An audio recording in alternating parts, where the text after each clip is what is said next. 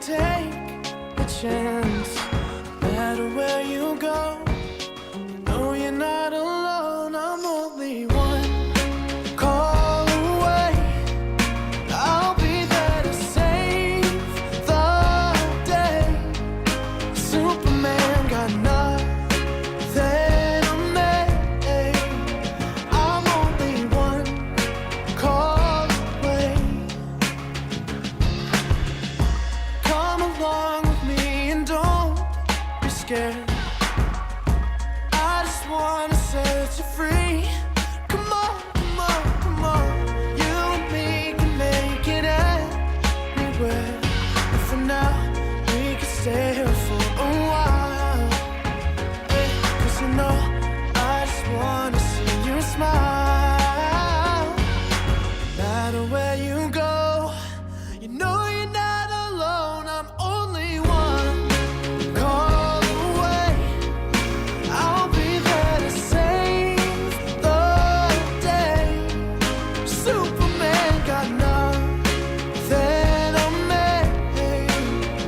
I'm only one call away. And when you're weak, I'll be strong.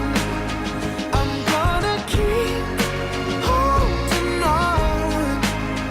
Now don't you worry, it won't be long, darling. And when you feel like hope is gone, just run into my arms. I'm only one call away. I'll be there to save the day. Superman got nothing on me. I'm only one. I'm only one call away.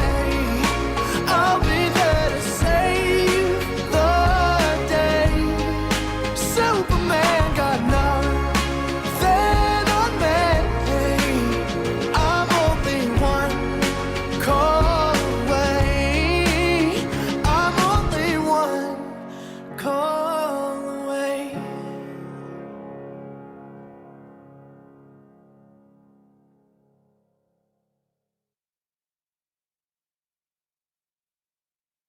And so it is, just like you said it would be. Life goes easy on me most of the time.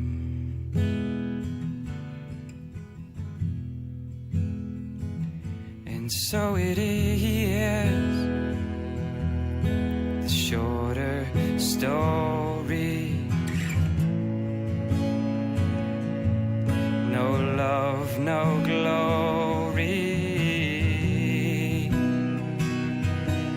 No hero in her sky.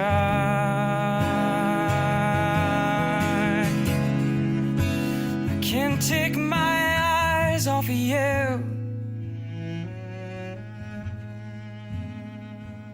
I can't take my eyes off of you. I can't take my eyes off of you. I can't take my eyes off of you. I can't take my eyes off of you.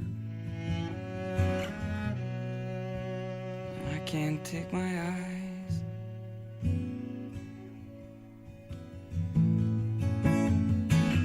And so it is, just like you said it should be. We'll both forget the breeze most of the time.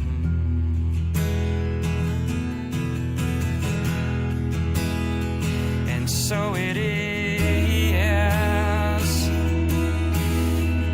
the colder water,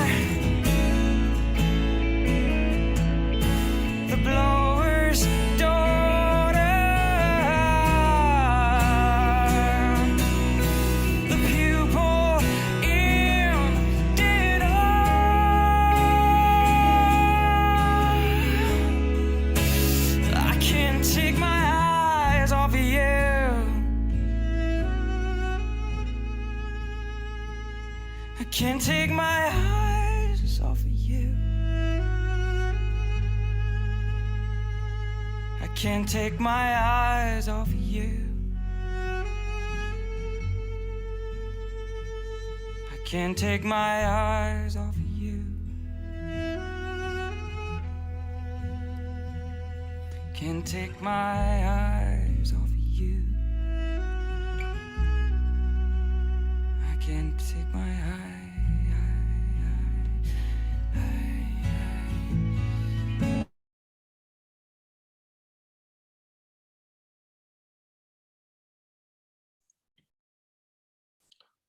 So can I start?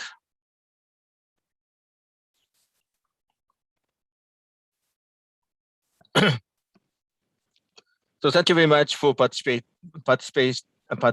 of the CSO forum, CSO session of the SDGs Multi-Stakeholder Forum. We will start the CSO session for the North-East Asia SDGs Multi-Stakeholder Forum. This is Masaki Inaba, serving facilitator of the opening session. The purpose of the CSO session is to share the progress and challenges of SDGs in the East and Northeast Asia sub-region, especially on the targeted goals of SDGs reviews for the year 2022, including goal 4, 5, 14, and 15, and 17, and to develop consolidated strategy of the sub-region for the Northeast Asia SDGs Multi-Stakeholder Forum on October 28 and 29. Also, it is very important to develop the solidarity of civil society of the countries of NEA region and the related constituencies, including youth, women, people living with disability, etc. Let's work together for the SDGs Multi-Stakeholder Forum with related sectors, youth and local governments. Youth held the session on October 15, and the local government will hold the session on October 6 and 26. The first item of the opening is welcome remark. Ms. Nelia Latimore, the coordinator of the Coalition for Sustainable Development of Russia, will make the welcome remark. Nelia, the floor is yours. Thank you very much, dear colleagues. I'm really happy to be here with you. Even I am right now on another civil society meeting in Serbia, and it's 7 a.m. right now. But I'm really happy to join you today and to welcome you all to this meeting. First of all, I would like to say that it's first time when Russia really joining this meeting, and I again thank you, colleagues, that you included us, that you welcome us, and today we also will make our contribution to the session. I think it's really important for us that we are connected with you. You are our neighbors, and of course, even despite the realities, because I think we all have a bit different political situation and the condition of civil society, we still need, as already was said right now, work together, create solidarity, because you know, we are in a global world, and sometimes borders actually doesn't matter, especially if we are talking about current natural crises, environmental crises that we are facing, climate change, biodiversity loss. And here we definitely need to work all together. But at the same time, even if we are talking about human rights, about different kind of freedoms, this is also really important. And I think we really need to help each other to express solidarity and unite, simply unite sometimes, because right now in Russia, we have some difficulties that civil society is facing, and of course it also reflects all kind of work we are doing. And SDGs, I think it's a great platform that we have for communication between each other, between civil society and governments, between civil society and business. And it's really important, I think, for us to today to learn from each other what experiences we have, what difficulties we face, and basically just to understand what we actually can do together.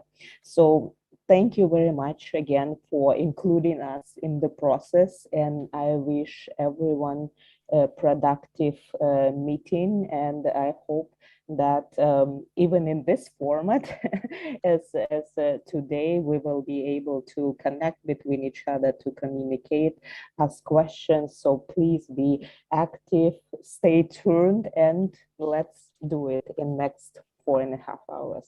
Thank you. Neria, thank you very much for your message, emphasizing the importance of human rights and solidarity, as well as the collaboration among civil society.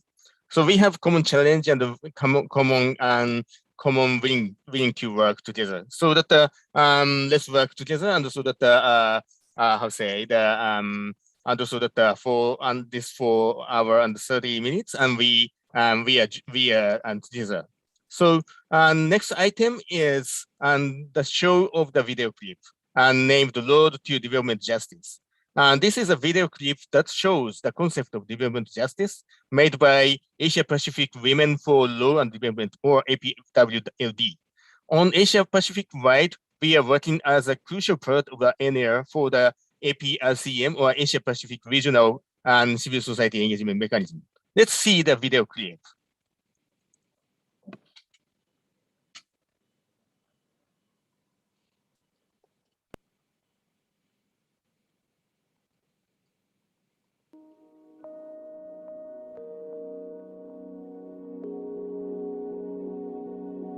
In the past 40 years, one economic model has dominated the global economy, a model that focuses on growth of production, growth of consumption, and growth of profits. To create this global growth economy, most governments agreed to create rules that benefit multinational corporations, privatize public resources and public goods, and push down real wages. This profit-focused global economy has caused 2 global crises: a crisis of deepening inequalities between people and a global environmental crisis. Together, these crises threaten the future of civilization and our planet. Inequalities between the rich and poor have grown in almost all countries. In fact, NASA-funded research found that inequalities are so high that they have become a threat to the very existence of civilization. But inequalities between countries have grown even larger. The bottom half of the world's 7 billion people collectively own the same as the richest 85 people in the world. Think about that. The richest 85 people own the same as 3.5 billion people.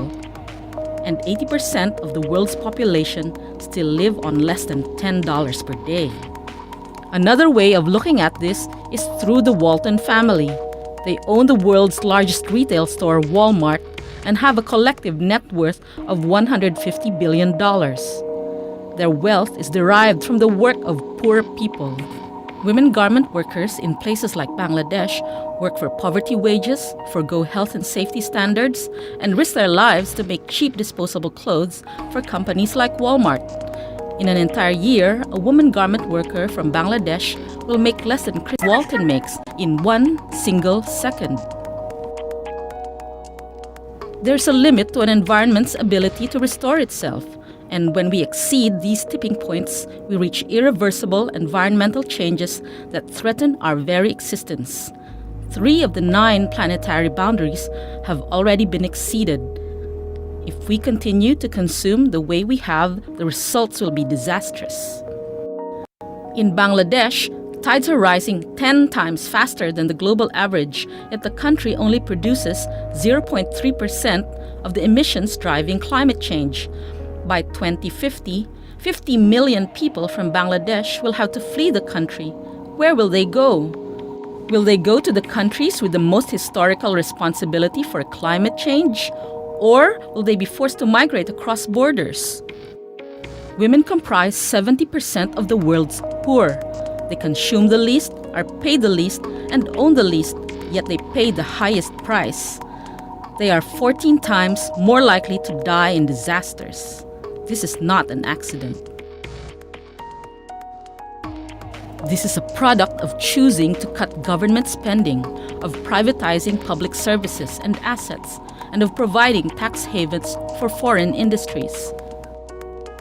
It's a product of growing multinational companies, unlimited extraction of natural resources, and overconsumption. In reality, we have a system of governance that secures profits for billionaires, but not a global system to secure human rights, economic justice, environmental justice, and accountability to peoples. Governments have created a system of binding rules to ensure the flow of wealth from developing countries to the richest countries. Rich countries try to compensate for the huge and growing gap by giving aid to poor countries, about $130 billion each year. So why does the wealth gap keep getting bigger? One reason is that large corporations are taking more than $900 billion out of poor countries each year through a form of tax avoidance called trade mispricing. On top of this, each year, poor countries are paying about $600 billion in debt service to rich countries on loans that have been paid off many times over. And then, there's the money that poor countries lose from trade rules imposed by rich countries to get access to more resources and cheaper labor. This costs poor countries about $500 billion a year. Altogether, that's more than $2 trillion that flows from some of the poorest parts of the world to the richest every year. Who is developing who here? People around the world are demanding a new, fairer approach to development. They are demanding development justice. They are demanding development that aims to reduce inequalities of wealth, power, and resources between countries, between rich and poor, and between men and women. A truly transformative development agenda requires a range of goals and targets. A new development agenda requires money. We can take these funds from global taxes on harmful practices and from those who exploit the world's resources, particularly transnational corporations. We can tax financial speculation globally. A financial transaction tax of 0.05% could raise $650 billion a year for governments to tackle poverty and address climate change. Less than 1% of the total value of extractive industries globally is enough to cover the annual cost of universal access to clean renewable energy.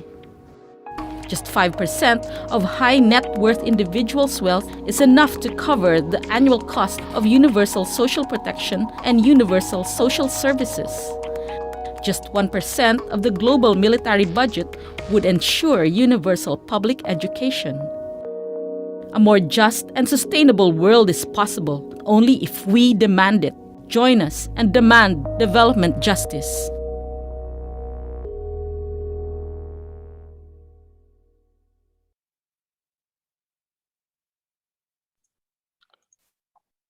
Thank you very much. And very strong message for development justice was included in the video. We are facing diverse multiple challenges, including inequality, climate change, and the COVID-19 pandemic. Surrounded by the challenges, we as the civil society should fight for the development justice. Masaki-san, would you please just, turn on your video camera first? Yeah. It is unfortunately I cannot start the video because of the because host unstopped the video. Yeah. So anyway, so that the time is money. So that I will continue. That's so surrounded by the challenges, we as the civil society should fight for the development justice. Okay. Yeah. Sorry. How to strategize ourselves? It is the purpose of the CSO session to find a way. So next item is introduction of the North-East Asia SDGs platform and the CSO session. Ms. Dennis Yoon, the NEA sub-regional focal point of the APRCEM, will give us the introduction of the platform and the purpose of the CSO session. Dennis, the floor is yours.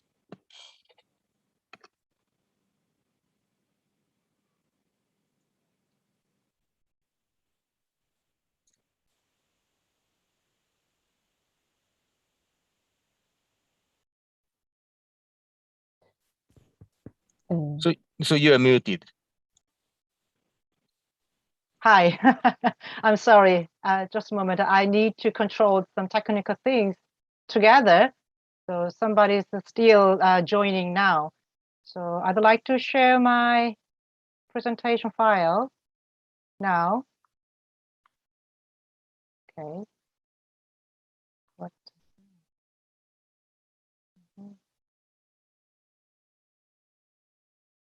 Where is it? I think there is some problem here. Okay.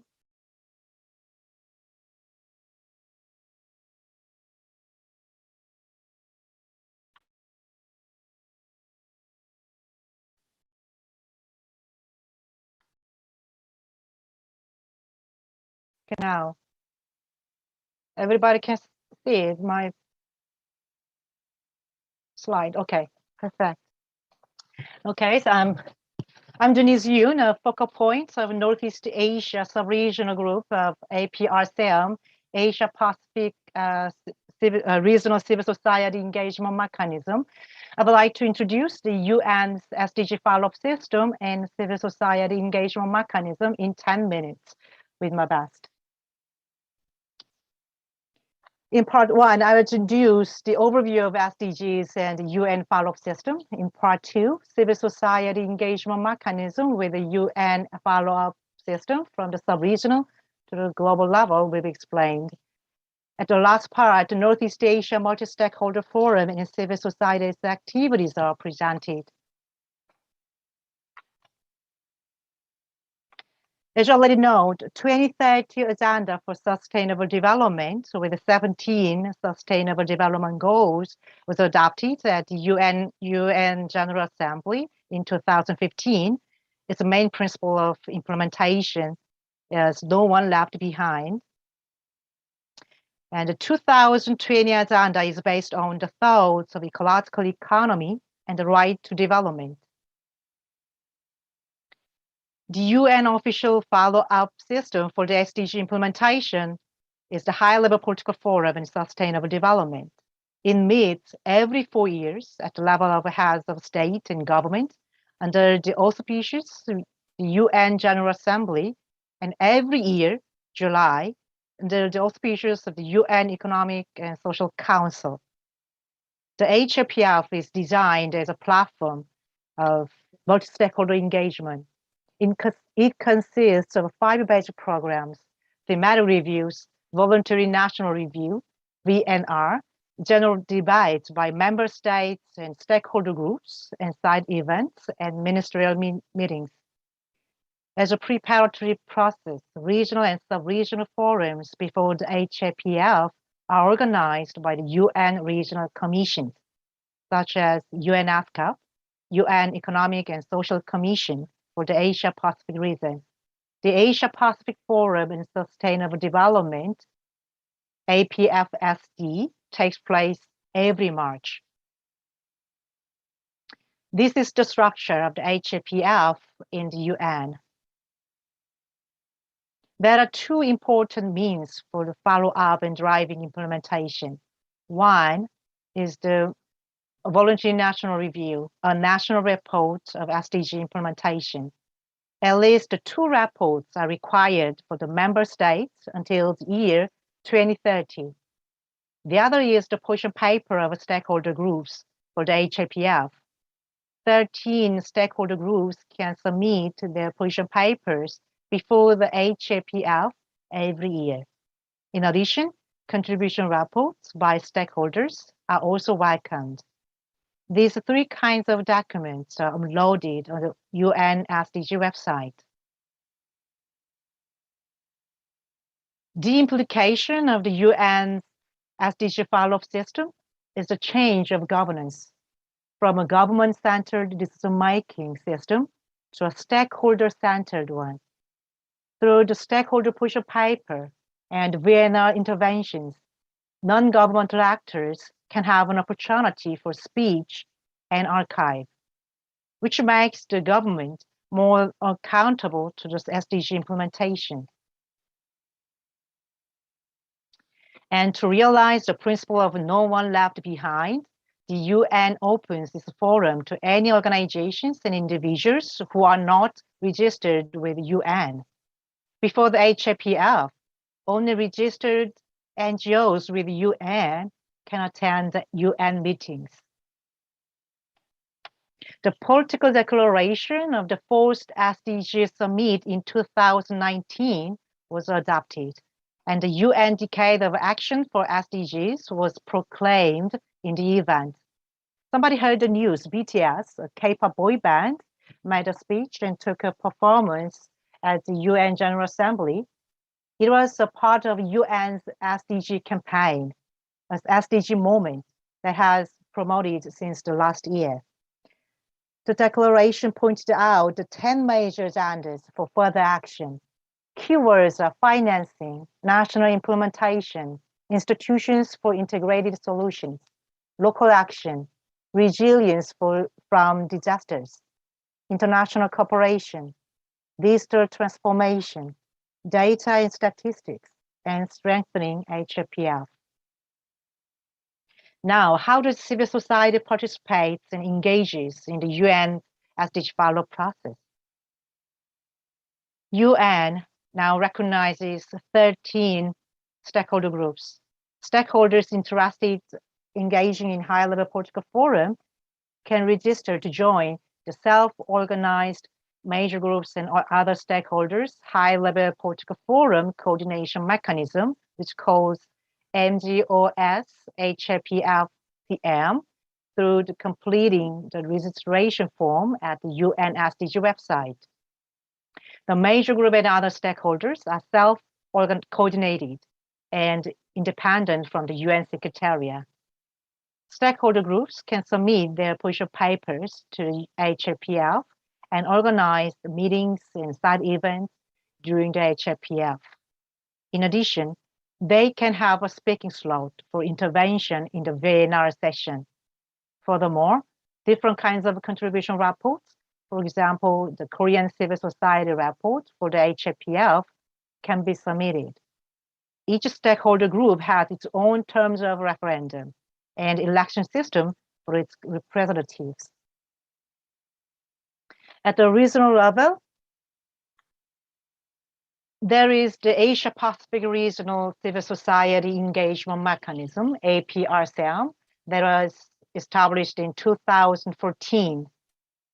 APRCEM recognizes 17 constituencies and 5 sub-regional groups.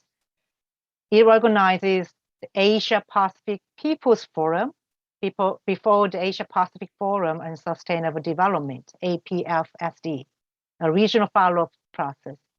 And it submits the APRCEM statement to the APFSD. APRCEM is also self-coordinated and independent from the UNESCAP.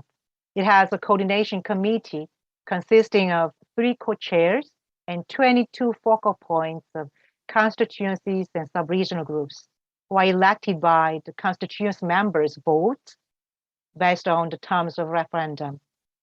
People who want to join the APRCEM can register to participate in the People's Forum. At the sub-regional level, APRCEM North-East Asia Sub-Regional Group organizes themselves and engages in the sub-regional forum. At present, North-East Asia Sub-Regional Group is coordinated by 5 focal points of China, Japan, Korea, Mongolia, and Russia. They are from national CSO coalitions for SDGs, except China. Since 2017, North-East Asia CSO Group has submitted the CSO statement that has been one of major outcome documents of the sub-regional process.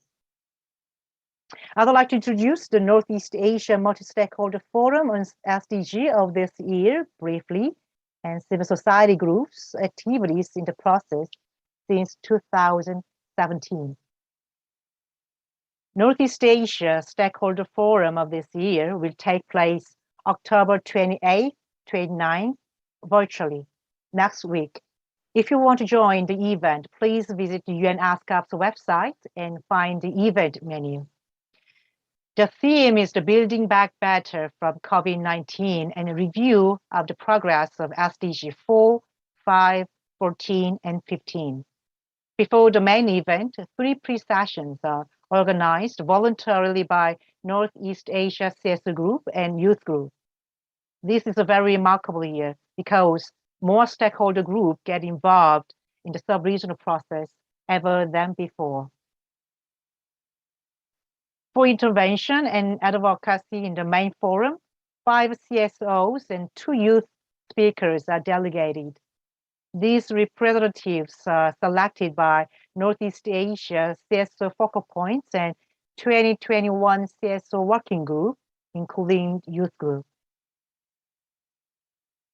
Since 2017, when the Northeast Asia Forum was launched, civil society group has actively participated in the sub-regional process. For example, making a CSO statement.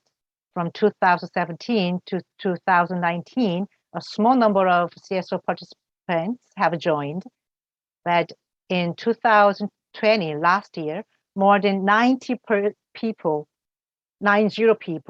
participated in the CSO meeting thanks to the virtual conference. These are pictures of Northeast Asia CSOs at the main forum and CSO meeting in 2019, taking place in Vladivostok, Russia. For the 2021 Northeast Asia CSO session, 22 volunteers have joined, 4 country focal points and 18 youth volunteers from Japan, Korea, Mongolia, and Russia. According to the registration for the CSO session of this year, total 90 participants, 90 participants from 5 countries joined. Total 12 stakeholder groups registered, and more than 50% are from NGOs, and then 20% from the youth. For further information and questions, please contact me by email directly and visit the website of APRCEM and UN SDG portal. Thank you for your listening.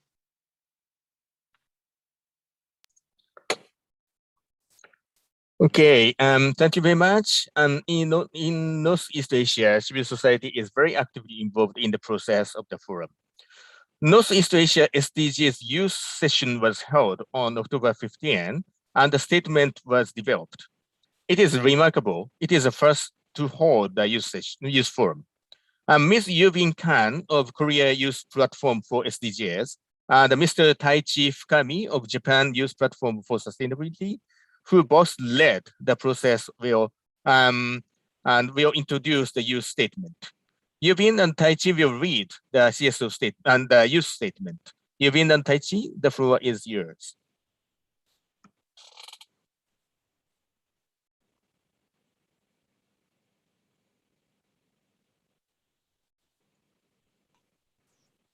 Hello, we are honored to present to you the statement of Northeast Asian youth in 5 minutes. So we, the participants from youth organizations in Russia, China, Japan, Mongolia, and the Republic of Korea, successfully held the youth session of the 5th Northeast Asian Multi-Stakeholder Forum on Sustainable Development Goals to collect the voices of the youth in Northeast Asia. In the session, the youth organizations from the 5 countries discussed the progress of specific SDGs in the field and presented the most efficient solutions to accelerate its implementation. Given the discussions in the youth session, here we call for all stakeholders to collaborate to address the prominent challenges in the following 4 main sectors. Over gender and education, we still see the problems such as gender imbalances in politics, corporations, institutions of education, and harassment in job hunting, along with insufficient education and regulations for sexual and reproductive health and rights. The pandemic put the youth and the disadvantaged groups, including women, in an even more difficult situation. To improve this, we call for all stakeholders to promote gender equality in every discipline, including the field of politics, corporations, science, to scrutinize and take measures against unfounded harassments, to reassess the regulations and educational curriculums in regard to sexual and reproductive health and rights, to recognize and promote education for sustainable development, to raise awareness of the critical problems, and to give the young citizens a sense of participation. Over the environment, various issues have worsened during the pandemic, which can lead to irreversible consequences. The civil society movements have grown profoundly with the young generations in regard to the climate action and protecting biodiversity. However, backcasting approaches to achieve the goals are still insufficient, and not all the citizens understand the significance of the issues. Given this, we call for action all stakeholders to further raise public awareness of the climate change and the loss of biodiversity, to carry out a vulnerability assessment and reasonable strategies in need to address climate change, to establish a more stringent and holistic monitoring system to protect sea life, and to the civil society to call for collective work to significantly reduce greenhouse emissions based on the Paris Agreement, as well as to realize the coexistence of people and nature. Over the governance, there is still a case of not having an integrated follow-up system or long-term goals for SDGs and a multi-stakeholder engagement mechanism. In particular, public funds to youth organizations and the seats for youth haven't been sufficiently guaranteed. Understanding these current circumstances, we demand all stakeholders to establish a comprehensive policy coordination system for SDGs implementation with a multi-stakeholder engagement mechanisms at the local and national level, practically including the youth generation, to expand and institutionalize the space for youth organizations and young readers to engage in the active decision-making process, especially regarding the implementation and review of SDGs. In this regard, we affirm the importance of reflecting the youth perspective and their field experience in the thematic areas of SDGs implementation.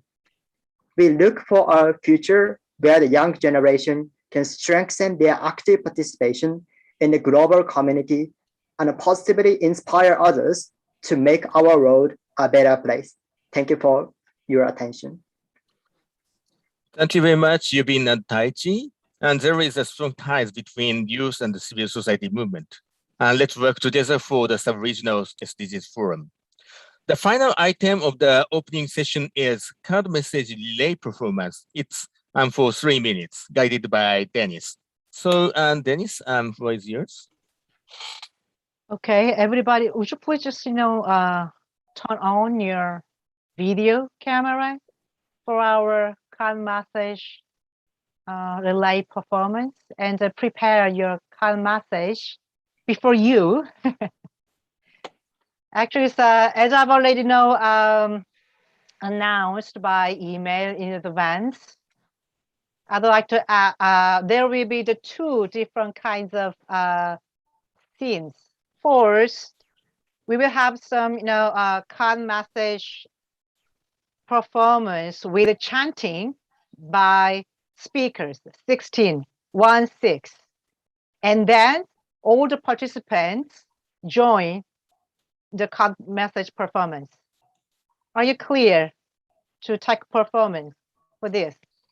Okay, at the moment, I'd like to just call our 16 speakers in order, and that means after calling your names, your country, your order, please show your words and chanting the message loudly, please, because I'd like to, record this, performance, and then we'll edit the video clip to share it in the global colleagues and even the main event. Okay. I'm ready. Are you ready all? Thank you so much. So now, our young people, please, Yubin, please go on. You first, your chanting message. It's worth to reflect more youth perspective on SDGs. And then the session 1, Japan. Open all data related to SDGs. Don't hide them. And Korea. Oops. Oh my God. Sorry.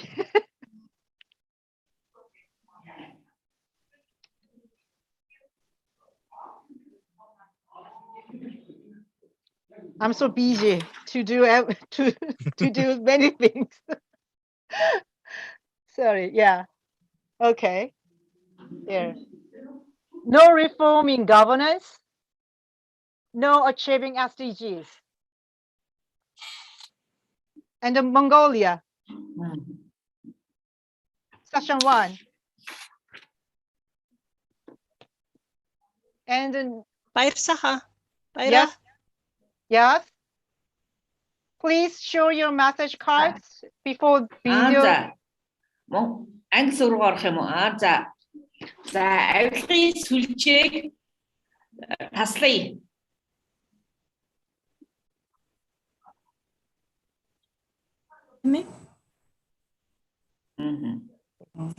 Thank you. It's a Russia, session 1.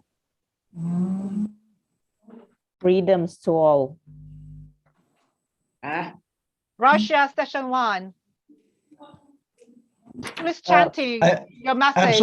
I'm sorry, Denise. I'm in hotel in Moscow now and have no appropriate equipment to do all this. I'm sorry. So. I mean, just yeah. I am saying freedoms to everyone. Okay. Thank you, Nelia. Yeah. Nelia, would you please show your message cards one more time with your chanting? Freedoms to all. Thank you. And session 2, Japan. Session 2, Japan. Education to protect and enrich the lives of all people. And session 2, Japan, SDG 5, speaker. Okay, more leadership with gender lens. Chanting, please. More leadership with gender lens. I'm sorry, we cannot hear you. Can you hear me? No. You can't? I think Denise has some problems because. Can you hear me? I'm sorry. Nelia, you can hear me, right? Yes. Denise, can you hear me? Yes. Okay, sorry. Thank you. Yep. Okay, one more time. Here I go. More leadership with gender lens. Thank you. And Korea speakers. Mr. Choi, where are you? Then there. Okay. Yes, I'm Choi. Yes, please, show your message card and chanting. You didn't prepare it? I've already request by email, but okay. Mongolia speaker, session 2. Protect budgets of social sectors, especially education, during the pandemics and after it. Yes. And SDG 5, Mongolian speaker? She's not here. Okay. Save the endangered specifies. No, SDG, session 2, SDG 5. Sorry. Yeah.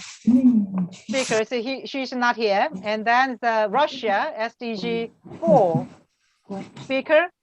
They are also joining later. I see. Okay. Then is session 3. Speaker first, Japan. Japan, session 3 speaker, not here. Here. Yes, see. Korea, Mr. G, not here. Okay, he's not here. And then it's and Mongolia, yes, again. Yeah, okay. Let's have the endangered species. And the Russia, environment, not here. Anatoly, Okay. no, he is here, Okay. but he is not prepared. Okay, it's okay, it's Everything okay. fine. Yes, yes. And now, all the participants, please turn on your video and show your message card. For a while, I will take some record. Yeah. Please, all the participants, I would like to ask all the participants, show your camera with your message card. Please. Okay.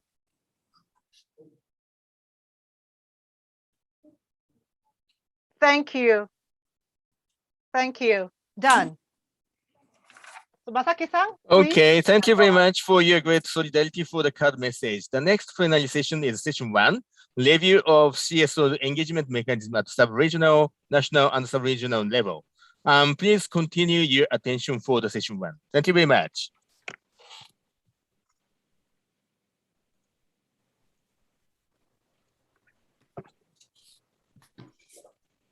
Okay, so everyone, now it's a time for starting session 1. Yeah. My name is Aoi Horiuchi. I'm the moderator of these sessions. I'm from Japan Asia Center for International Corporations. The session reviews CSO engagement mechanism at sub-national, national, and sub-regional level. This session aims at sharing national progress of CSO engagement in the SDG implementation and discuss how to use the sub-regional SDG forum. We invite 4 speakers from Japan, Korea, Mongolia, and Russia. Each speaker has 10 minutes presenting their national engagement in each country. And after those 4 presentations, we invite 2 panelists, 2 discussants, one from youth and one from people with disabilities. Then after that, we have floor discussions, Q&A. So we have in total 70 minutes for these sessions. So let's start the presentation from 4 countries about CSO engagement on implementing SDGs. The first speaker is Masaki Inaba from Japan CSO Network on Global Health. He's going to speak about Japan's SDG implementations from civil society perspective. So 10 minutes, the floor is yours. Okay, thank you very much. And I will share the slide. And is it shared? No problem. Can you see? Yes. Okay, thank you very much. So that I would like to explain firstly the governmental policy and the strategy for SDGs in Japan, and secondly the governmental structure, and thirdly the civil society engagement. So firstly, I would like to explain the governmental policy and strategy for SDGs in Japan. Unfortunately, Japan has no legislation on SDGs as a Japanese government. And the highest policy of SDGs in Japan is the governmental document, administrative document, and named SDGs Implementation Guiding Principle. And it was approved in 2016 and revised in 2019. And it is revised in the year of triennial SDGs summit. So that the next revision will be in 2023. According to the this SDG implementation guiding principles, the vision of Japan's government is that Japan aims to become a role model of the world in the implementation of the measures to achieve the SDGs and will make efforts both in Japan and in cooperation with other countries to achieve sustainable societies worldwide, where no one will be left behind. This is the vision of Japanese government on achieving SDGs. And under this vision, the highest policy, the guiding principles has the annual SDGs action plan. It is revised annually. It is set in 4 pillars and 8 priority areas on SDGs implementation, and also the list of the budgeted programs on related to SDGs. So Japan's 8 priority areas with SDGs is that firstly, the gender equality and society, everybody can play an active role. So gender equality was added in the revision of the 2019. And secondly, good health and longevity. The third is growth markets, revitalization of rural areas, and also data science and technology innovation. Fourth, sustainable and resilient land use and quality infrastructure. And the fifth, renewable energy, climate change, and also that the DDR and the sound. DDR is that how to say it is related to the how to say the disaster risk reduction, disaster risk reduction, and sound material cycle society. And the sixth, conservation of biodiversity and the environment. And the seventh, peace, safe, and the secure society. And finally, strengthen means and frameworks for SDGs. And unfortunately, no mention on poverty and inequality. It is the crucial problem of Japanese SDGs. And the implementation principles, 5 implementation principles were set. One is the universality, and the second, the inclusive approach, and thirdly, participatory approach, fourth, integrated approach, and finally, transparency and accountability. So this is the governmental policy and strategy for SDGs in Japan. And secondly, the governmental structure and the CSO engagement, civil society organization engagement in Japan. The left side is the structure inside the government. And the right side is how the government integrate the multi-stakeholder to the SDGs process. So the governmental side, and there is the SDGs promotion headquarters. The chief is the prime minister, and the deputy chief is chief cabinet secretary and foreign minister. And also all ministers and members of this SDGs promotion headquarters. And under this cabinet mechanism, and there is the SDGs promotion headquarters administrative meeting. It is a kind of structure of the director generals in charge of SDGs related issues in all ministry and agencies. And under this meeting, the headquarters secretariat is there. The secretary is served by the Global Issues Cooperation Division of the Ministry of Foreign Affairs. And in the same level of the secretariat, each ministries and the governmental agencies send their director level administrators to integrate the governmental governmental implementation of the SDGs. And this is a governmental structure. And also there are some key institutions, and also that the governmental think tanks, etc., has been working with this structure, including for example, IGES, and it is an institute of the global environmental strategy, and it is working on environment. And also public and private partnership platform for regional revitalization. It is a SDGs of the local governments, and also that integrating the regional and local level actions of SDGs to this governmental framework. And this is the governmental framework, and there is the integrate and the multi-stakeholder integral system. It is named SDGs Promotion Roundtable. It is a 14, I'm not sure, and it is 14 members are there in SDGs Promotion Roundtable, including civil society, 3 civil society representatives, including me, and also 4 academia and 2 businesses, and also 1 finance and 1 labor union, and also that 3 UN agencies representatives are there. And this SDGs Promotion Roundtable has been working to integrate these kind of the voices of the stakeholders to the governmental policies of the SDGs. And after the 2019 revision of the SDGs implementation guidelines, and there was the, as they said, the thematic task force, and 4 thematic task forces are there. One is the M&E. All the members are included in this M&E task force. And also other 3 task forces are, one is environment, one is advertisement, and also one is education.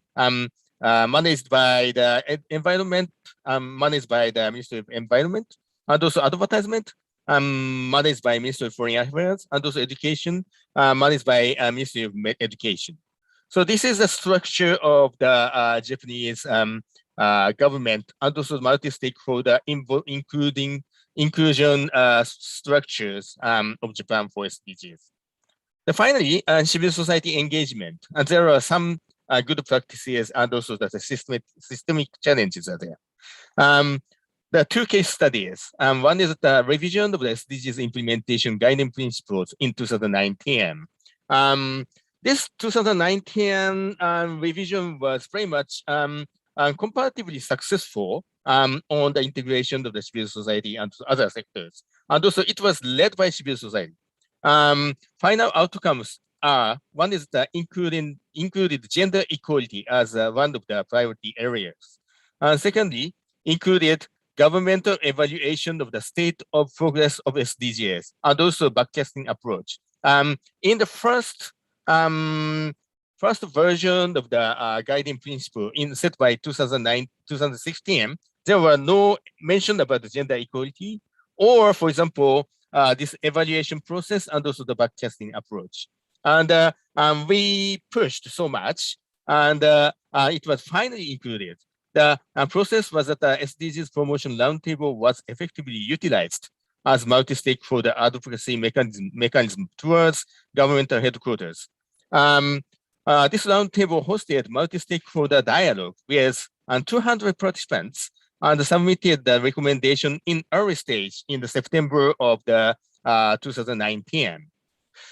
And all roundtable members supported PDCA approach to achieve SDGs, and civil society mobilized its constituencies for the process of public comment of the draft of the principles.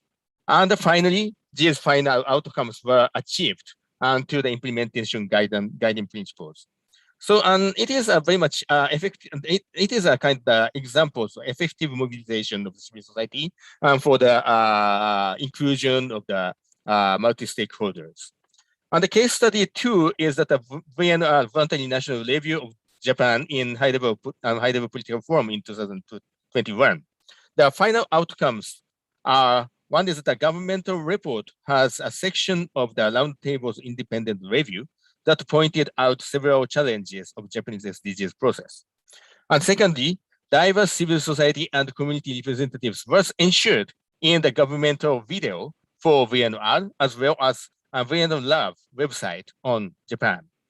The process was that the monitoring and evaluation task force on the roundtable raised challenges on the way of the M&E and the data management of the government of Japan. And also headquarters secretariat that is in charge of editing governmental VNR report provided a section for independent review of SDGs progress for roundtable members. And also videos for VNR was also made by inclusive approach. So this kind of process successfully developed the final outcomes. So these 2 issues, civil society led and effective integration of the multi-stakeholders into Japanese approach on guiding principles and as well as VNRs. So that the lessons is that the strategic use of multi-stakeholder mechanisms It is the round table. SDGs implementation round table will pave the way for change.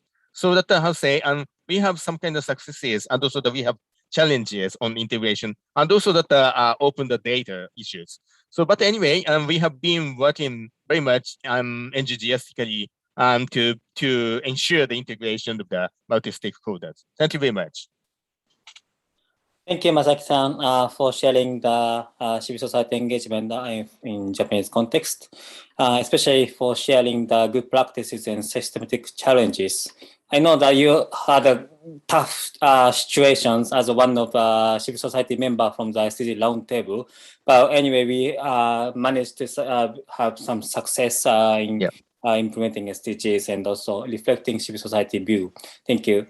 Okay, so the next speaker is from Korea, Denise Yoon from Korea SDG Network.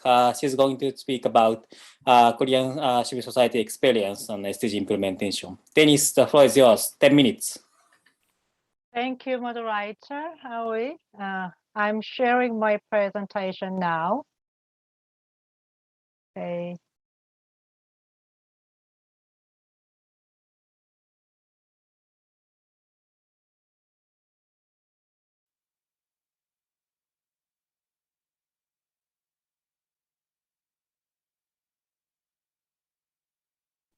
So everybody can see my slide. Okay. I think somebody has some, mic on. I can hear some people. We should put just, mic off as participants for our, efficient communication for the presentation. Yes, please check your mic, condition. So anyway, Hi, I'm Denise Yoon. I'm leading the Korea SDG Network, a national NGOs coalition since 2017. And I also have worked for the SDG Sustainable Development Movement in Korea, focused on the participatory governance for the past 20 years. I would like to describe the SDG governance system and how civil society engagement in the national and local sustainable development governance in Korea in 10 minutes. I'll introduce the current Korean governance system for SDG implementation and point out issues in the perspective of civil society's participation. And then I'd like to suggest several policy recommendations for UNESCAP, governments, and civil society in this sub-region.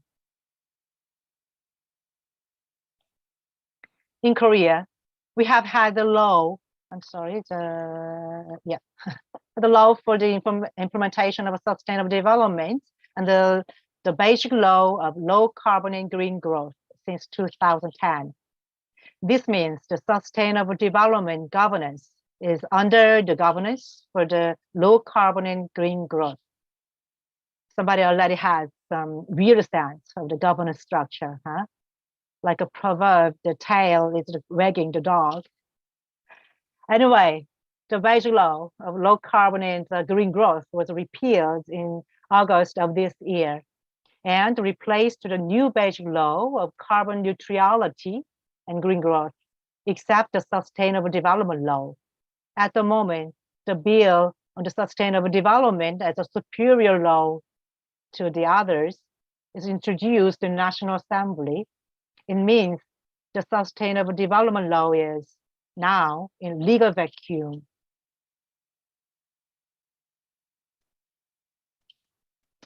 So I think okay, yes.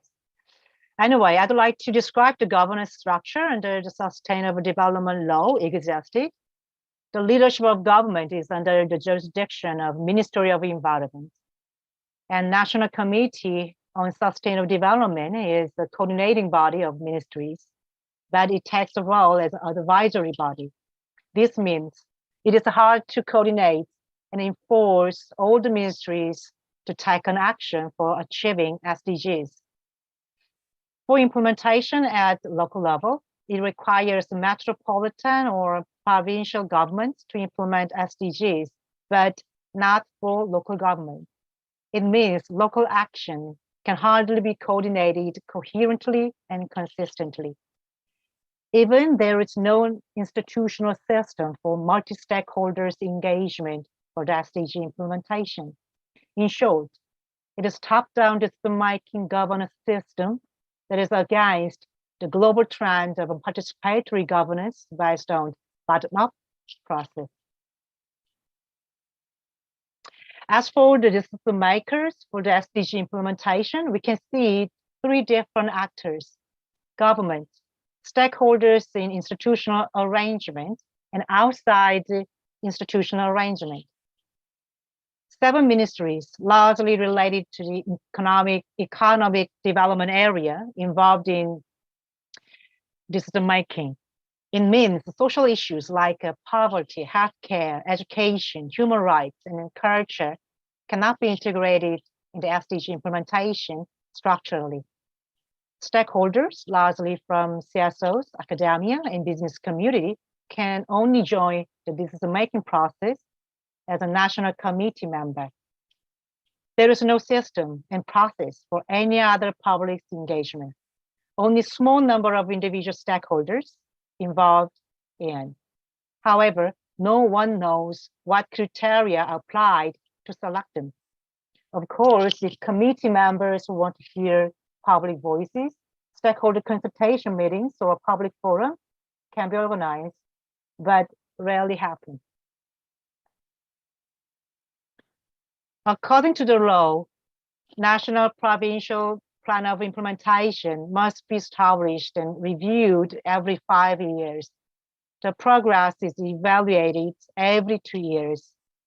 The biennial national sustainability report should be reported to the President and the National Assembly, and then publicly released through the government website, the Ministry of Environment. So, what about the civil society's participation in the SDG implementation in Korea? Under the current governance system, no active and transformative action is taken, not only by the government, but also by civil society for achieving SDGs. Because there is no high-level comprehensive coordination body in the government backed by the strong political will, and even no structural device to push the government and stakeholders taking action.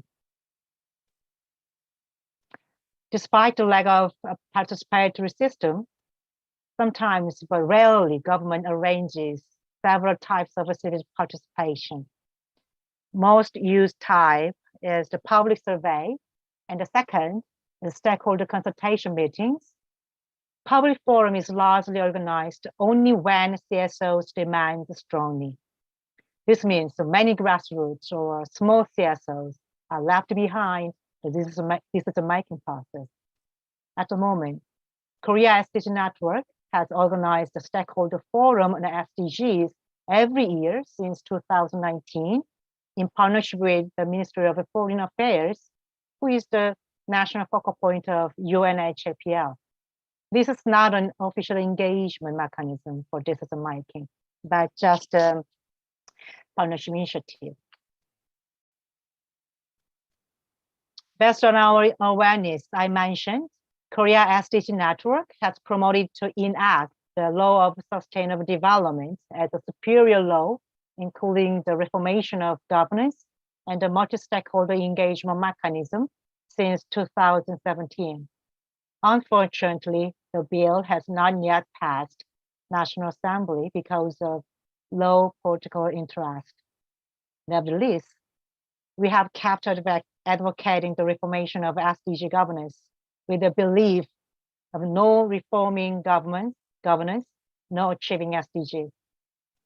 The main features of governance reformation are, firstly, the jurisdiction of the Ministry of Environment moves to the President, a head of state. Secondly, the Secretariat needs to move to the Office for Government Policy Coordination from the Ministry of Environment. Thirdly, local government is also required to implement SDGs. And last, the most critical thing is to organize the National Stakeholder Forum for SDG follow-up as a multi-stakeholder engagement platform institutionally.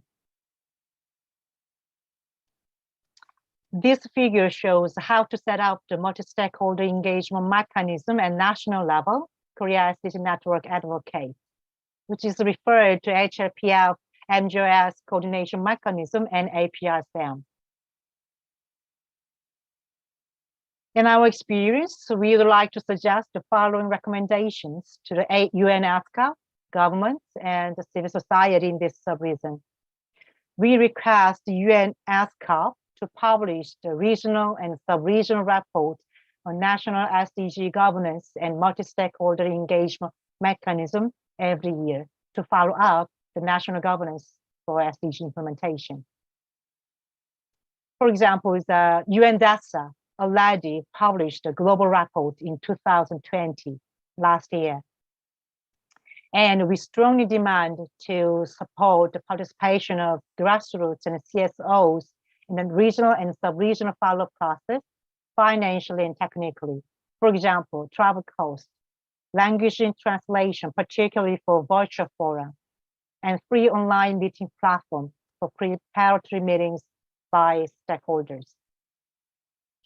And so we kindly but strongly demand our government to reform the national SDGs governance, including the multi-stakeholder engagement mechanism institutionally to achieve the SDGs. Lastly, we suggest to publish the North-East Asia Civil Society report on SDG implementation collectively, such as the North-East Asia SDG Watch report, and try to outreach or invite different stakeholders, particularly social minorities and national and local level. Thank you for your listening. Thank you, Dennis, for sharing the Korean situations. It's good to know that the Sustainable Development Law was established in South Korea with the leadership of Ministry of Environment, but the civil society wants more leadership from the president or the prime minister. And also, it's good to know that there's a periodical review in every 2 or 5 years by the government. That's good. And you have also shared challenges and solutions from civil society. Thank you. So the next speaker is from Mongolia, Banasariskang Namsarai from Step Without Borders, and Urna from Center for Human Rights and Development, Russia. So the Mongolian colleagues, you have 10 minutes. The floor is yours. Thank you. За баярлалаа, сайн байцгаана уу? За манай одоо энэ Монголын тогтвортой хөгжлийн зорилтыг хангах одоо 91-ийн сүлжээнийг төлөөлөөд одоо энэ танилцуулгыг бэлдэж танилцуулах гэж байна. За энэ дээр бол хүний хөгжил төв манай байгууллага тэгээд оролцож бэлтгэсэн байгаа. За бид юу танилцуулах гэхээр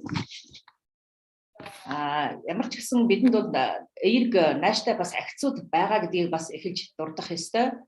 За тэгээд энэ онцлог тогтвортой хөгжлийн зорилт 16-г илүү онцолж ярья гэж ингэж бэлдсэн. Учир нь энэ тогтвортой хөгжлийн зорилт 16-д бол яг эртний нийгмийн хүний эрхийн, засаглалын гэсэн олон одоо асуудлууд бол багтаасан учраас энэ дэр онцолж ярья гэж ингэж байгаа. За тэгэхээр зэрэг Монгол улсад бол энэ үндэсний зорилт төвшингийн түүний шалгуур үзүүлэлтийг бол боловсруулсан байж байгаа. За энэ болыг бол ахистай өөрчлөлтөө гэж бид нар ингэж харж байгаа. Тэгээд саяхан одоо 10 сарын эхээр бол энэ үндэсний төвшөнд одоо хамгийн одоо бас дээд түвшний одоо ийм уулзалт нь болсон. Тэгээд энэ дэр бол энэ асуудлыг бол нэлээд сайн батлах хэлцэх ийм зорилтыг бол тавьсан. Тэгээ ярилцсан байж байгаа. За бас нэг чухал юм гэх юм бол улсын хурлын дээр тогтвортой хөгжлийн зорилтын дэд хороо гэдэг юмыг бол байгуулсан. За энэ дэд хорооноос бол саяхны болсон энэ уулзалтан дээр бол энэ тогтвортой хөгжил чиглэсэн олон талын оролцоот энэ одоо томоохон платформыг бол байгуулъя гэдэг юмыг бол энэ их хурлын гишүүн маань бол хэлсэн. Энэ дээр бол бид нар ахиц өөрчлөлт гарч цааш энэ механизм нь ажиллах байхаа гэж ингэж бол найдаж байгаа. За тэгэхээр зэрэг тогтвортой хөгжлийн зорилт 16-гийн хувьд биднэрт бас нэг чухал юм энэ хүний эрхийн хамгаалагчийн эрх зүйн байдлын тухай энэ хуулийг бол баталсан. За 21 оны 7 сарын 1-ээс хэрэгжиж эхэлж байгаа. За тэгэхээр энэнийг баталж хэрэгжүүлэх нь бол тогтвортой хөгжлийн зорилт 16-г хэрэгжихэд бол түүний шалгуур үзүүлэлтүүдэд бас хэмжихэд бол нэлээд одоо сайн үр дүн авчирна гэж ингэж бол найдаж байгаа.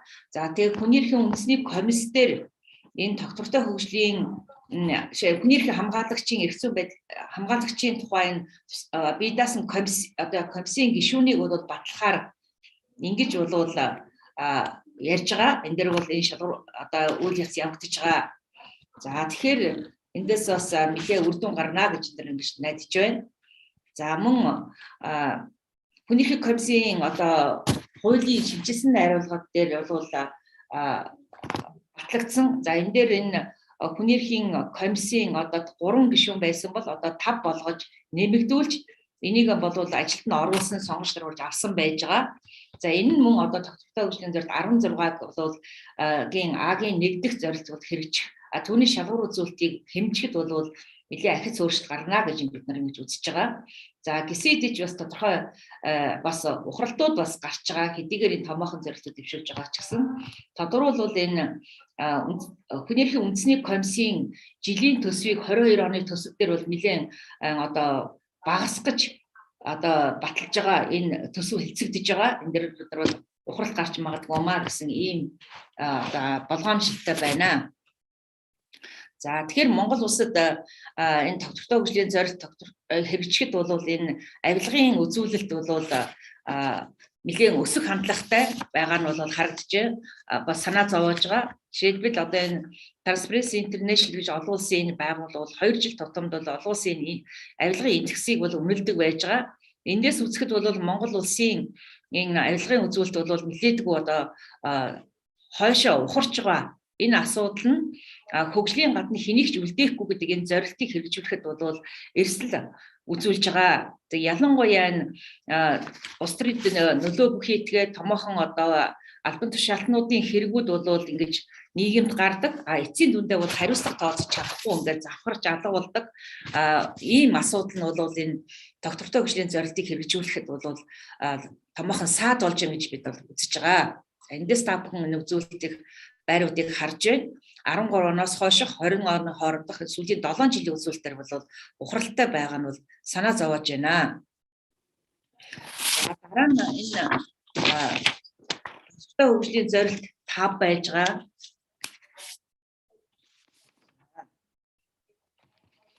Энэ дээр бол хариуцлагатай, үр дүнтэй одоо тогтмол ажиллагаатай тэгээд ийм одоо институцийг төлөвшүүлэхэд бол манай дээр бол тогтвортой ийм алхмууд бол хийгдэхгүй байна. Бага нэг бүтцэн одоо тогтвортой ажиллахгүй байна гэж бид нар үзэж байгаа. За энэ нь бол төрийн бас байгууллагуудын зүгээс энэ тогтвортой хөгжлийн зорилтыг хангахад оролцох хувь нэмэр одоо энэ бас хүчин чармайлтыг бол бас үгүйсгэхэд нөлөөлж байна. За бид нар бол энэ чиглэлээр бол маш олон удаагийн бол алхмууд үйлдэлүүдийг бол хийдэг, албан тоотоор ханддаг, тодорхой санаачлагуудыг гаргадаг. Гэсэн ч энэ дээр бол үндэ бол төрийн байгууллагуудын нэг одоо тогтвортой байдал нь байхгүй, тогтвортой хөгжлийн зорилтыг хариуцсан энэ нэгжин тогтвортой ажиллахгүй ингээд байгаа нь бол бас их хүчин чармайлтыг бол үгүйсгэх ийм хандлага бол ажиглагдж байгаа. Энэ бол маш том сорилт болж байгаа бидний хувьд. За жишээлбэл одоо яг газрын тухай хуулийн одоо төслийг бол явагдаж байгаа. Газар бол энэ одоо иргэдийн хувьд бол маш одоо чухал үнэт зүйл нь овшин байхын асуудал байж байгаа. За мөн одоо энэ ковидтэй холбоотойгоор эдийн засгийг эрчимжүүлэх, сэргээх тухай юм хуулийн төсөл бас явагдаж байгаа. Энэ бүх хуулиуд бол хууль тогтоомжийн тухай хуулиараа буюу иргэдийн саналыг авах, за тэгээ үр нөлөөний судалгаа хийх, тогтвортой хөгжлийн зорилтод одоо хувь нэмрээ оруулах, ногоо хөгжлийн бодлого гэх энэ бүх хүчин чармайлтууд энэ урд нь гарсан сайн ахиц өөрчлөлтүүдээ бүгдийг үгүйсгэсэн байдлаар бол хийж хийгдэж байгаа нь бол маш санаа зовоож байгаа. Тэгээд энэ ерөнхий сайд, улсын их хурлын даргад гэх түвшингүүд бид нар бол албан шаардлагуудыг өгдөг. За мөн одоо хэвлэлийн баг хурал хийх ч үгүй юм уу, ямар нэгэн хариуцлагыг шаардсан үйлдэлүүдийг хийхээ одоо энэ болж байна. Тэгээ энэ нь бол иргэний нийгэм байгууллагууд хөгжлийн төлөө одоо бодлогоо уралдуулах, хөгжилд одоо тогтвортой хөгжлийн зорилтуудыг илүү сайн хэрэгжүүлэхэд бол зарцуулах цагийг маань үр дүнгүй олон асуудалд бол хариуцлага шаардсан бичиг цаас өгөх байдал дээр бол ингээд цагийг бол маш их үрж байгаа, хүчин чармайлт гаргахад хүргэж байгаа нь бол бас их харамсалтай болж байгаа гэдгийг бас энэ онцолж хэлье гэж ингэж бодож бэлтгэсэн байж байгаа. За ингээд тодорхой хөгжлийн зорилтыг хангахад бол маш олон бүтцүүдийг, талуудыг оролцуулахаар бол ингэж тодорхойлсон байж байгаа. Тэгээд бус орнуудтай адилхан одоо энэ засгийн бүх төвшний засгийн газрууд, төрийн бас байгууллага, за шинжлэх ухааны байгууллага, хувийн хэвшил, экспертүүд гэх мэтлэнгийн талуудыг бол оролцуулахаар ингээд төлөвлөсөн байж байгаа. Гэхдээ яг үнэндээ бол энэ бол хэлбэр төдий байгаад байгааг бол бид нар бас хэлэх ёстой гэж энэ дэр бол бодож байгаа. За улсын хурлын засгийн газар бол тодорхой хэмжээний одоо дэд хороо байгуулаад ингээд одоо олон зүйлийг оролцуулах гэсэн болж энэ үндэ бол ажил хэрэг болж чадахгүй байгаад байгаа бол энэ дээр хэрэг хэрэгтэй. Яг энэ нь бол COVID-19-тэй энэ тахалтай холбоотойгоор бол энэ их бүдгэрч байна, хоошоо тавигдж байна. За шийдвэр гарах үйл явцтай бол иргэдийн оролцоо, иргэний нийгмийн оролцоог бол хангахгүй байна. Тодорхой байгаа механизмдаа бол ашиглахгүй байгаад байгаа. За энэ ковидын үеийн яралтай горим гэдэг имийг бол өмнөө барьж ингэж байгаа нь бол бас энэ ногоо хөгжлийн бодлого, за энэ биологийн төрөл зүйлийг хамгаалах, за энэ засаглалд иргэдийн оролцоог хангах, авилгын эрсдлийг бууруулах гэх мэт маш олон асуудлуудаа бол үл тоож байгаа ийм асуудлууд ажиглагдаж байгаа. За тодорхой хоёр жишээгүүд дээр гаргаж тавьсан байж байгаа. Энэ алт хоёр хөтөлбөр гэдгийг хэрэгжүүлэхдээ яаж одоо алдаа гаргасан, ухралт хийсэн, за мөн энэ Монгол улсын нэгдэж орсон энэ нээлттэй засгийн түншлэл гэдэг одоо энэ дөрөв дэх шатны төлөвөө боловсруулахтаа бол яаж одоо энэ хаан хандж байгаа. Энэ улс төрийн одоо энэ төвчний энэ амлалтуудаас ухарч байгаа, үл хайхарч байгаа юмуд дээр бид жишээ гаргаж энэ тайлбарласан маяг харж байгаа. За энэ нь бол тогтвортой хөгжлийн зорилтын энэ 16 юуны SDG-ийн 16-г 10 дээр бол энэ ухрал гаргаж байна гэж ингэж хэлэхэр байгаа. За мөн энэ түрүүчигтэй давхардж байгаа санаагаа хэлж байна. Одоо энэ төрийн байгууллагаас мэдээлэл авахд бол маш их бэрхшээл гарч ирж байгаа. Харьцаж түншилж ажиллахад ижил төвшний мэдээлэлтэй, ижил төвшний хүсэл санаачлагтай байж ажиллахад бол маш их бэрхшээлийг бол үүсгэж байгаа гэдгийг хэлье. За мөн энэ шилэн даас хөтлөх төсөв зээл тусламжийг ялангуяа ковидын үед орж ирж байгаа энэ зээл тусламжийн асуудал энэ дэр бол бүрэн хаалттай мэдээлэл олдохгүй байгаад байгаа. За ялангуяа энэ сүүлийн үед бол уул уурхайн салбарт энэ төрийн өмчийн оролцоо бол маш их болж байгаа. За энэ нь эргээд одоо энэ хаалттай засаглал нь хангалтгүй байгаа. Ийм тохиолдолд бол энэ уур амьсгалын өөрчлөлт, ногоон хөгжлийн бодлого, за тэгээд энэ орон нутгийн байгалийн нөөцөөс түшгэлж амьдардаг энэ онцлог, үндэсний онцлог байгаа энэ малчтын аж ахуйн асуудал бол маш их эрсдэлд орж байгаа. За тэгээд энэ засгийн газрын байгууллагууд яамд болгон одоо энэ төсөл хэрэгжүүлдэг болж байгаа.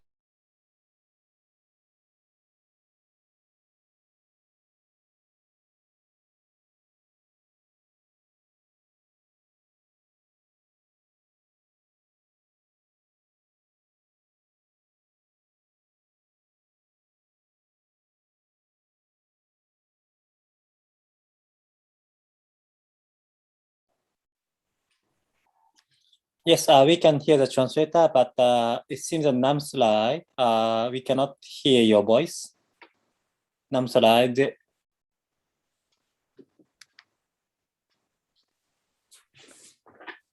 Баяра дууч сонсохдохгүй байна.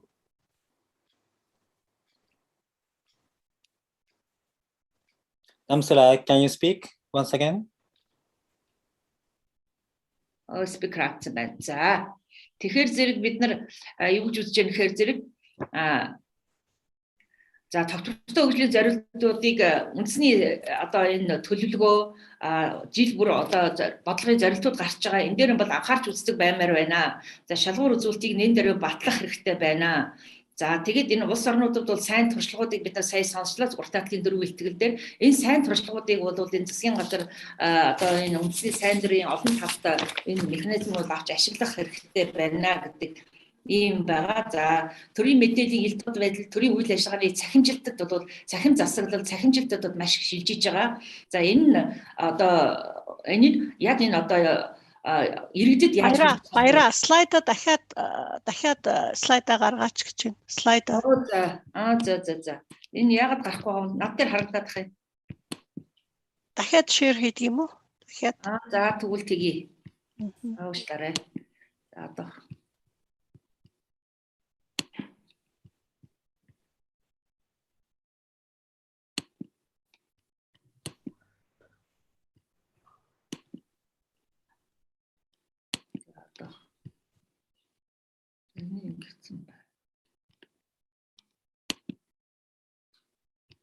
За одоо харагдаж байна уу? Одоо харагдаж байна уу? Гарч ирээгүй л байна.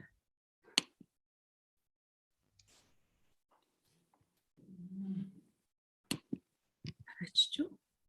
Хараа хачиж. За одоохон. Before you start again, will you please also check if the translator works well? The translator, do you have a good connection, internet connections? Otherwise, we cannot hear the translation.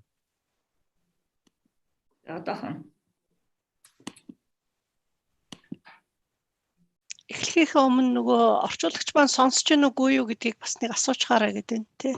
За сэлэнгээ сонсож байгаа юу намайг? So it's probably in that case we need to ask Urna to translate.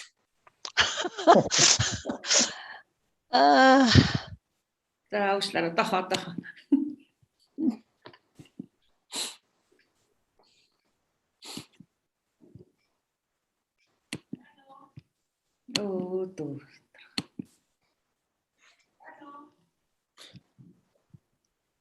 So, but I think because it's probably over 10 minutes, it's better that you conclude with a few remarks.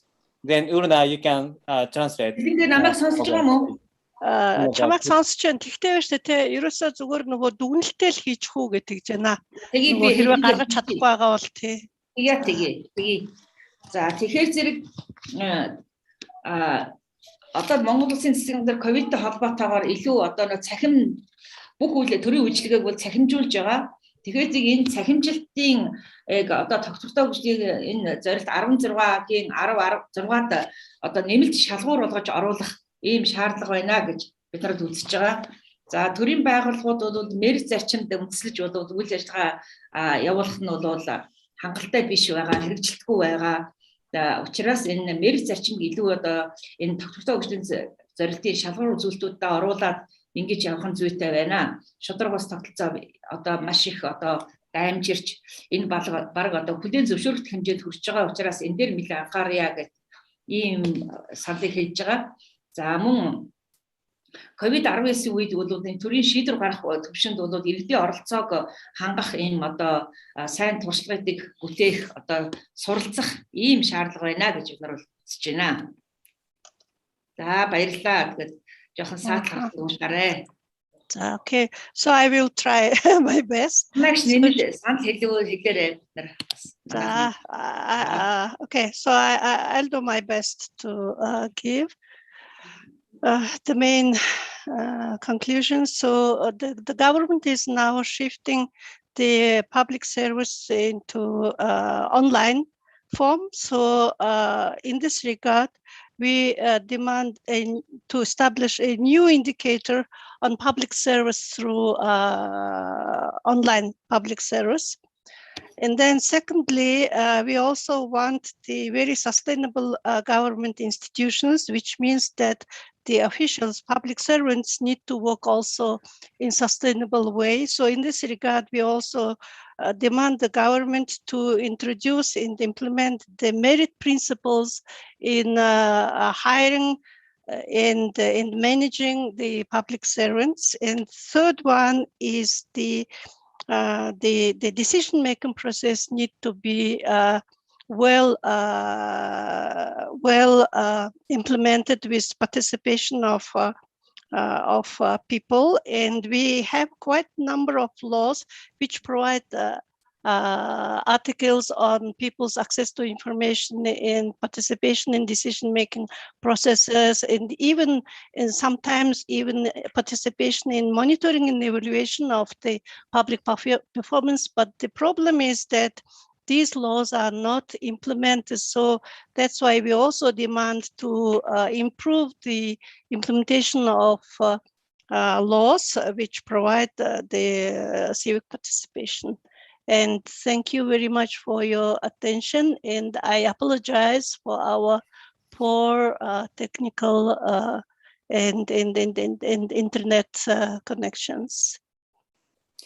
Thank you, Namsula, and thank you, Urna, for your presentations.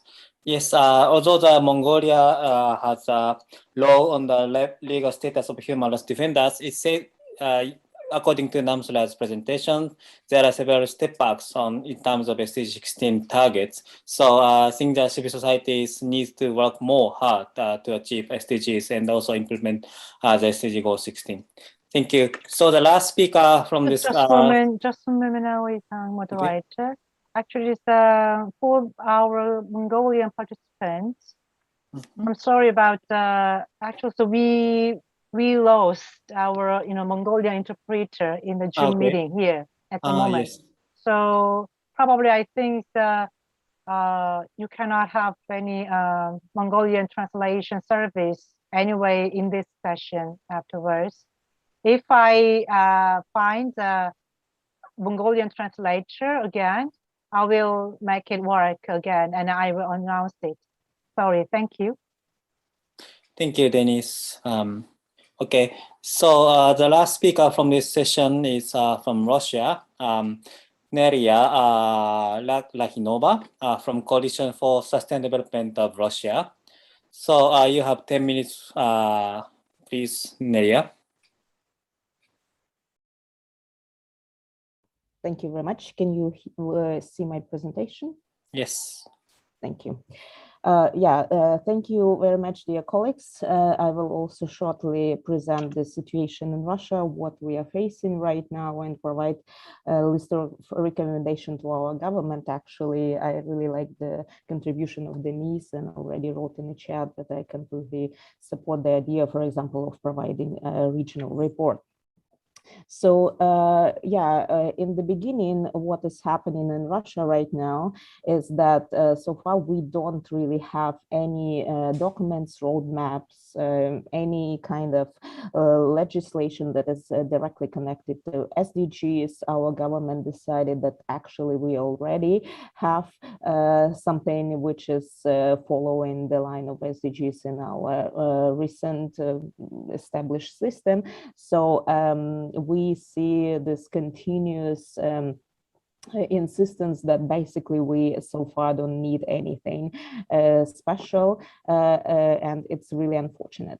At the same time, we also missing any kind of coordination mechanism or any coordinational state structure which actually would follow the SDG process. Be responsible for implementation or monitoring or anything like that. We have statistical office which does some kind of monitoring, but it's still, again, they're trying to align existing data to the SDG list of indicators. And also, of course, as a result, we don't have any regular reports on SDG implementation. As I mentioned already, our statistical agency released so far 2 reports, but it's really limited data there. The first report was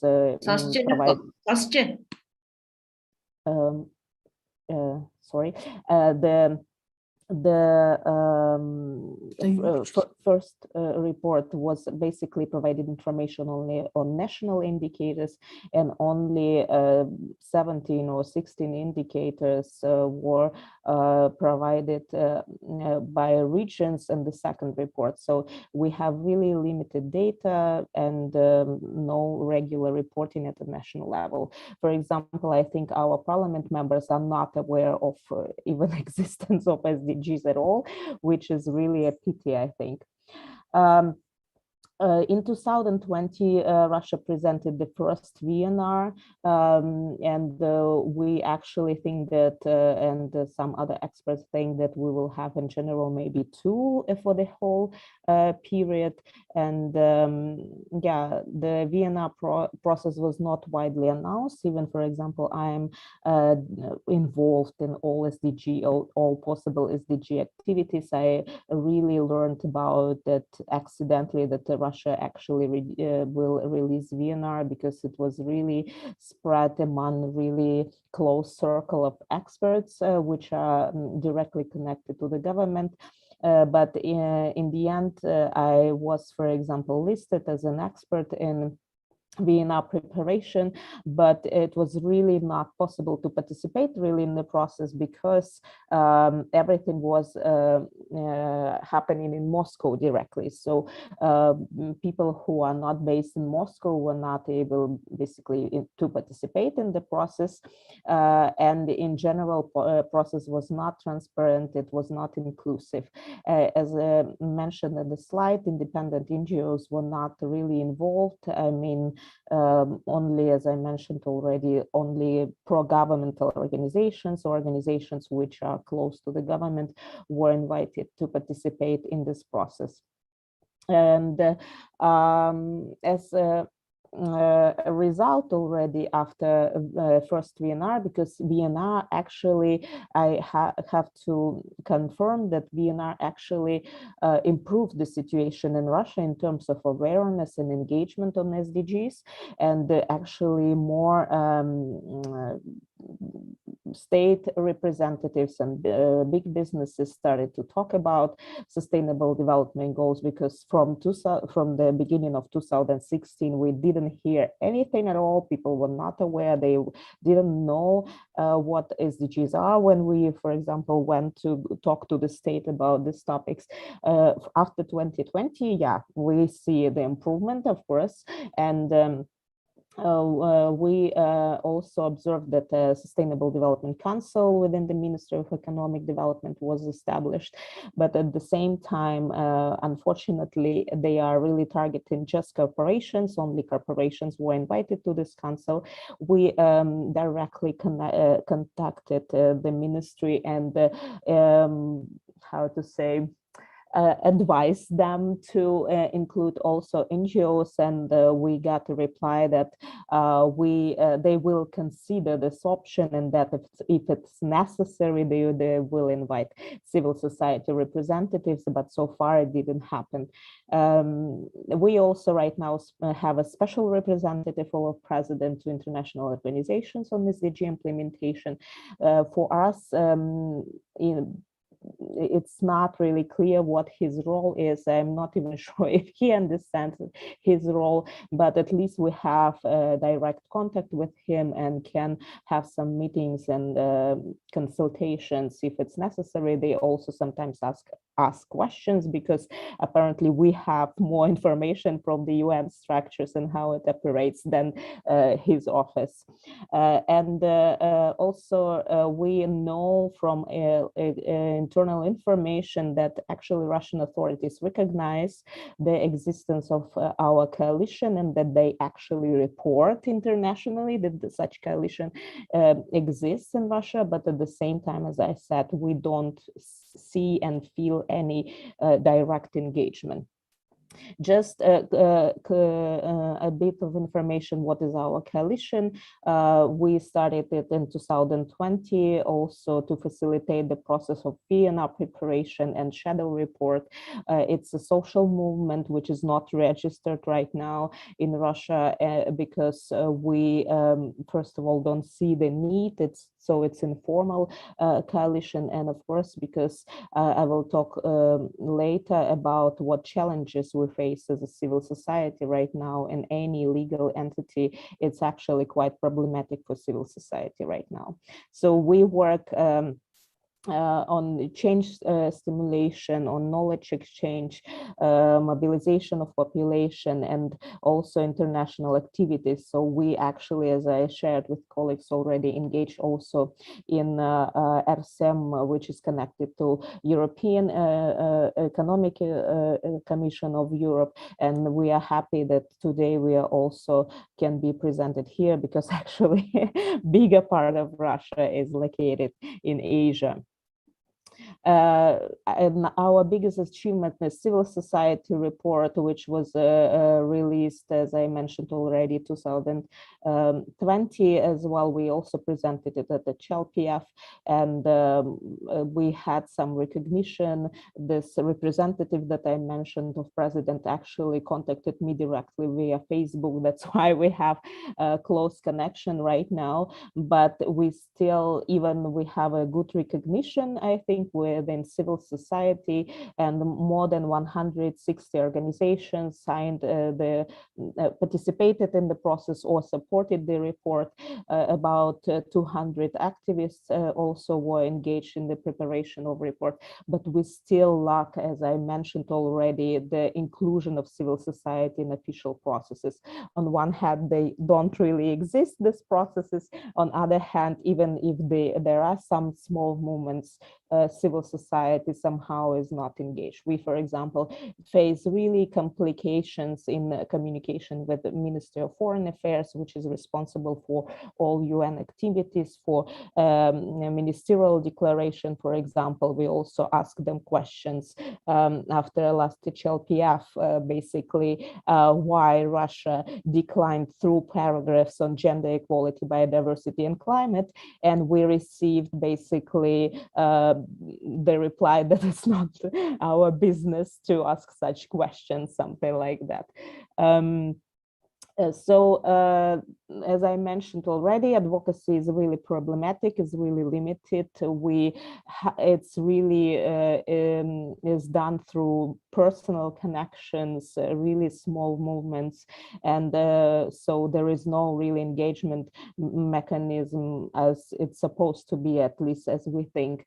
But additionally, what I have to mention, because I'm right now also at the event, we're discussing major challenges of civil society in Russia. And right now we are really under big stress and pressure because civil society, if it's somehow trying to go into advocacy, any political discussion, any active measures, or even declarations against governmental actions at local level, at regional or national level, we really face big pressure till basically losing our freedom, imprisonment, and it's really need to be recognized. And we hope for your solidarity and understanding, because for us security is becoming a big issue also in terms of online activities. We have meetings without any digital devices and so on and so forth, because it's really, really complicated. We face, as you mentioned on the web at the slide, that we are currently dealing with foreign agent legislation.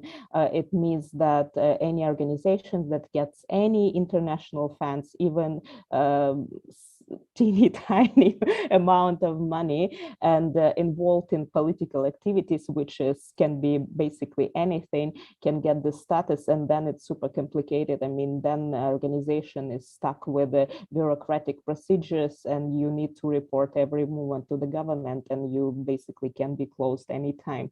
We have no freedom for assembly, not due to COVID, but in general, people cannot gather, people cannot protest. Even sometimes 10 people gathering together in the street can end up in prison, and so on and so forth. Any different kind of punishment, of course, we sometimes have some just small, like we are get some like small felonies, we need to pay fines in the beginning, but international cooperation is really under threat. It's government trying to prevent it. So it's really, really complicated. Many international organizations are marked as undesired organizations. And if I, for example, cooperate with this organization, it's from 2 to 6 years of imprisonment, even if I just, communicate, if I go to their conference, so it's really hard. At the same time, at the international events, we are in competition with GONGAs, pro-governmental organizations. They are more likely to be invited. So they usually present governmental position, they support, they provide best practices and present a nice image of Russia. And unfortunately, of course, they cannot present any reality or represent voices of marginalized groups of Russia, and so on and so forth. So, and also civil society activists right now experiences pressure from informal groups, which are supported by the government. It's usually I don't know, young people who are paid, and they just simply attack activists, beat them in the streets and stuff like that, and then they don't face any punishment. So it's, of course, it's created a special condition that people are depressed, they not motivated to work simply anymore, because they just have this physical threat in daily life. So this is unfortunately our reality.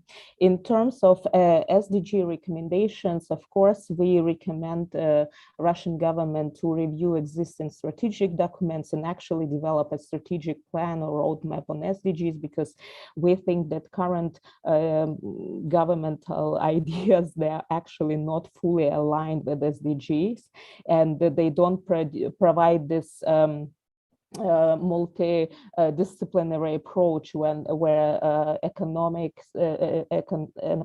society, and environmental aspects are integrated. So it's really necessary, we think, to look at it more carefully and develop such kind of plan. We also think that it's really necessary to raise SDG awareness among state representatives, because we face in the regions that sometimes they don't know, or they basically say we need somebody from above tell us that we need to know about it, that we need to work on it. And as we don't have any plan, we don't see any regional engagement. At the same time, we don't see cooperation between even ministers who are aware of SDGs. So it's really important to develop this cooperation ownership, which is declared in the agenda itself. So far, we just saw this common action on Vienna preparation, and basically after that, agenda disappeared again from the horizon. So in terms of legal framework, as I mentioned, I think our parliament is not aware of the agenda at all. And of course, it's not reflected anyhow in legislation. And we, of course, also in terms of civil society, we see that there are lots of laws that basically against principles of SDGs, unfortunately. At the same time, we need, as I mentioned, to promote awareness, and that SDGs go to the regions, because right now we don't see this. We actually see sometimes that in some regions, local officials, they even refuse to work on this because they see it as a Western agenda promoted to the West. So they are like, no, we better not to deal with this because it's not our business, and in this kind of risky situation, they avoid to even communicate with us on these topics.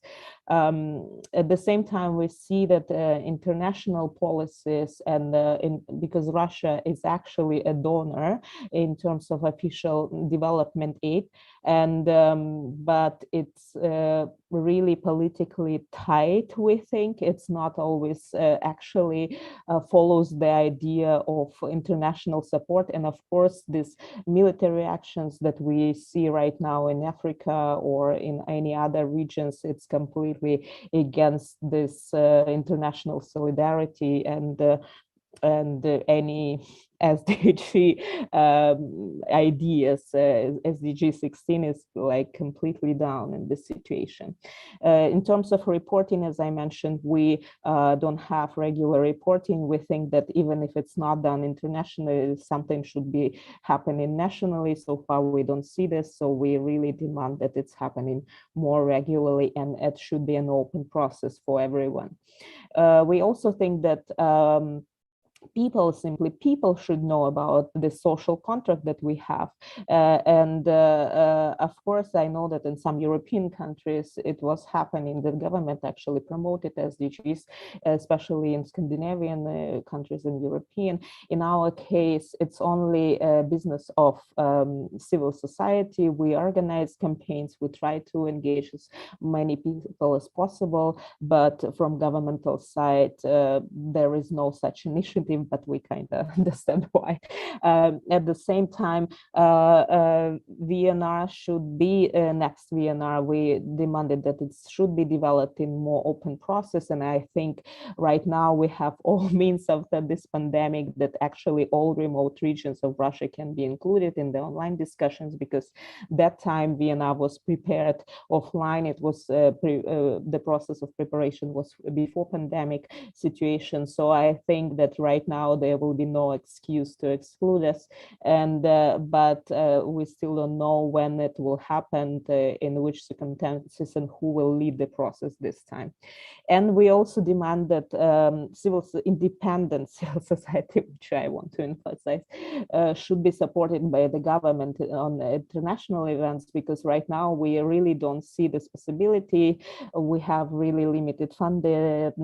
Usually we are trying to get into any events due from some international support from our colleagues, because yeah, it's really hard to get the stage from with support of Russian government. It's really hard to get the funding to go to any international events and so on and so forth. So we really need, unfortunately, we have to distance ourselves, and it's also create this opposition somehow attitude, which I think should be solved, because if government would start support us, it also would create an opportunity for open dialogue. But unfortunately, right now it's not happening. So we are really often seen as an enemies who are trying to betray their motherland, talking at the international level. Even I think that it's not the case. We are in the global environment. We need to cooperate. We need to share the knowledge and experience. So yeah, this is all from my side, and I would be happy to answer the questions and provide you more details on the situation in Russia. Thank you. Thank you, Nelia, for your presentations. Also, very serious situation around civil society in Russia. After listening to your presentation, it is quite good that the VNR by Russian government is kind of a game changer. You have a good improvement after VNR. So maybe that's something that we can learn from Russian experience. So we have 10 more minutes for these sessions, and we have two discussants, one from youth and one from people with disabilities. So and after the discussant's presentation, we'd like to open the floor for short Q&A sessions, and then after final remarks of four presenters. So the first discussant is from Manhattan from Youth Policy Watch NGO from Mongolia. So 5 minutes, please.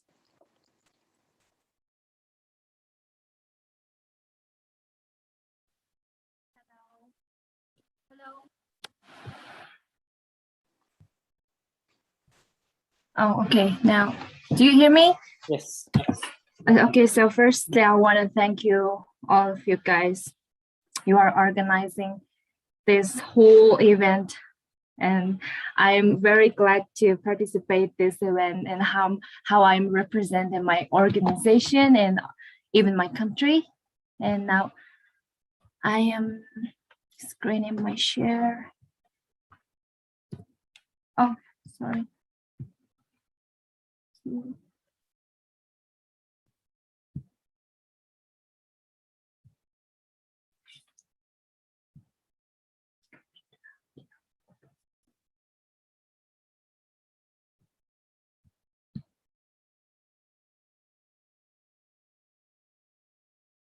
Oh, sorry, please wait a minute.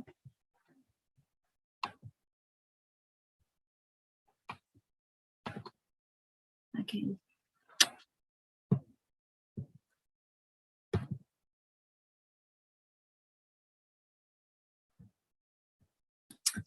Okay, so today I'm gonna introduce about my organization, actually who we are and what we do for SDG, and briefly. So Youth Policy Watch NGO has been actively working through youth participation in policy making and to build capacity among young people since 2014. Board members and executives are all young people, and our mission is to support every young individual to become independent and active, responsible citizens, and to contribute to the creation of human society and with sustainable development where youth participation at all social levels is ensured by disseminating the concepts and knowledge on human rights and democratic values. So the organization works with representatives of young journalists and lawyers, students, researchers, and government and non-governmental organizations and international organizations. So these are our programs right now we are implementing. So first one is politics and election. So this is through this project, we are reaching the goals like aim to raise the voices of young people at the policy level. And in order to strengthen democracy and create good governance, we have been implementing the Young Journalists and Governance program since 2018. So the third program, our third program is Youth Civic Engagement. We are responsible for the Youth Civic Engagement program, which aims to increase youth participation at local and national level. The last program is open to all young people who want to learn to read a budget and participate in monitoring the budget and plans to train them as peer educators and work in a youth for youth way. So this program name is Open Data and Transparency. So through the politics and election programs, we are doing election observations during the election year, during the election time, and we voluntarily, and we prepare the volunteering observations, observers for the election, and from since 2012. And then we are doing post-election monitoring, and Watch on Campaign Promises is the program which is working for I'm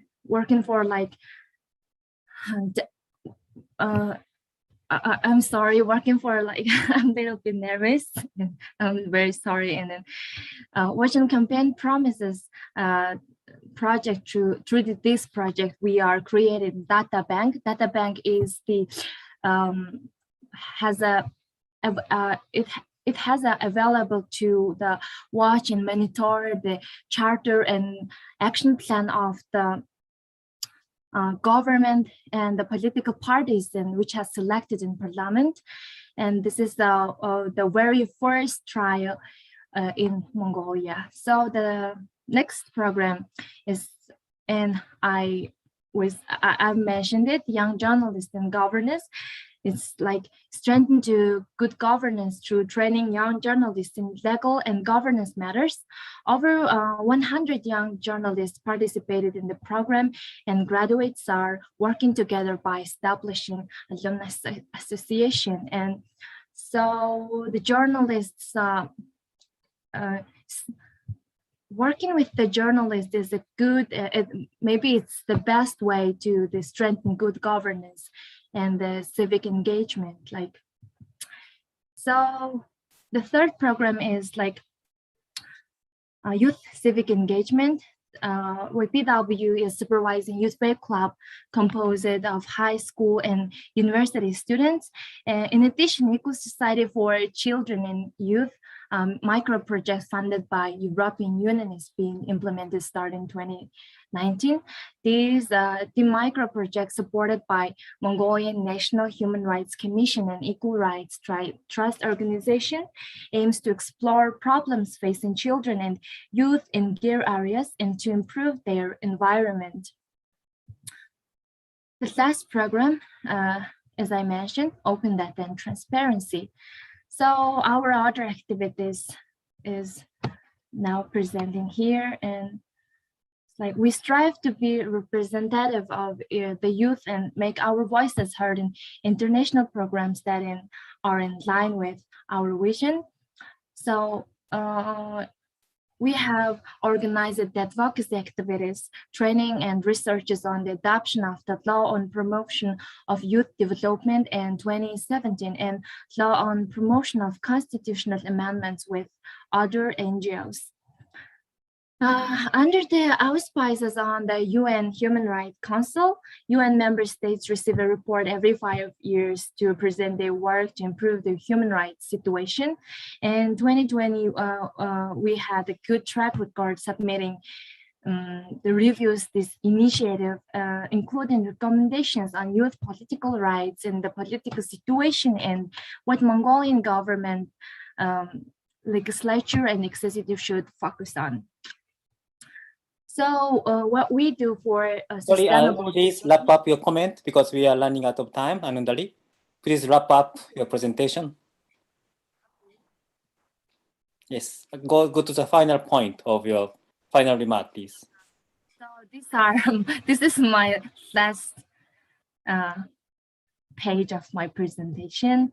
So we are, our focus is on contributing to the achievement of the following sustainable development goals, which are, you are seeing. First one is quality education and gender equality and partnerships for the goals. And if you know about my activities, more details, like you can contact me. Thank you. Okay, thank you, Anandali, for sharing your activities. For the participants, this is because we are running out of time. If you have any questions, please write in the chat box so that the presenters can answer in the coming Q&A sessions. So while listening to another discussant. So we have one more discussant from Korea Disability Forum, Han Byo-choi. So you have 4-5 minutes short. Quick comments, please.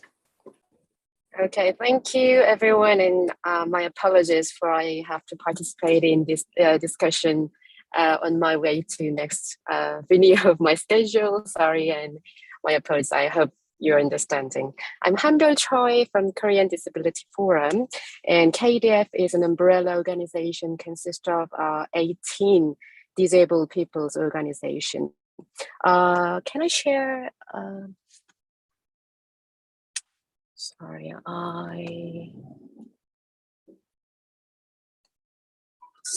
I cannot open my. Yeah. So today I'd like to raise a brief question to the national SDGs mechanism. So does it really leave no one behind? And is it inclusive for all? Really, truly, I would like to ask these questions. For example, Korean government established SDG committee in 2000. For now, 2021, the 10th committee is working for the national SDGs of Korea. So there are 26 members in the committee. However, there is no person with disabilities or advocate for disability group. So it resulted in the lack of policy and plan in the national SDGs plan. For example, the committee worked on the 4th SDGs plan, which is for the period from 2021 to 2040. So nationalized SDGs, so we call it KSDGs, and has 119 goals and 236 indicators. And the goals and indicators are based on various national data. As disability group is not included in the committee, so disability groups including KDF participated to the KSDG stakeholder group and submitted opinions to make KSDGs more disability inclusive. However, it turned out that disabled people's opinion hardly reflected to the 4th SDGs plan. For example, for example, we had on behalf of goal 3, there is good health and well-being. So we asked government to indicators on disability inclusive response manual for infectious diseases, for example, like COVID-19. However, in KSDGs, there is no disability inclusive indicator. And also for goal 11, sustainable cities and communities, a disability group asked to the government about the indicators on deinstitutionalization and independent living in the community of persons with disabilities. However, in KSDGs, there is still no indicators regarding deinstitutionalization or independent living in the community. And, as I have mentioned, there is, most of all, the national data is crucial for making strategy and priorities and implementation of SDGs. But in case of Korea, there is a national survey on disability. This is a quadrennial comprehensive national survey on the life of the persons with disabilities. However, this survey does not really ask questions to the disabled people in institutions. So still, when we make policies or plans based on this national survey, then we still, there is no consideration on the about 3,000 population of people living in institutions. So finally, I'd like to strongly ask you, the colleagues of NGOs, to engage and invite persons with disabilities to the roundtable for decision making. Because and we have to listen from persons with disabilities and make inclusive plans for building the better. It is not because they are weak or vulnerable. It's just because they are equal citizens like us. And that is the very root of SDGs. So thank you for your attention. And yeah, I would like to keep this context on. Thank you. Thank you, Hanbel, and thank you, Anundari, for your valuable comments. Especially, it is quite crucial to invite those constituencies like youth or people with disability in the discussion. So I think your comments are quite valuable, and thank you. Let's keep discussions ahead. So it seems that we do not have questions right now in the chat box. So in the end, I will ask all the 4 speakers, what is your takeaway from the presentations? What do you feel when after listening to others' presentations? So 1 minute for one speaker. Let's start with Masaki-san. So you have 1 minute final remark. Okay. Thank you very much, Chair.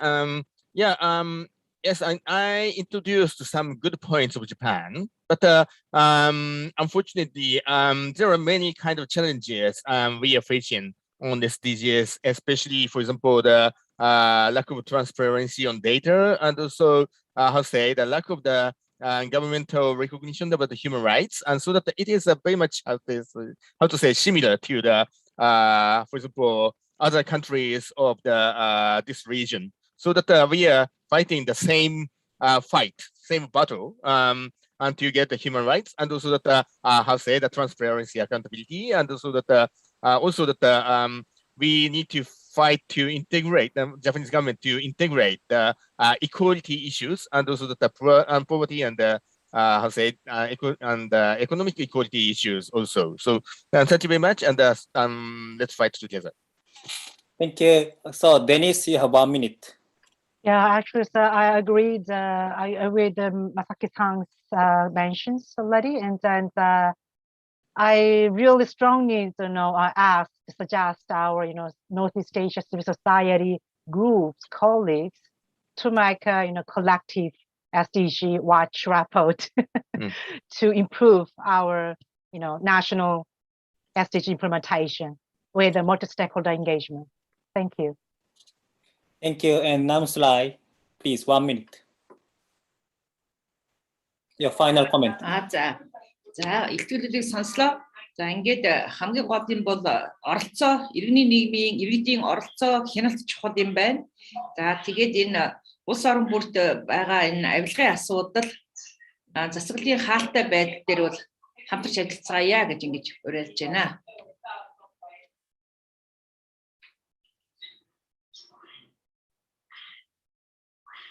Thank you, Namsulai. And finally, Nadia, please. Yeah, thank you very much, colleagues. Again, I completely support the idea that we make a report together. I think we also can find resources, at least our motivation always there. So I completely support this idea. And yes, we need to keep our government accountable. I mean, we need to remember they work on our money, on our taxes, we pay them, and they need to provide services to us. It's our social contract, and unfortunately somehow it's so hard. I can see everywhere, not only in Russia. It's kind of surprising for me. So I think there is definitely space for improvement, and we are here to do, at least to try to manage these improvements. Thank you. Thank you for all the speakers for their final remark. So this is at the end of the session 1, and we continue to session 2 after a short break, probably 5 minutes. Yes, 5 minutes, break time, and then please come back to your seat for the session 2. Thank you.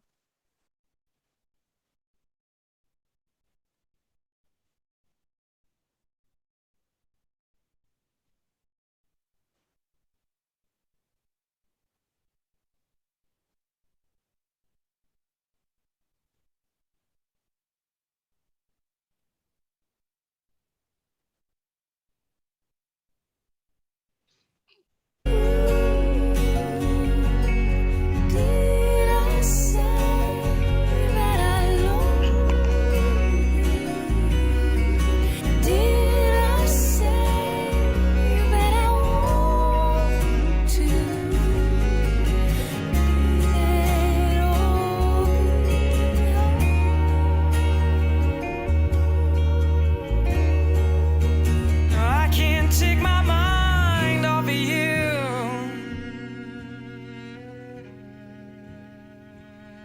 I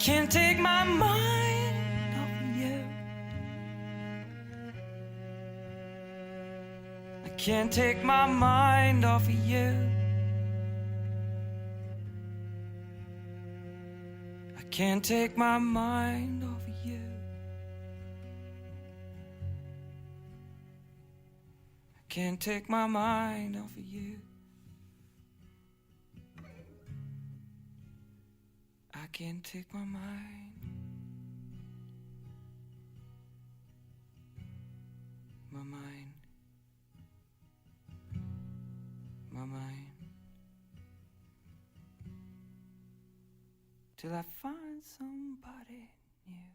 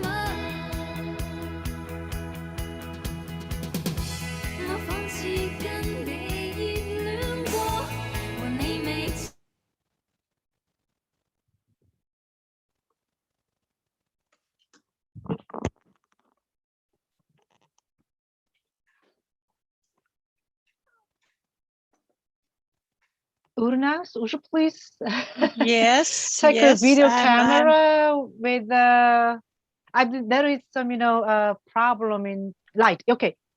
yeah, Better. I'm trying, you know, Okay. but Yeah, unfortunately, I'm sorry for this. Yeah, you look And dark.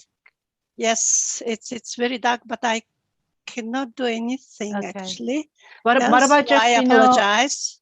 What about just curtain? Yeah, cover your. Yeah, I'm just Okay, much use better. here, but Yes, much yeah, better. at Much least better. yeah. Thank you. Yeah, okay. Okay, so shall we start? Yeah. Shall we start our session 2, which is devoted to SDG 4 and 5, promoting quality education and empowerment of women. Okay, so this session actually aimed to share field issues we are facing during the COVID time in relation to SDG 4, quality education, and SDG 5, gender equality. And we have presenters from Japan, Korea, Mongolia, Russia, and each presenter will have 5 minutes. So I would urge speakers to keep time. And yeah, and then our session will last around 65 minutes. And after the presentations, we also will have some time for questions and answers, or maybe any kind of comments. So that's it. Having said that, I would like to invite our first speaker on goal 4, Eno Nakamura, Executive Director Director of Development Education Association and the Resource Center from Japan. Floor is yours, please. Thank you. Good afternoon. I will share my slide.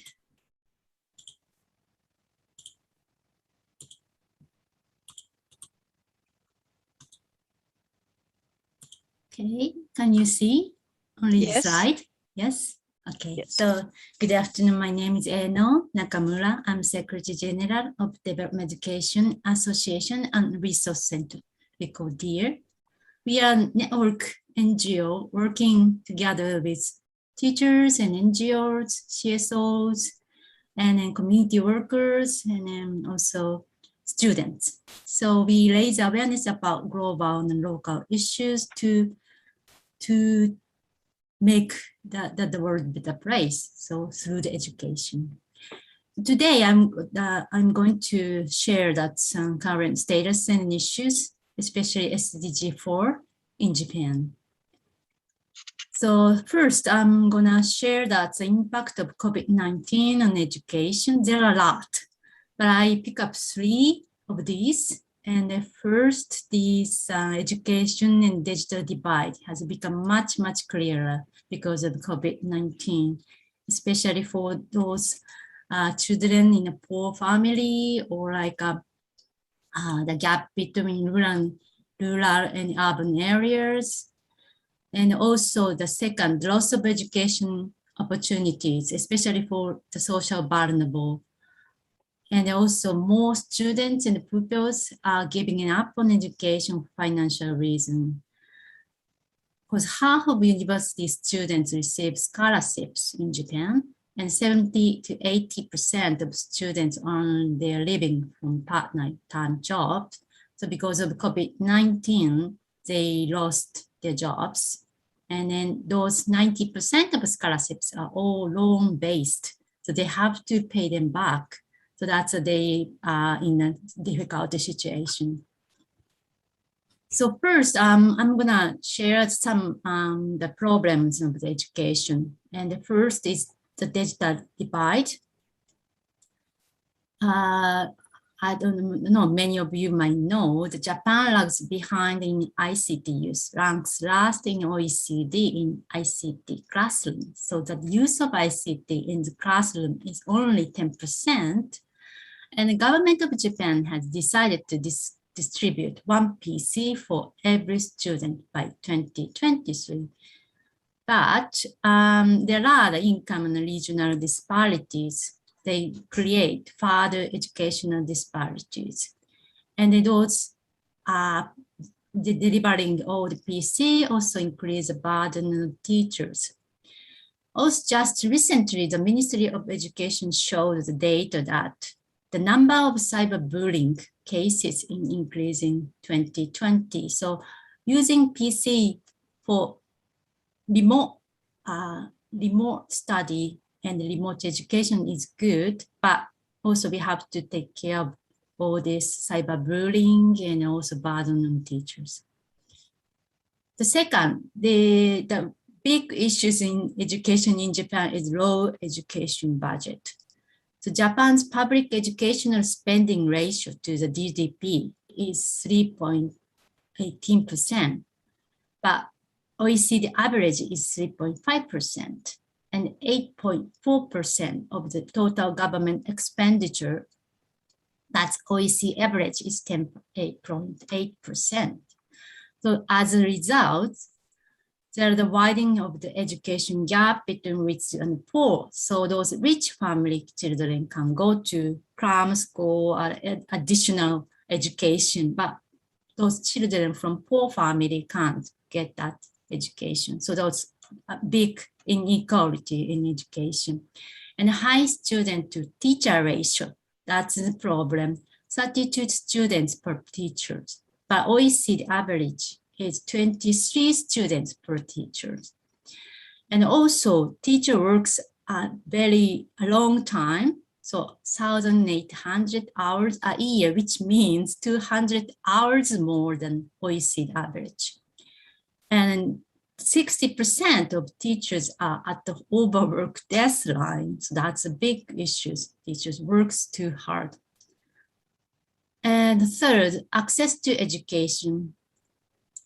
There are lots of children just behind and left behind for the access to education, especially foreign children and migrant.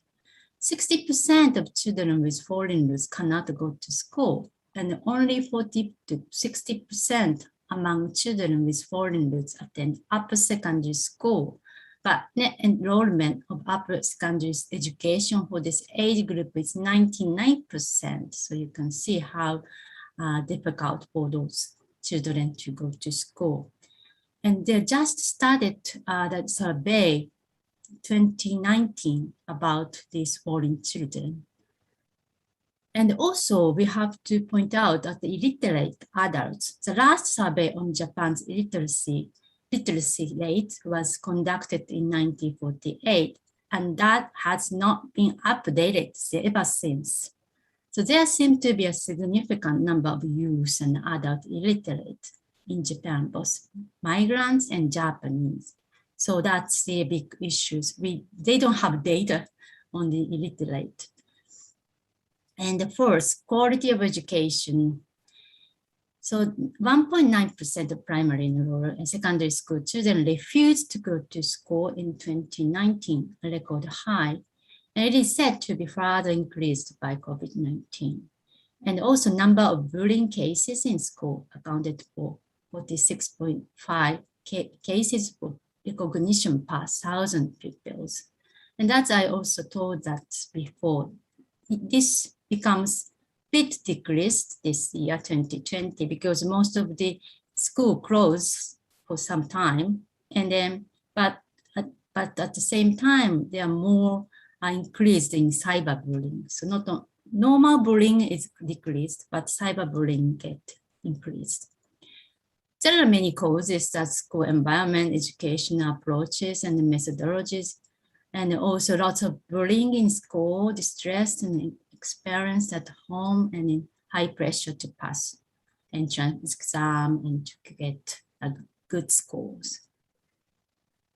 And fifth, education for SD, sustainable development. There are inclusion of ESD in national school curriculum from primary to upper secondary education in Japan. Developed the second ESD national implementation plan with CSOs. But there are the lack of focus on the adult and community education. They are more focused on school education. And the indicators to capture the progress of SDG 4.7 have not been set yet, leading to failure in data collection. So there are some suggestions from CSO on education. The first, improve the ICT environment in schools and ensure that teachers have opportunity to learn about ICT education. Also increase education budget, that's very important, by investigating teachers' working hours in the working environment to improve their working environment. And prompt financial support for young people with financial difficulties. And conduct literacy surveys and provide education to all children and adults. Then allow children's participation in decision-making process of education and school policy. There are the presentation from youth in Mongolia. So we need these voices heard. So let the children's participation is important. And also set ESD indicators, data collection method and methods for the evaluating the ESD plan. Okay, that's all. And thank you for listening.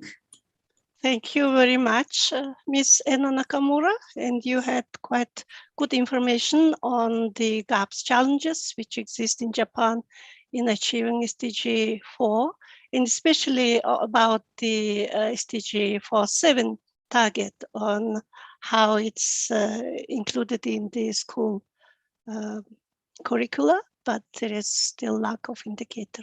So thank you very much. And I would like now to invite next speaker on SDG 5, Hiromi Kusano, Communications and Advocacy Consultant, Japan Organization for International Cooperation in Family Planning. Floor is yours. Thank you, Lana. Let me just share my my presentation, please. Yeah, please. And I would also urge to keep 5 minutes, you know, I think that it's too small time, but please, yeah. Yes, I'll do my best. Just one moment. Can you see my screen? Yes. Thank you. Greetings from Tokyo, everyone. My name is Hiromi Kusano from Joseph. I'm communications and advocacy consultant. I'm very much excited to be here today to talk to you on the COVID-19 impact on women and girls in Japan. My presentation is in three folds. First of all, I will talk to you about some of the COVID-19 impacts on women and girls in Japan. Then I will talk to you about some of the Japanese government's response. Lastly, I will talk to you about the Japanese CSO's suggestion on making positive changes to leave no one behind. During the pandemic, measures like work from home and school closure increased the amount of unpaid care work, which largely falls on women's shoulders. The COVID-induced unemployment hit women hard, especially single mothers. Many of them work in the job condition that makes them easy to be laid off, though they are paid less to begin with. Once you lose the job, it will affect the healthcare insurance service. Many people refrained or stopped using the medical service. Unemployment and poverty and worsened mental health affected many women. The number of calls received at the domestic violence support centers increased by 1.6 times in 2020 compared to the year before. Lack of access to sexual reproductive health service and information is a problem as well. The number of calls from teenagers received at the pregnancy SOS telephone services increased. Access to emergency contraceptive pills is limited and complicated in Japan. During the pandemic, the number of suicide committed by women increased while the number of men's suicide decreased. The increase was most prominent among unemployed women and high school girls. The Gender Equality Bureau of Japan recently issued 2021 priority policy for gender equality.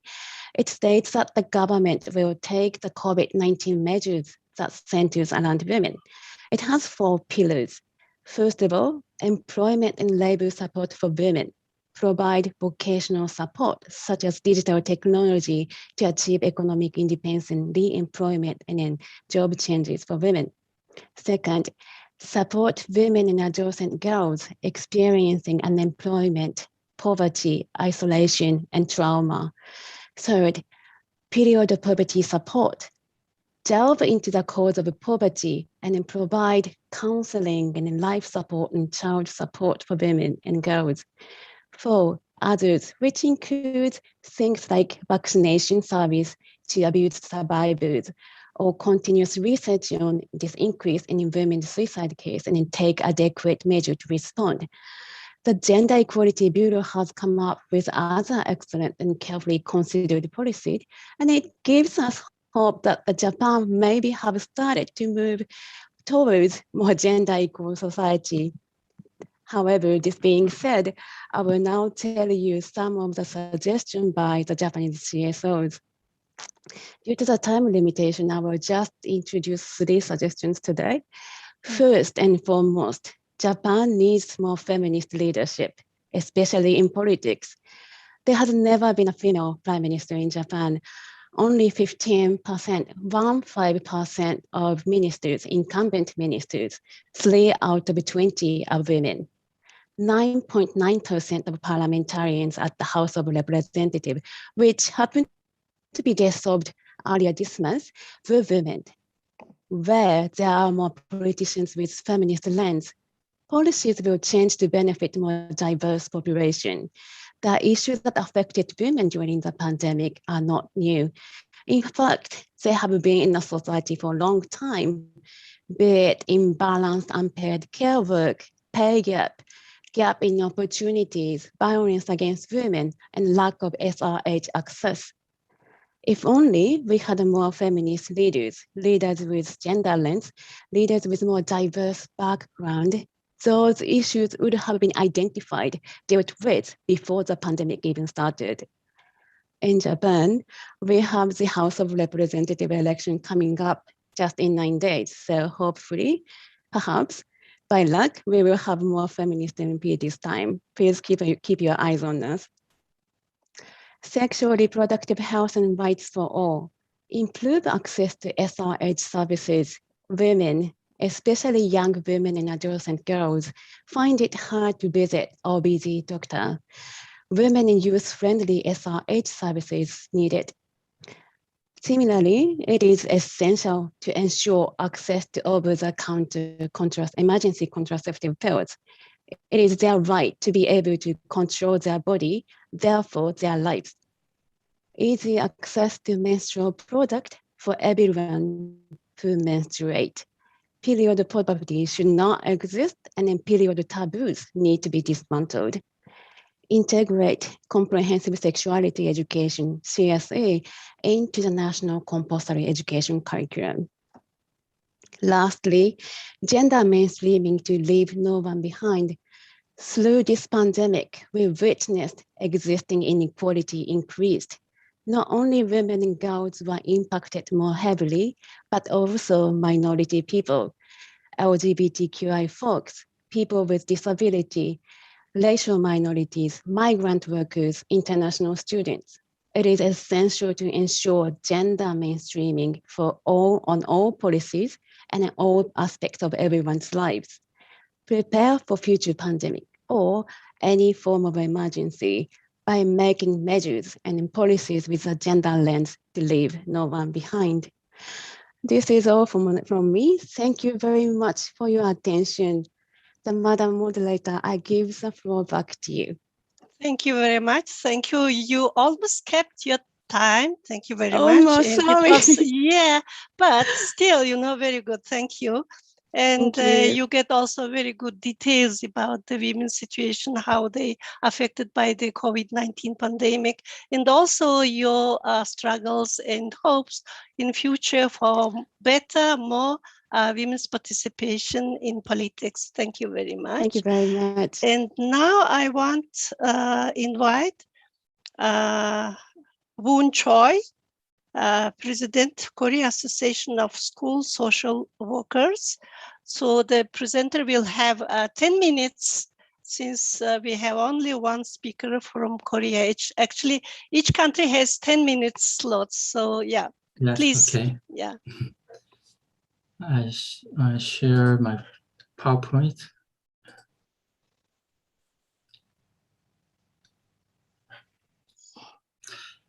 Hello, everyone. I am Woon Choi, the president of Korea Association of School Social Workers. Among all, children and adolescents were hit the hardest by the pandemic, as discontinued schooling affected their development. I'd like to share our experience in Korea in responding to the pandemic and to make policy suggestions that seem to be necessary in post-pandemic times.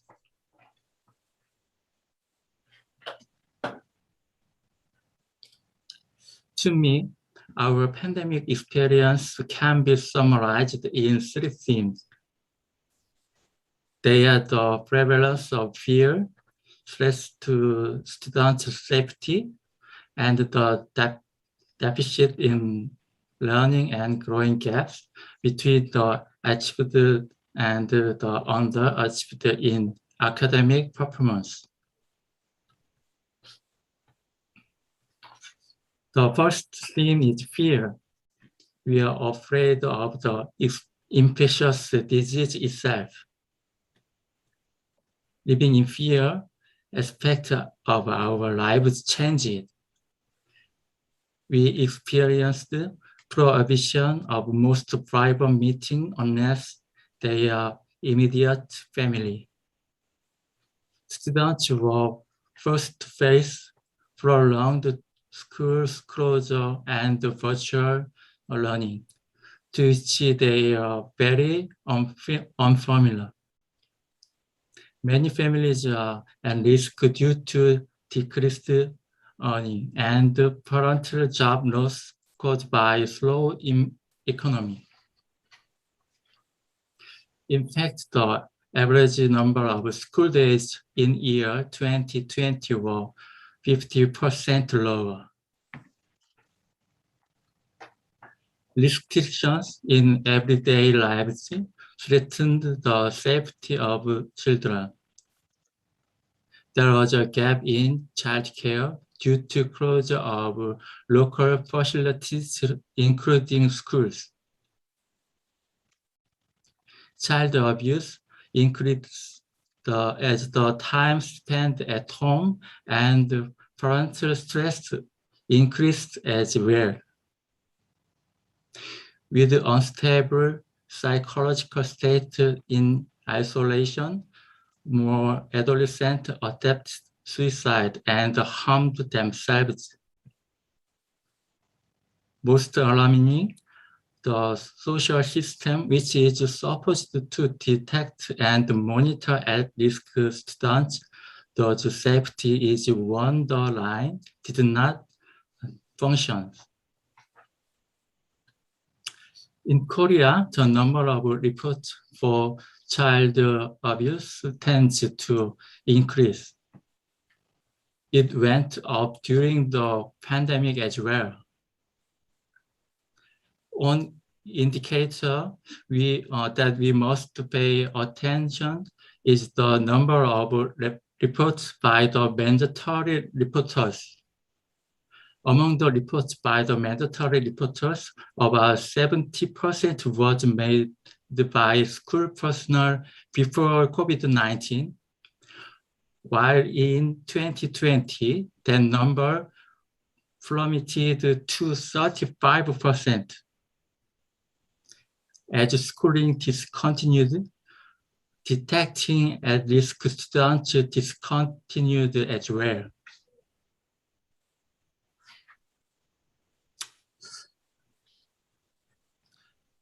We are at a crossroad where we need to deepen our understanding about the function and role of schools, which includes provision of care and the promotion of development on top of academic teaching.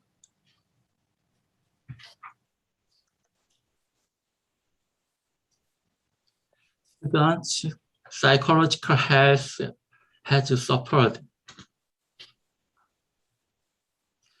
A whopping 41.5% of the respondents said they feel more depressed.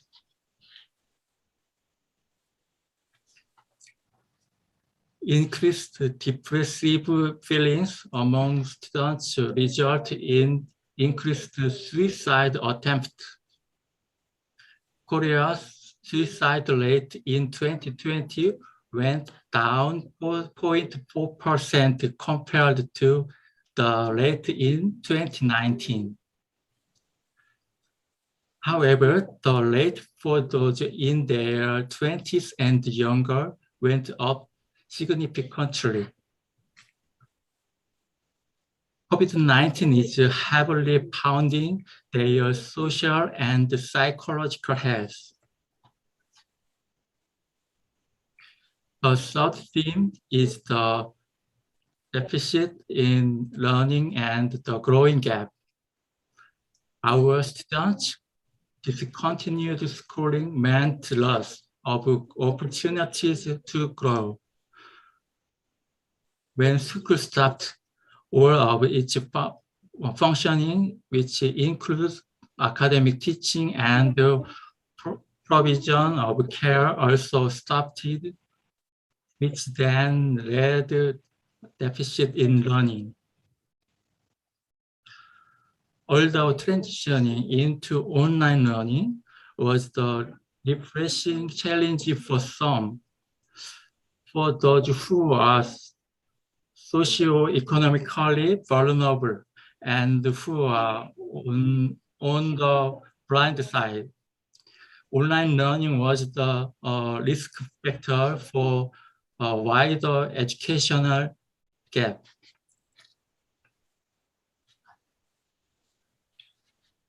On top of those who are already vulnerable in school-based learning, a growing number of students experienced learning deficit due to this transition into online learning. The administration announced that the assess over 2 million students may suffer learning deficit due to the pandemic. 2 million is approximately 40% of all students in Korea.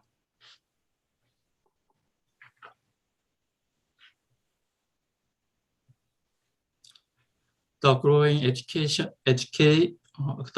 educational gap is felt strongly in the field. In a summary with the teachers, a total of 79% said that the pandemic extended the gap. For the contributing factors, the teachers' first pick was students' capacity to self-direct their learning, followed by parents' availability for learning support.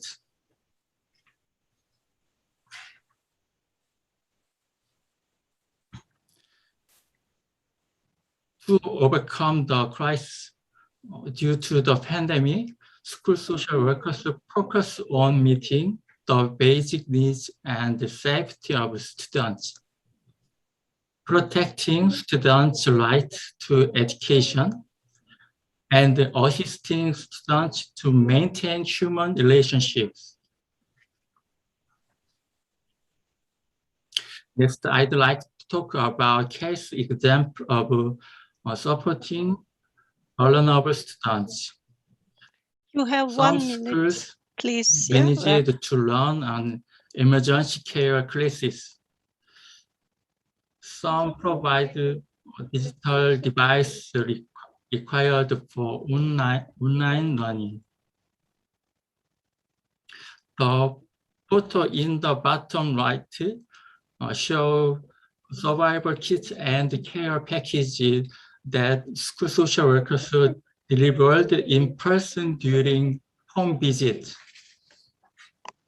Can you hear me? You have 1 more minute, please. School social workers stayed connected with the students via various communication channels, namely home visit, to assist the students to continue their learning in a safe environment. School social workers coordinated a variety of online activities designed to enrich family and peer relationships. Mr. Choi, can you hear me? You have to now wrap up. COVID-19 revealed the weakest spots in the field of education. Undoubtedly, improving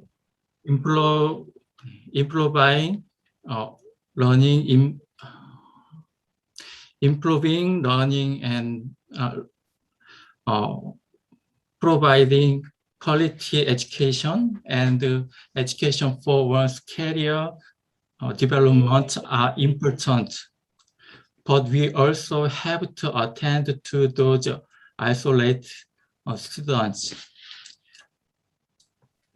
As a solution, I suggest that we establish a student well-being support team in schools and place school social workers in every single school. Many nations in Europe, the US, and Australia are already doing so in part. However, policy-wise, it has a long way to go, especially Asian nations.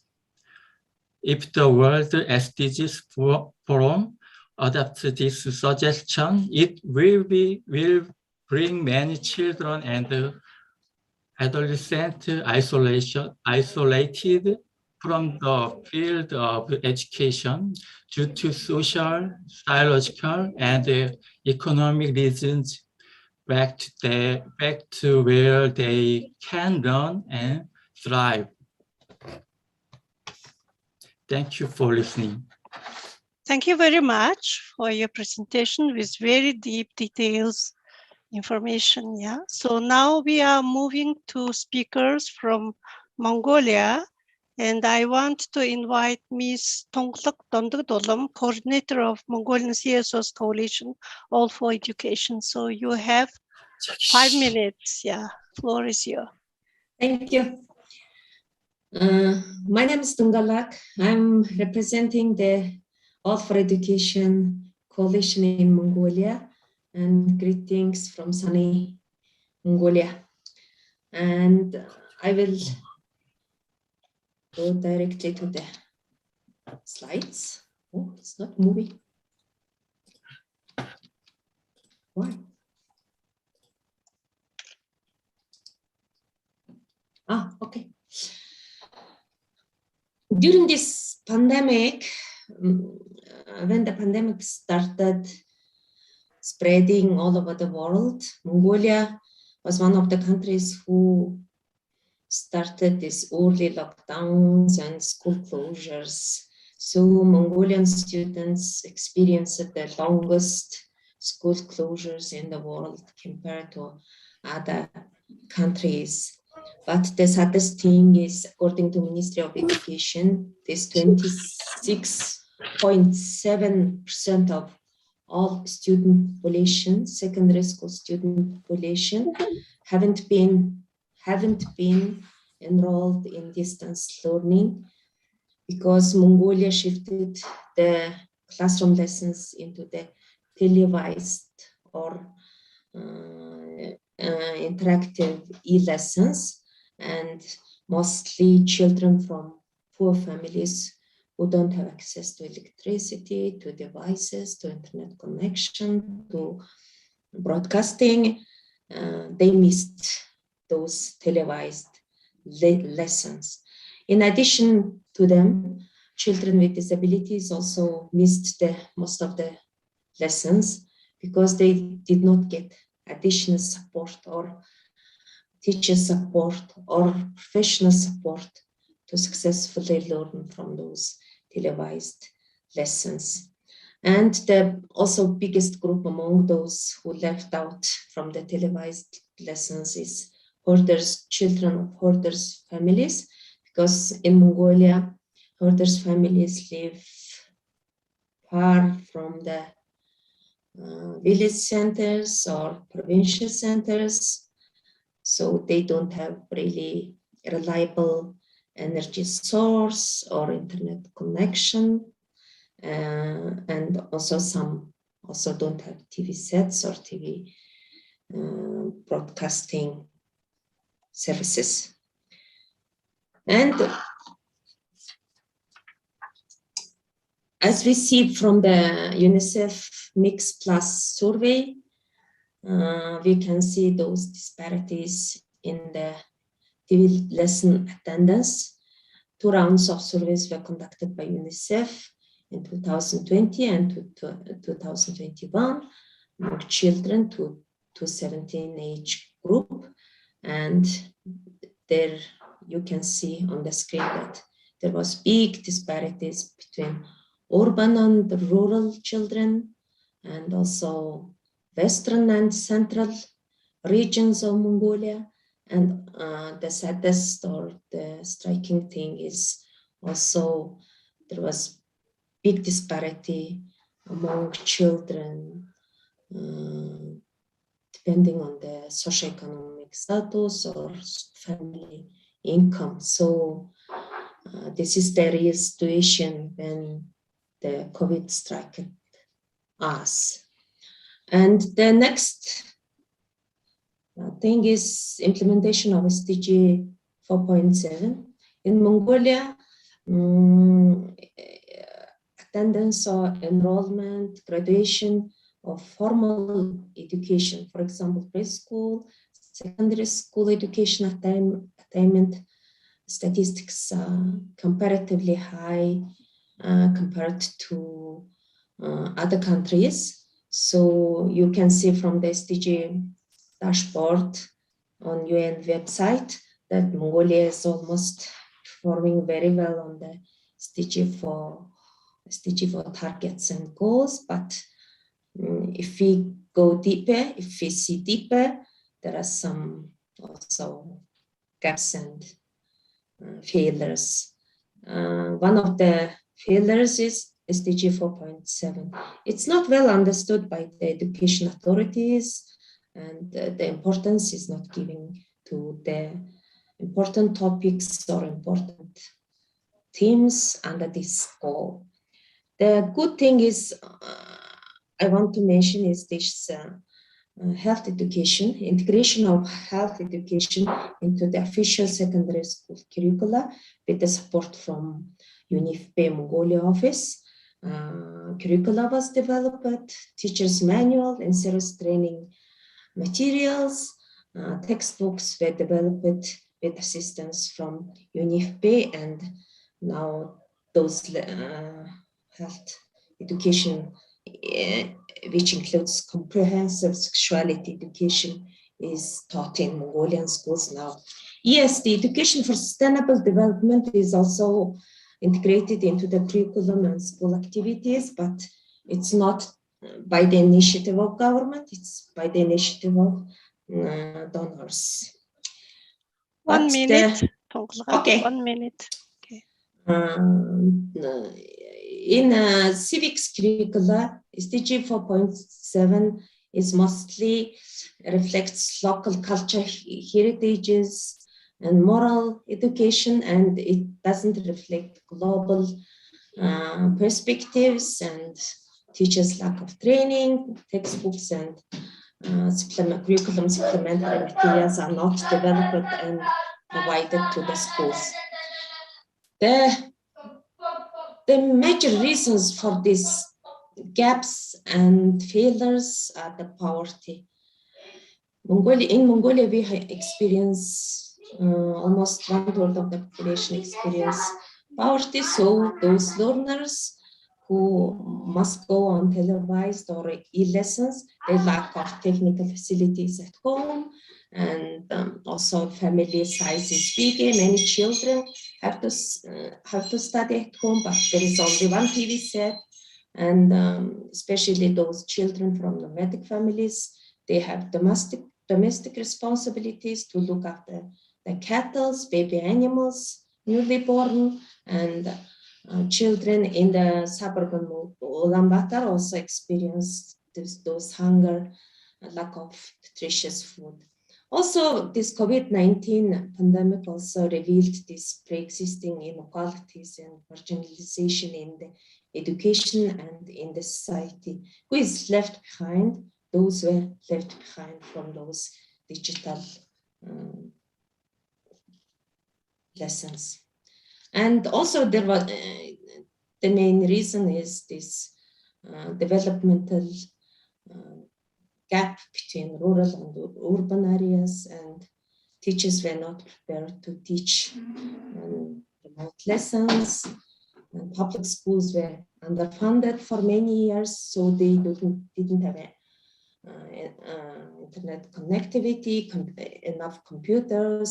Teachers even didn't have handphones, cell phones to connect with students. Also, Koreans and Japanese mentioned that this quarantine, long stay at home, also had impact on the emotional status, emotional development of adolescents and youth population. And our coalition had done monitoring of the government responses to COVID-19, and we could influence to approve, to make Ministry of Education approve this comprehensive plan on compensation and elimination of school losses or education losses. And in that document, we have provision that we will monitor the implementation of this. Civil society will monitor the implementation of this. And the biggest problem to overcome. You have to conclude now. Okay, yes, sorry. this is sorry. Okay, sorry. And the biggest problem is financing of education. And in Mongolia, Ministry of Education budget was saved due to school closures, and it was sent for child money program, welfare activities, and education budget for 2021 faced cuts. So in this situation, it's really difficult to recover from the COVID-19. And there are several policy recommendations.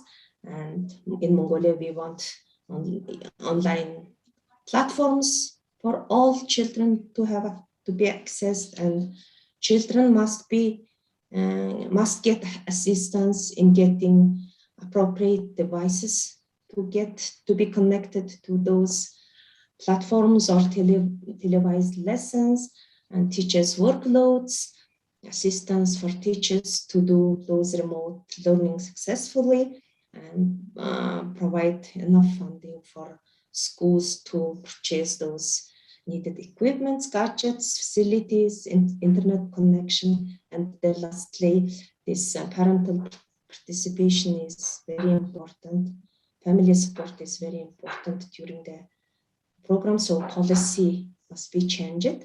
And GCED curriculum is very important for Mongolians. We are far from other countries, and so isolated, so we need global perspectives to really face challenges to implement SDGs successfully in Mongolia. So thank you. This is the girl who travels every day 4 kilometers Thank you very much for better connectivity. Thank you.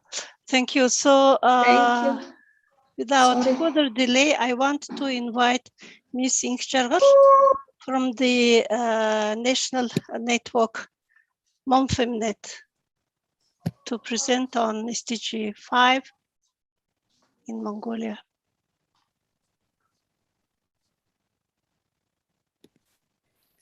Inkjargal. За бүгдээрээ сайн байцгаана уу? Намайг сонсож байна уу? Сонсож байна уу? Yes. За. Би тэгээд монгол хэл дээр 50-д орчуулгатай явнаа. Тэгээд товчхон цагтаа багтаагаад товч мэдээллийг өгье. За бид нар манай MomFemNet үндэсний сүлжээ бол гендерийн тэгш байдлыг хангах чиглэлээр ажилладаг 20 төрлийн бас байгууллагуудын нэгдэл байгаа. Тэгээд бид нар доктортой хөгжлийн зорилгын 5 дээр бол голж ажиллаж байна. Тэгээ энэ удаагийн танилцуулга бол 5 дотроос 5-ын 6-ыг одоо голж авч одоо танилцуулахыг хүсэж байна. Яагаад гэвэл 5-ын 6 нь бол нөхөн өрчхүн эрх, бэлгийн болон нөхөн өрчхүн эрүүл мэндийн тусламж, үйлчлэгийг хүн бүрт хүртэх гэсэн зорилго байж байгаа. За тэгээд нүр тусгаалсан зорилт гэхэд бол 2030 он гэхэд бол 100 мянган амьд төрөл тутамд эхийн эндэгтлийн түвшнийг 70-аас доош хувь болгон бууруулах гэсэн юм тусгаалсан зорилт дээр бид нар бас нөгөө нэгэн гол анхаарлаа хандуулж нөлөөллийн ажил мониторинг бол хийж ирж байна. За тэгээд энэ цаг тахлын үед бол мэдээж зөндөө их олон асуудал байгаа. Тэгээд тэр дотроос бид нар гендерийн тэгш байдлын хангах асуудал дотроос нь эхийн эндэгтлийн асуудал дээр бол бид нар гол анхаарлаа хандуулах зайлшгүй шаардлагатай байна гэж үзэж байгаа.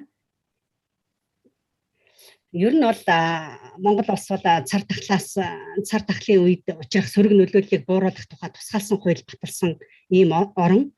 Тэгээ энэ тусгаалсан хуулинд бид нар хүний эрхийн форум, тэгээ MomFemNet үндэсний сүлжээ багтаад яг хүүхэд, өндөр настан, хууч өвчтөй, эрүүл мэндийн тогтмол тусламж үйлчилгээ шаардлагатай, хөгжлийн бэрхшээлтэй, ялангуяа жирэмсэн иргэдэд үзүүлэх сөрөг нөлөөллийг бууруулад эмзэг бэлгийн иргэдэд санхүүгийн дэмжлэг үзүүлнэ гэсэн энэ заалтыг бол энэ хуулинд оруулж батлагдахад бол бид нар нөлөөлж ажиллаж энэ хуулийн заалт болж батлагдсан. Гэхдээ харамсалтай нь энэ яг одоо энэ хуулийн энэ заалт бол хэрэгжих нь бол үнэхээр одоо муу байсан гэдгийг бол дараагийн слайдаас бол та бүхэн бол харнаа. Тэгээд энэ дээр бол ер нь жирэмсэн хүнийг бол онцгой хяналтад авч хянана гэсэн ийм нөгөө үзэл баримтлал ард нь бол нуугдж байсан. Гэвч одоо яг бодит байдлыг та бүхэн харж байна. Монгол улс бол хүн ам цөөхөн нийт 3 сая гаруй хүн амтай ийм орн байгаа. Тэгээ одоо энэ COVID-19 халдварын цар тахлын үед бол 3300 жирэмсэн эмэгтэй COVID-19-ийн халдвараар бол өвдсөн. За ер нь бол сүүлийн өдрүүдэд бол халдварын давалгаа нэмэгдсэн. Энэ сарын өмнөх тоо байгаа. Эрүүл мэндийн яамны хэвлэлийн баг хурлаас бид энэ тоог авч байгаа. Ер нь бол нарийн тоо баримтууд эдгээр авахд бол хаалттай. Тэгээд энэ тоо баримтыг авахын тулд үндэсний статистикийн хорооны мэдээллийг эдгээр шүүртгэхээр яг тоонууд бол байх нь байгаа. Гэхдээ бүр наривчилж ингээд гаргаж дүүн шинжилгээ хийхэд бол бас хангалттай биш байгаа. Гэхдээ эрүүл мэндийн яам яг жирэмсэн эмэгтэйчүүдийг юуны вакцины 3 тунд хамруулахыг уриалсан хэвлэлийн багварал ихтэй энэ тоонуудыг хэлсэн. Тэгэхээр энэ тоонуудад албан ёсны ихсруулжаа гэж үзэж болно. Тэгээд сүүлийн өдрүүдэд ер нь халдварын давалгаа нэмэгдээд өдөрт 30-аас 40 жирэмсэн эмэгтэй бол COVID-19 халдвар авч байна гэдэг засгийн газар бол мэдээлсэн.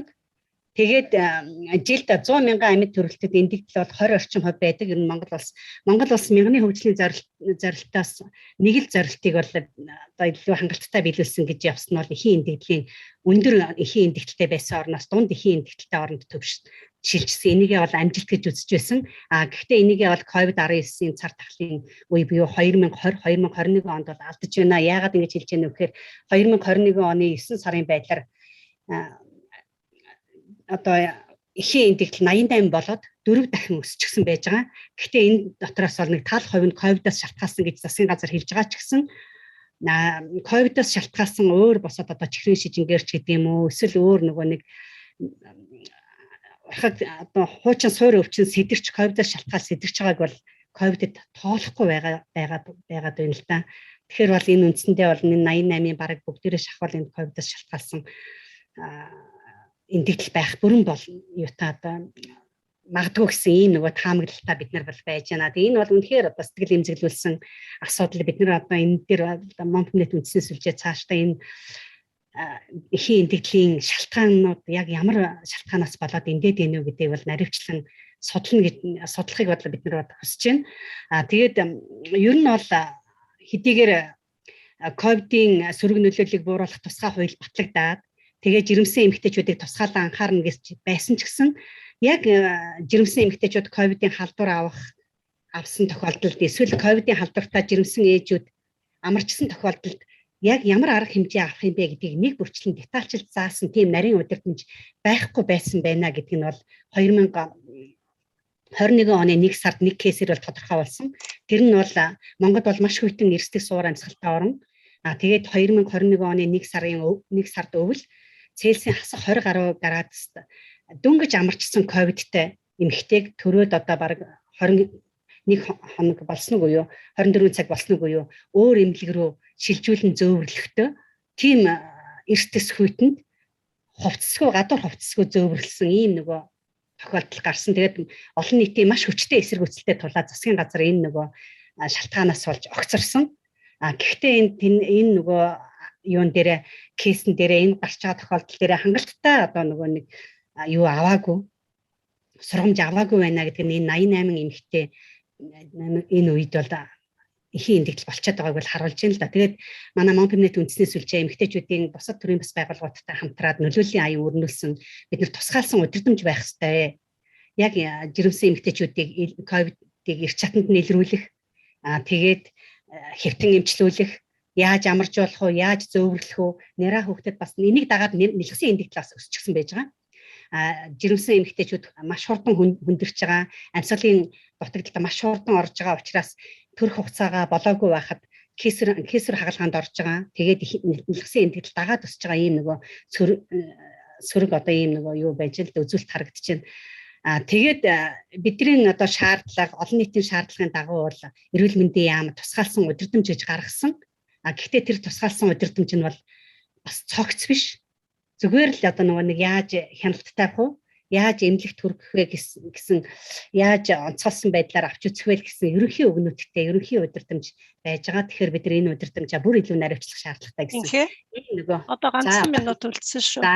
За одоо ийм нөгөө хэрэгцээ бол харагдаж байна. Тэгэхээр бид нар бол нөлөөллийн аян бол сошиал нөлөөллийн аян өрнүүлж байгаа. Энийгээ ч гэсэн бас ахаад үргэлжлүүлнэ гэж бодож байгаа. За тэгээд энэ дээр бол дүгнэлт зөвлөмжийн хувьд бол яах вэ гэхээр ер нь бол нөгөө хэрэгжилт бол хангалтгүй байж байна.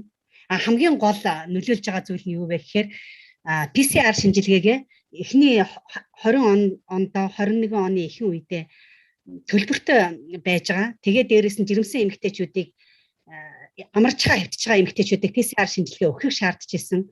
Энэ нь бол эмэгтэйчүүдийг эрт чатанд энэ хүндрэлээ сэргийлэхэд бол маш их саад болсон гэж бид нар үзэж байгаа. За тэгээд одоо бол энэ нөгөө COVID-19 хуулийг эдийн засгаар чиглүүлээд Монголын засгийн газар бол шинжилнэ гэдэг байгаа. Бид нар энэний бол эсрэг байгаа. Яагаад гэвэл энэ COVID-19 хууль бол үнэхээр эмзэг одоо онцгой нөхцөл шаардлагатай улсуудад анхаарал хандуулж чадахгүй байгаа хэрнээ засгийн газрын эрх мэдлийг улам одоо хүчрхэгжүүлж байгаа, улам хаалттай болгож байгаа. Дээрээс нь сонгон шалгаруулалтгүйгээр төрийн албанд хүмүүсийг ингэж авч байгаа, ковидын нэрээр орж ирж байгаа мөнгүүдийг ямар нэгэн хяналтгүйгээр зарцуулах ийм нөгөө халахвч болж хэрэглэгдэж байгаа учраас энэ COVID-19 хуулийг бол дахин сунгах шаардлагагүй, дахиж ийм наривчлсан хууль байх шаардлагагүй. Одоо байгаа энэ нөгөө удирдамжуудаа улам илүү наривчилж, улам илүү эмзэг онцгой нөхцөлд байгаа хүмүүс рүү чиглүүлэх шаардлагатай гэсэн ийм нөгөө юуг бол гол зөвлөмжийг бол бид нэр өгөхийг одоо оруулахыг бол хүсэж байна. За баярлалаа. Миний юу дуусчлаа. Танилцуулга сонсогдож байна уу? Thank you very much. Thank you very much for raising very specific issue on reproductive health and rights in Mongolia, during the pandemic specifically. Thank you. And now I would like to invite speakers from Russia, Arina Loginova, SDSN Youth Russia. She will talk about Goal 4, education. Yes, hello. Hello, everybody. Can you please stop sharing your screen so that I could share my presentation?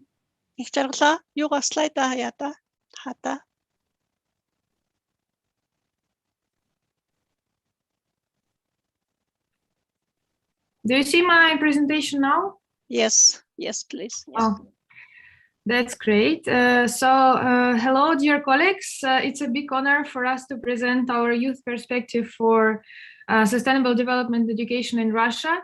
My name is Arina Loginova, and I'm network coordinator of SDSN Youth Russia. So today we will speak about first an overview of the education for sustainable development in Russia, and then we'll go to civil society initiatives on this topic, and then to our youth perspective on it. So in the slide, you can see the overview of university, school, and professional education for the SDGs in Russia. We found only 16 programs that are somehow connected to the sustainable development in Russian universities.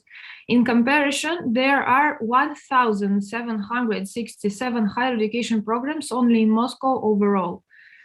And as you can see on the slide, there are 0 official school programs or subjects related to sustainable development. So the education for the SDGs is not reached by schools in Russia at all. And there are 6 professional additional programs, which are mainly related with ESG for business education. And also, it should be noted that the objectives of the SDG 4 are also overwhelmingly reflected both in the development priorities of the Russian Federation until 2024 and in the state programs being implemented.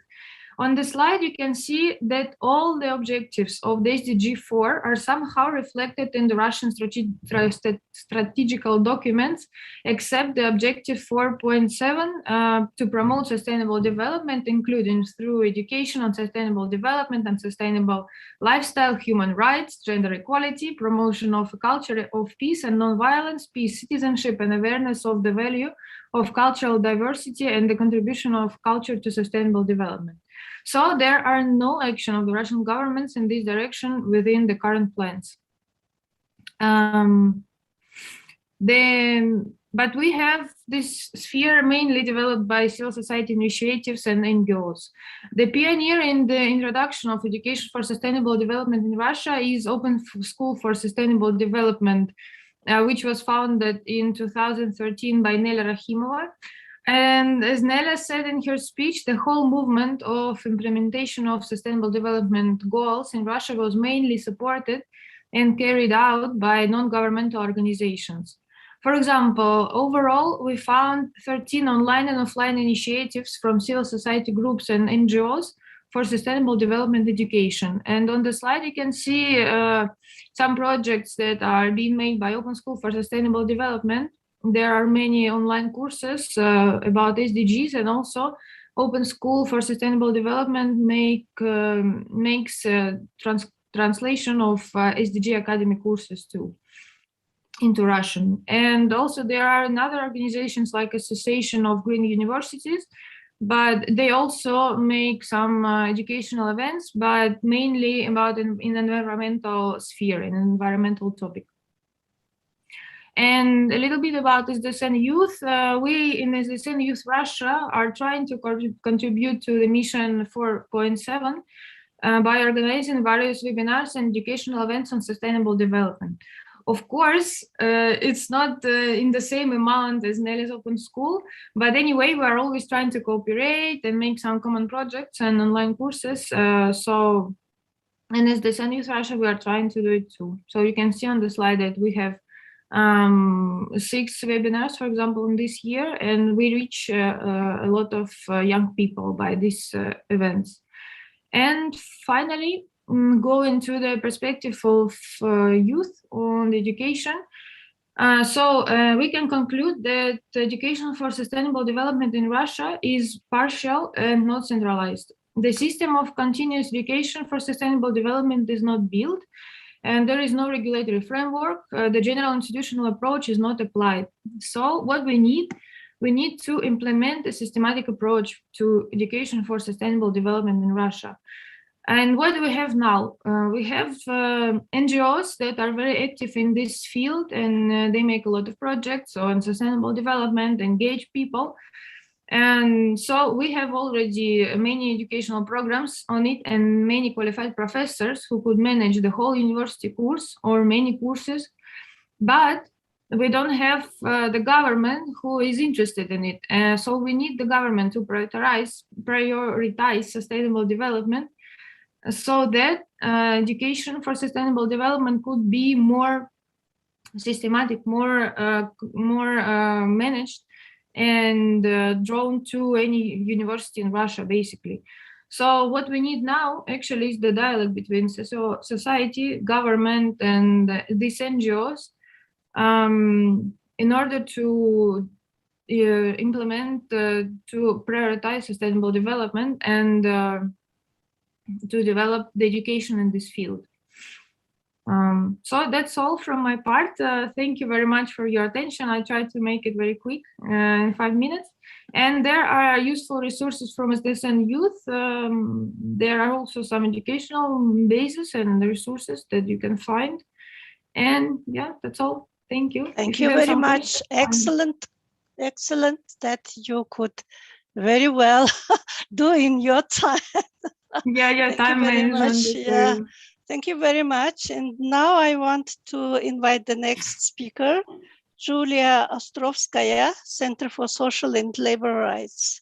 Floor is yours, please. Yes, good day, colleagues. Thank you for invitation. I will present the situation with goal number 5, gender equality, very briefly. And Russia's social and political system goes through changes and transitions, which affected so many aspects of social life and the status of women in society included. But still, a considerable part of Russian society perceives the topic of gender equality is irrelevant to the life of ordinary people.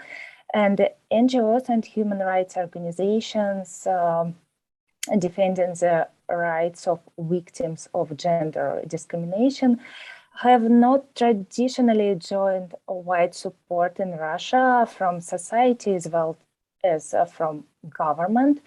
And more than so, now some NGOs promoting gender equality are assigned the status of an organizations performing the functions of a foreign agents.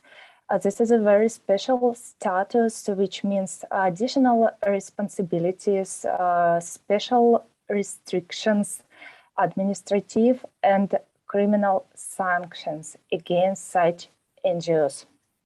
And what the major problems and challenges what we have in modern Russian, according to the goal number 5, the first one is a gender discrimination.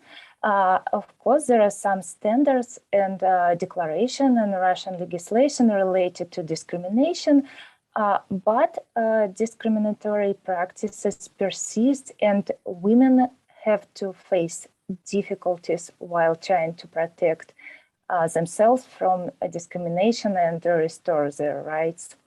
And Russia displays a higher percentage of women active in the workforce, and women making up almost half of the national workforce, but we still have the list of 100 professions and I'm sorry, excuse me for the interruption, because your sharing display is not working well. Please, check your presentation. Sure. Yes, thank you. Okay. Thank you. Yeah.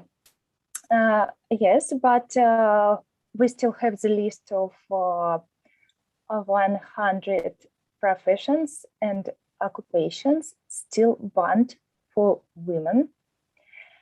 And of course, the world of work has been profoundly affected by the global pandemic in Russia as well as the world. And women have been at the front lines of the COVID-19 crisis.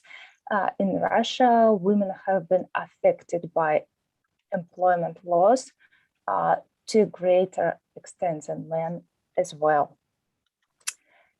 And another problem is unpaid labor. The modern social economic situation requires most families with children to have both parents employed to sustain an enjoyable level of life. And women are more affected by the need to balance paid work and family than men, since they are still the ones who are expected to take care of children and other family members. And women also continue to be responsible for a disproportionate amount of unpaid care work.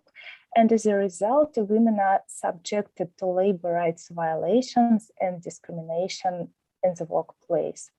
And most employers don't implement and don't have any policies for the elimination of discrimination and gender-based violence, or for employees with family responsibilities. And another problem is gender pay gap. The International Labour Organization estimates that the 28% gender pay gap in Russia, it's not caused by objective labor market conditions. And according to the Russian Trade Union information, the gender pay gap is 40% on average in Russia. And another problem, violence against women and domestic violence. Approximately 40% of violent offenses are domestic violence. But in Russia, we still have no special law, special rules on domestic violence, as well as effective mechanism to prevent domestic violence. And another problem that women are excluded from strategic decision-making processes. Women are underrepresented with political authorities. The number of women in regional and federal parliaments, only 16%. So, thank you very much for your attention. Thank you very much. So we have now all speakers presented, and we already like 2 minutes late from our time for this session. But I think that if there is very, very, very urgent question, then maybe just one question to take. So yeah. But I wrote it in the chat box, but I don't see any question. So therefore, I think that we have done, yeah, with our session. And in this case, I may just, again, approach to our speaker that if you have left very important thing, you know, then you may have just 1 minute to say that one. So each of presenters, just 1 minute. So start from Japan. Okay. Thank you for your presentation. Yes. And I really impressed that there are a lot in common between us. So the COVID-19 also it's a big pandemic, but also they showed us the hints and opportunity to think about what's the issues right now. So I also recommend that maybe SDG 4.7, ESD and GSET will have a key to change the policy in the world for the, and especially what is important in education, what is important in the society. We should transform ourselves and the society. So let's think about who is the first. We have to think about the last to put the last to the first. So those people who behind should be the first. Thank you so much. Thank you. And then now from Korea. I think that from one country, one person. Oh, sorry. Yeah, thank you. Sorry, Hiromi. So now from Korea. So first of all, I'm sorry I couldn't hear your sound because really? there was a problem with the Can you hear now? Sound during the presentation. Many students are isolated from school education. Health students are prerequisite for success in education. I hope that police to solve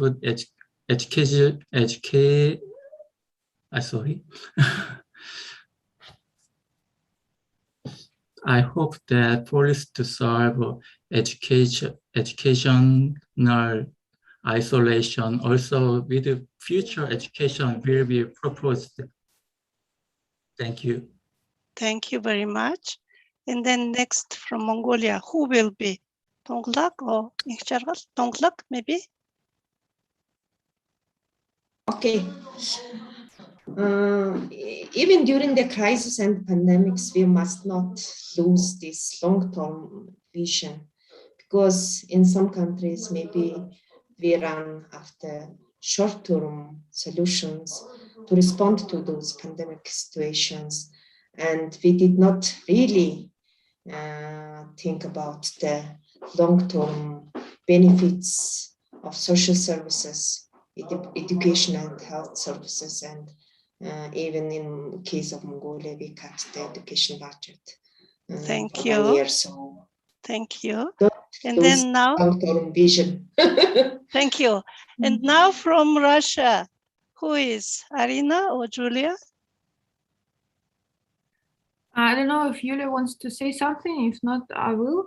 Actually, thank you very much, because I really found out that the problems are very common, but somewhere it's the discrimination and lack of achievement to resources, access to resources, and somewhere is like in Russia, the dialogue with the government. But anyway, I think in this, although there is a crisis in COVID-19 and everything, the situation overall is quite difficult and stretched, but I think we'll achieve this goal, and I'm very positive in this attitude. So yeah, thank you very much. Thank you very much. And I don't see any question in chat box. Then I just want to thank all our speakers for very good presentations. And we really see that the COVID affect all kind of spheres in goal 4 and in goal 5. So, and really we need to have, as Tonglak said, you know, this vision for long-term vision, but very strategic actions, you know, to overcome this COVID impact, and then to contribute in achievements of SDG 4 and 5.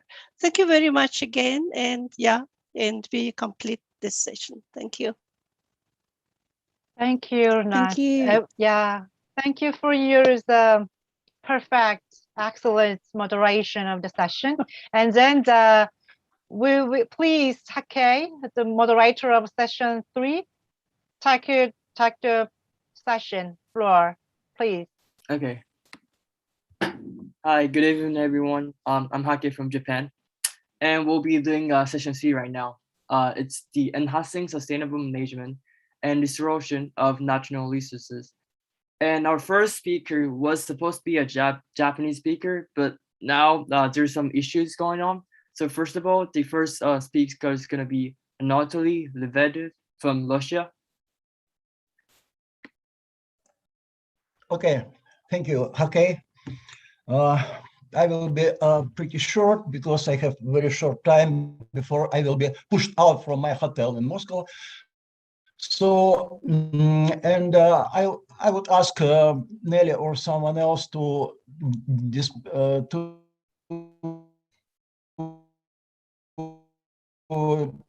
open my presentation, because I cannot do it from my place.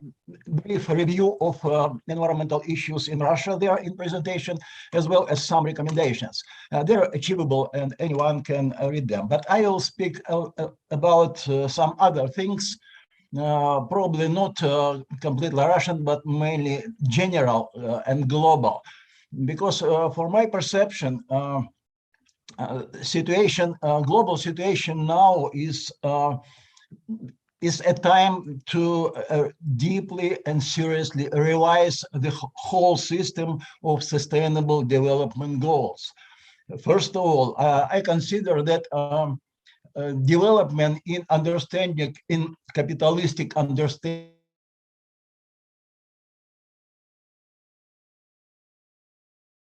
which exists now, cannot be enough challenges from global environment, which demonstrate that we cannot continue develop our life, our economy, and our right. Anatoly, human rights, as we did it before, because both, yeah. Okay. Maybe you turn off your video because you have not stable connection, so we just listen to you. Okay, okay, good idea. Thank you, Nelia. So, and I guess that what we are speaking a lot now about COVID-19, but this is actually a part of our life, and it is one of many other feedbacks which we human society get from environment as a result of our unlimited consumptions, of low balance of disposal of our revenues, our resource rent, of our rights, and etc. So global society is very far from reasonable balance of development. And that's why we should receive, and we shall receive, more and more challenges and feedbacks from global environment. So it's very serious, and I suggest all of our brilliant team of experts from civil society should pay more attention upon analytic documents came from the Club of Rome, which is a center of analysis for a human's future of this planet. We now should think more about the destiny of our grandkids and great-grandkids, because we leave the planet for them so risky and so dangerous for happy existence. And that is serious. We can focus upon many specific problems and sustainable development goals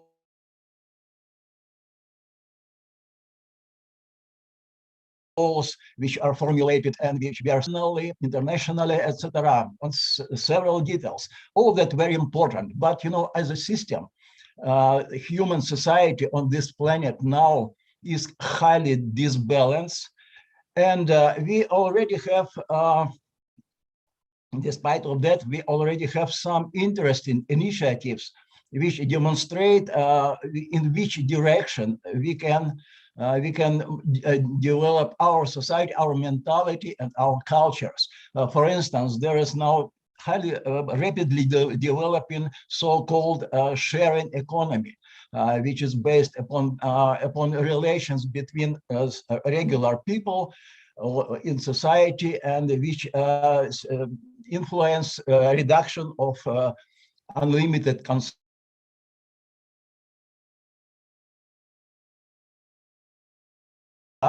Which is the base of the point which we should pay attention specifically. And this is not concerned to one specific development goals. This is just it concerned to many goals, many parts of our analytic work.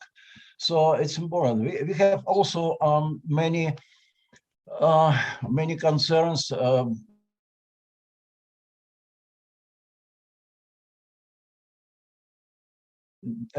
trying to pay attention or distribute resource rent more equally, more reasonably, etc. But you know that almost no governments listen seriously of our voice from civil society, because they have another goal. Governments have a goal to increase profits, to increase production, to increase resource use, and to increase capitalization, which is absolutely opposite to our goals of civil society. So that's why we should look for any other instruments and tools to construct our close and further future for our kids and our grandkids. Actually, this is a very short information, my vision about what we should do as civil society. So I ask you to read probably more attentively my presentation and my suggestions.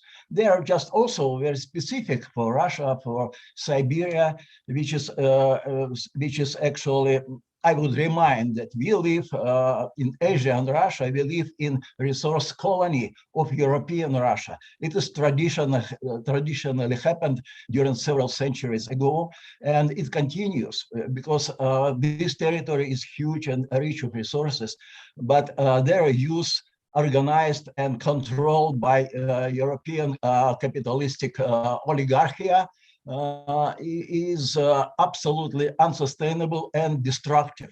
And we will lose here many traditional indigenous cultures, etc., if we don't change basically global economy and to turn it from capitalistic mode to more social and more environmental. Probably that's it, and thank you for attention. Thank you very much, Anatoly. That was a very good presentation, and you did good. It was like in time. So now next is a Japanese speaker, Yasuki Miyamoto from Kolo Network. Please have a presentation. Okay. Thank you for your introduction. Can you hear me? Yes, we can hear you. Okay, I will share my screen.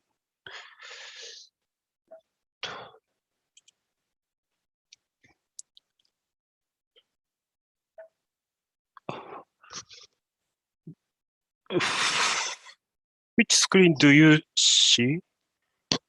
The presentation mode or the explanation mode? This one? No, we actually see the note.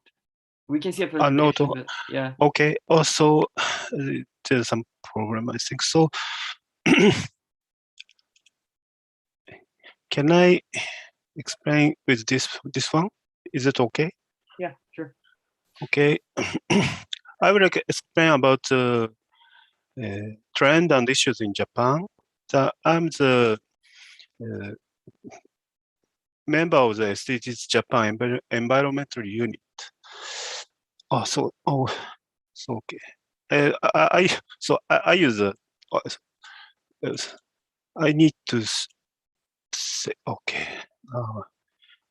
So can I share screen one more time? So I'm sorry. Yeah, sure.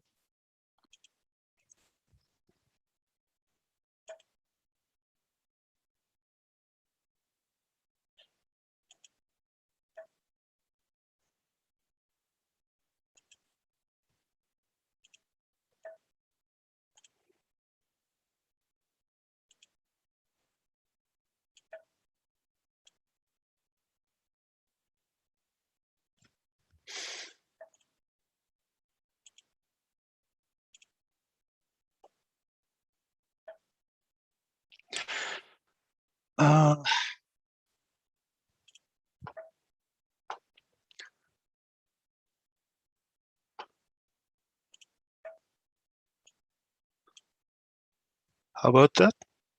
No. Oh, okay. Sorry, I will continue. Can you see my slide? No, we cannot see your slide. Sorry. It's just saying the slideshow. Okay. I try one more time.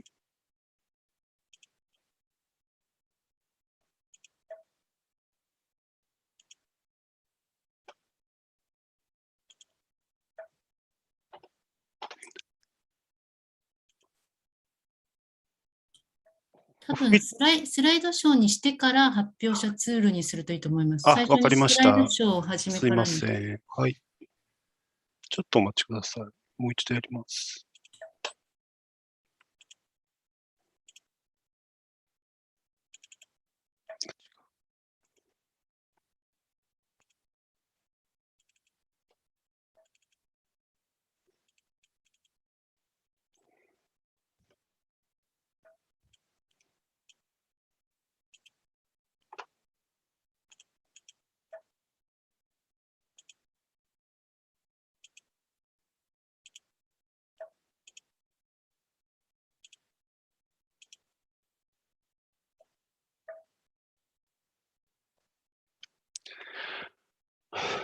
Is it okay?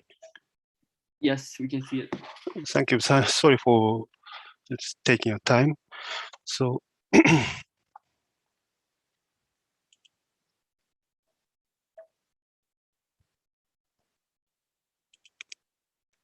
this is the status of the biodiversity in Japan for some ecosystems. This is the source from the Japan Biodiversity Outlook number 3. The Japanese government is publishing the status of the biodiversity for the several years, and this is the latest one. For the forest ecosystems, the current status is flat or the losses. Wait for a moment. This is the magnitude of loss under the status of trend. These 50 years to 20 years, there's some rapid decrease, but currently they're flat. The next one. The agro-ecosystem is a little bit decreases for recent trend.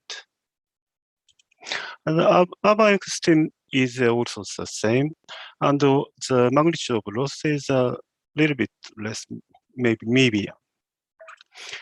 The freshwater ecosystem is a little bit bad.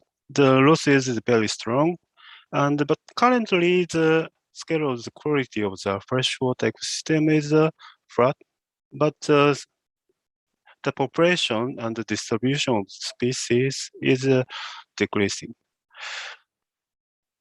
The next one, the coastal and marine, is, as you know, the global warming is affected to the coral reefs and some algae near the seashore. So these are the decreasing trend. And island ecosystem is also decreasing. The ecosystem connectivities are also near the same. The next one.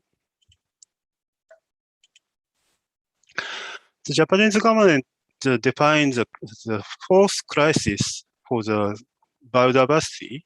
The first one is caused due to the human activity. And the second one is reduced effort on nature. This means that, for example, the concept of the Satoyama. The Satoyama is the people planted the tree, not tree, and maintain it and using it for energy recently. But these days, they are not used for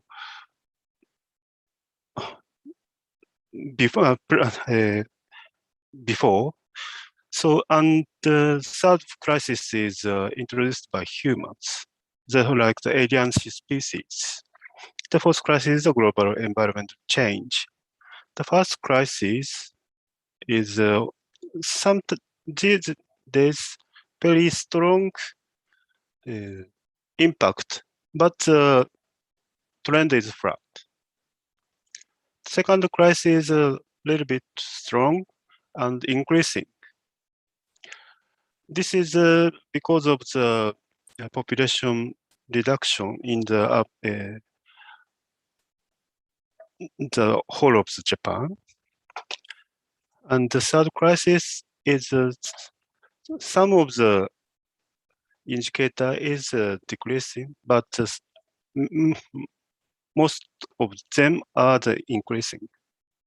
The fourth crisis is also, as you know, the global crisis and something, and that's it's increasing. This is a Japanese situation. So we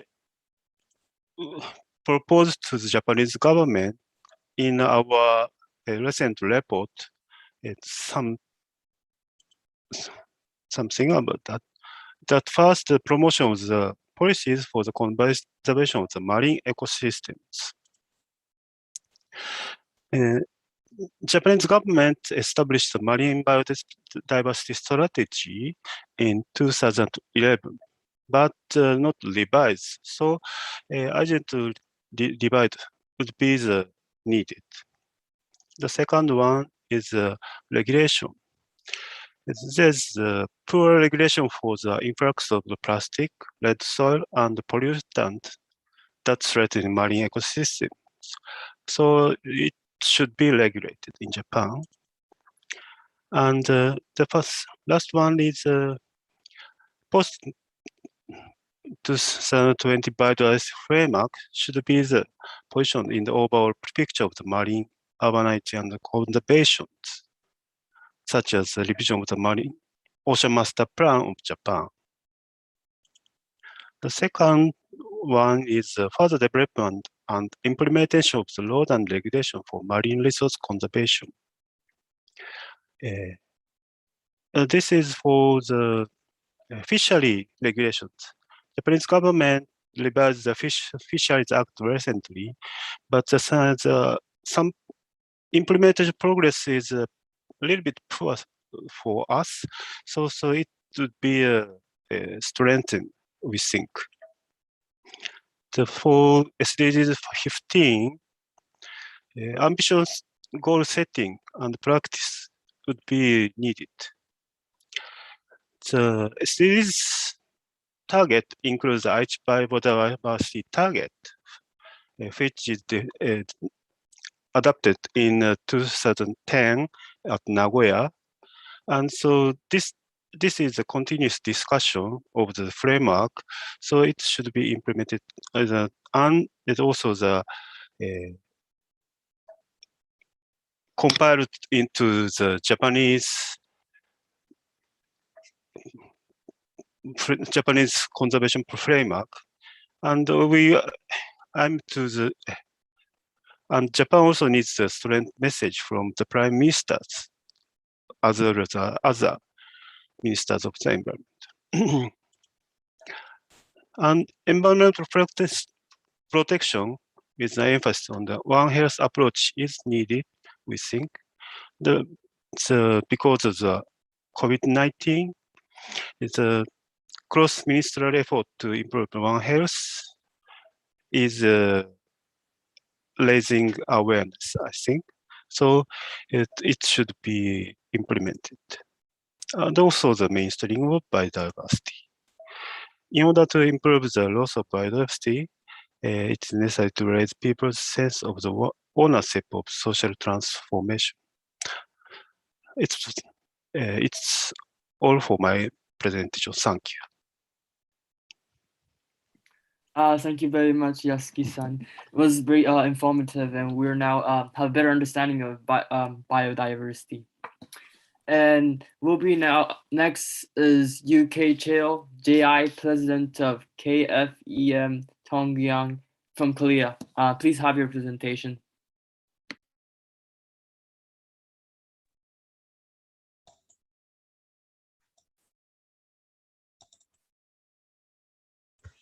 안녕하십니까. 동북아시아 시민사회회의 해양 생태계 부분 발표를 맡은 지욱철입니다. 혹시 제 이야기가 잘 들리시나요?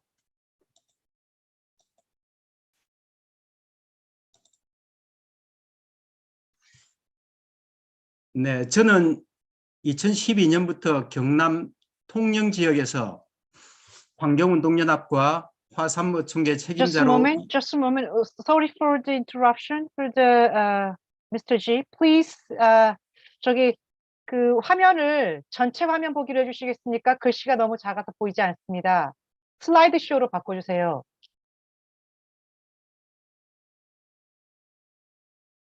지육철 회장님.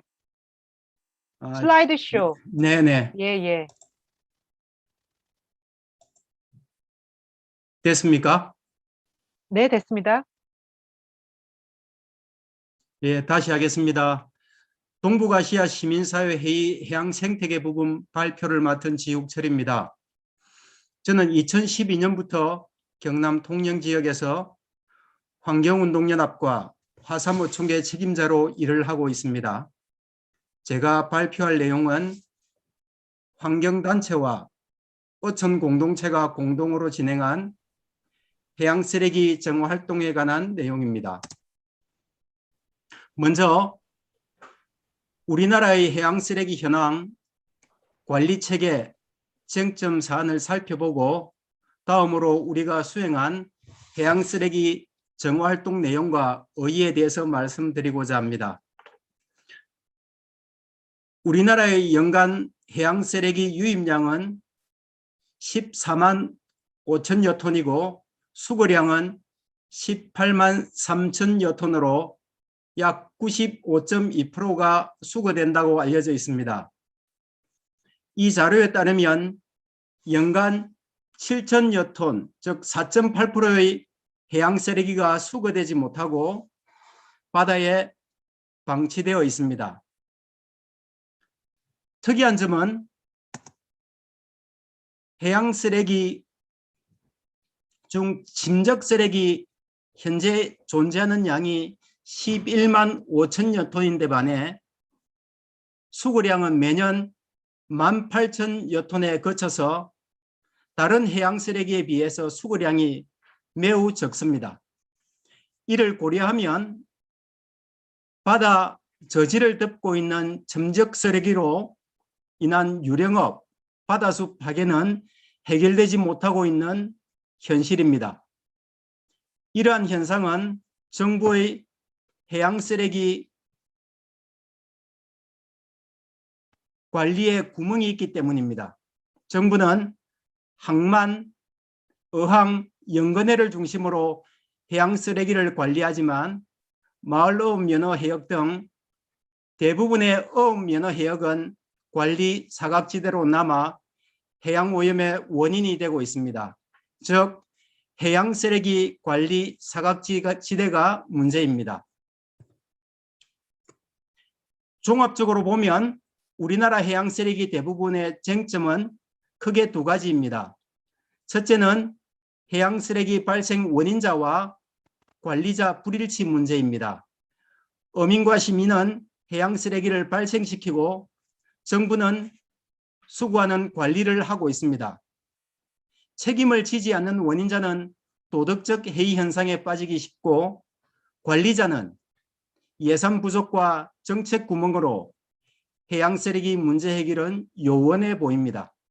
둘째는 어민이 이용하는 어업면허 해역이 관리 사각지대에 놓여 있다는 점입니다. 정부의 해양 쓰레기 관리 바깥에 있는 어업면허 해역은 어민이 감당할 수 없을 만큼 쓰레기가 많고 해양 생태계 파괴로 이어지고 있습니다. 이러한 두 가지 해양 쓰레기 부분 쟁점을 안고 통영거제 환경운동연합과 화사모 총회는 통영시 용남면 견내량 일대의 해양 쓰레기 문제를 스스로 해결함으로써 문제 해결을 위한 우리의 노력한 결과를 지금부터 말씀드리고자 합니다. 우리가 추진한 사업 개요는 다음과 같습니다. 사업명은 견내량 해양 쓰레기 정화 사업, 그리고 사업 기간은 2018년부터 2020년까지 3년, 사업 참여는 어민과 지역 주민, 사업 예산은 5억 원 정도, 주요 정화 대상은 해변 쓰레기, 침적 쓰레기였습니다. 다음은 사업 기획 배경을 말씀드리겠습니다. 해안 경관 훼손, 해양 미세 플라스틱의 주범인 해변 쓰레기와 법정 보호종 잘피로 이루어진 바다숲 훼손의 주범인 침적 쓰레기를 이용 당사자인 어민의 손으로 해결하려는 의도로 시작되었습니다.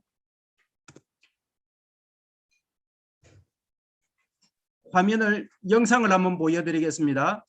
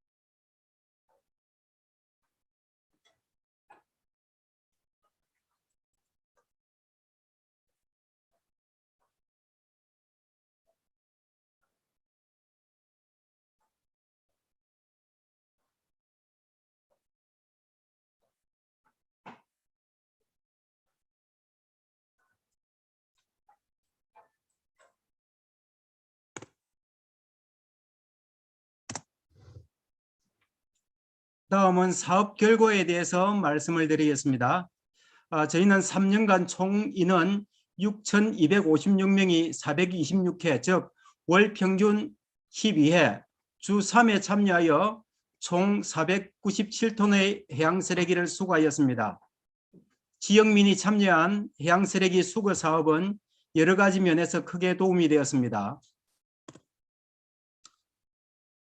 첫째,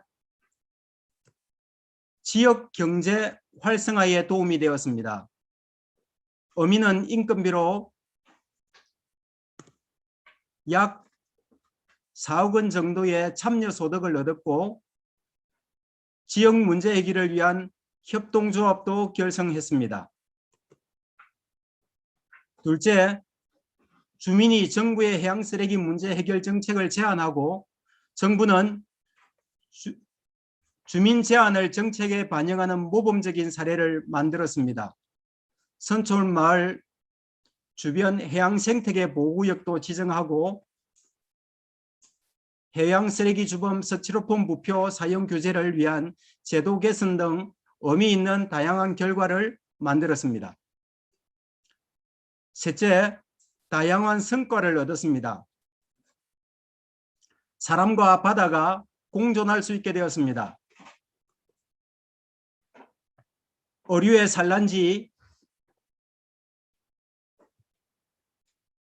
잘피 숲이 회복되고 있기 때문입니다. 주민 소득을 위한 일자리가 생겼습니다. 즉 해양 쓰레기 때문에 지역 주민의 참여 소득이 발생하게 되었습니다. 정부도 다양한 정책으로 지원하고 있습니다. 정부는 어민단체에 국가 예산을 지원할 수 있는 해양 폐기물 관리법을 제정했습니다. 이 법의 의미는 해양 쓰레기 발생 원인자이고 그로 인한 피해자인 어민이 해양 쓰레기 관리에 참여해서 바다를 보호할 수 있게 되었다는 뜻입니다. 화삼 어촌계와 통영거제환경운동연합은 다음과 같은 향후 계획을 세우고 있습니다. 첫째, 무인도서 뱀섬과 방아섬을 입양하여 관리할 것입니다. 무인도서 입양은 입양 당사자 스스로가 관리하고 보존하는 의미를 지니고 있습니다. 둘째, 해양 생태계 보호구역 확대를 위해 잘피 육성 사업을 진행할 것입니다. 우리가 진행했던 사업 방식은 경상남도의 여러 어민단체가 차용하고 있습니다. 우리의 모범적인 사례는 여러 곳에서 인정을 받고 있습니다. 해양부 수산부 산하 한국수산자원공단이 우리 단체와 함께 잘피 육성 사업을 시작했습니다. 경상남도는 도민 참여 예산 5억 원의 예산을 7개 지자체에 투입해서 주민 주도형 해양 쓰레기 정화 사업을 진행하고 있습니다. 어민 참여형 해양 쓰레기 수거 사업에서 제가 가장 크게 감동한 일화를 소개하려고 합니다. 해양 환경 보전 인식의 변화는 행동에서 확정됩니다.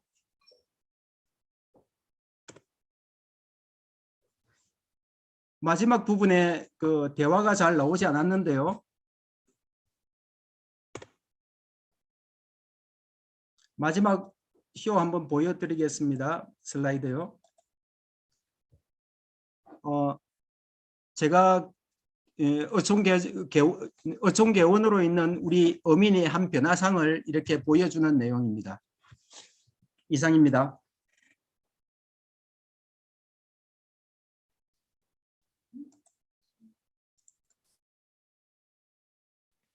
Thank you very much, Seoul. It was really moving. Right, as you presented, there's like a lot of waste in ocean, and I like the part you're tackling those with the business and changing fishermen's attitudes towards it. Next one is the last presenter for today from Mongolia is Ms. Testigali. Please have your presentation.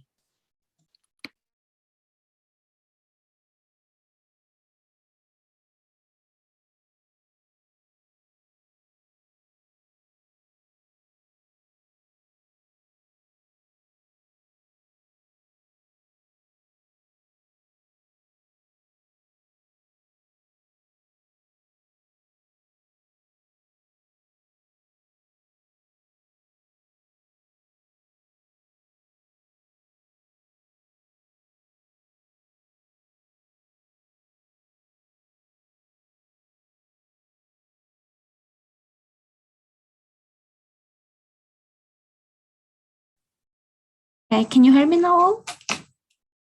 Yes, we can hear you. Okay, is that okay?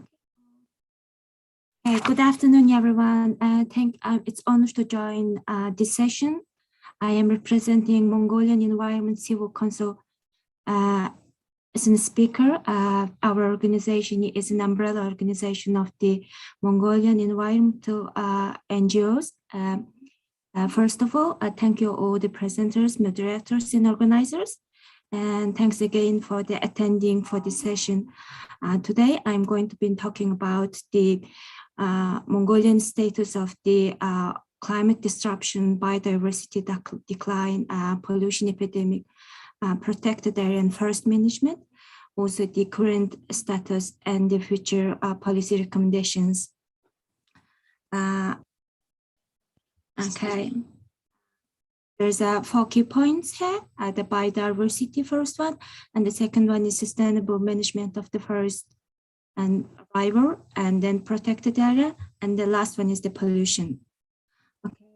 The biodiversity, the country has ratified the 5 main environmental legal documents and the 4 international conventions reflected their respective provisions and sectoral policy and programs in line with the implementing sustainable development goals, including the National Biodiversity Action Plan from 2015 to 2025. It's the main document of the Convention on Biodiversity in 2015. Also, the international conventions, Ramsar and Bonn conventions.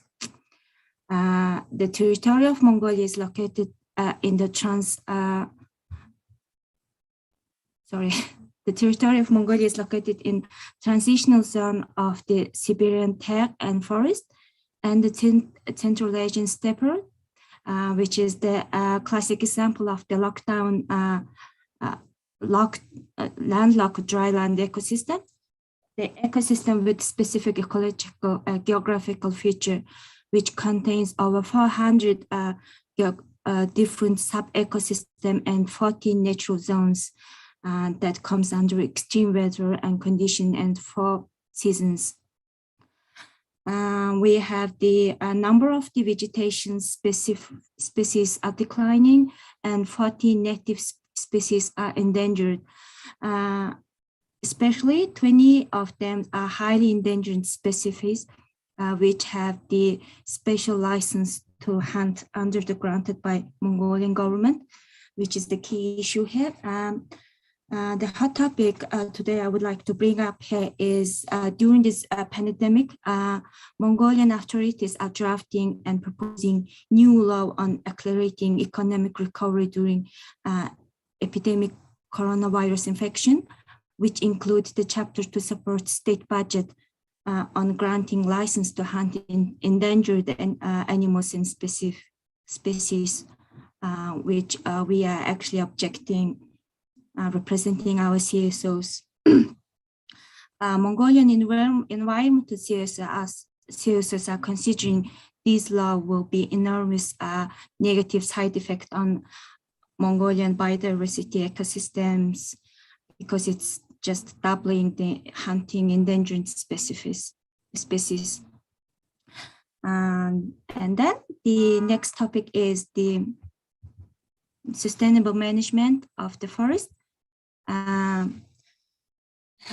For the country overview, with 13 million hectares of forest, Mongolian forest provides specific contribution to the global ecosystem, home to a number of treatment species, including mammals, birds, reptiles, amphibians, and income source of the nomadic herders, rural populations, serving as a resource of the wirewood, food, and grazing land of livestock.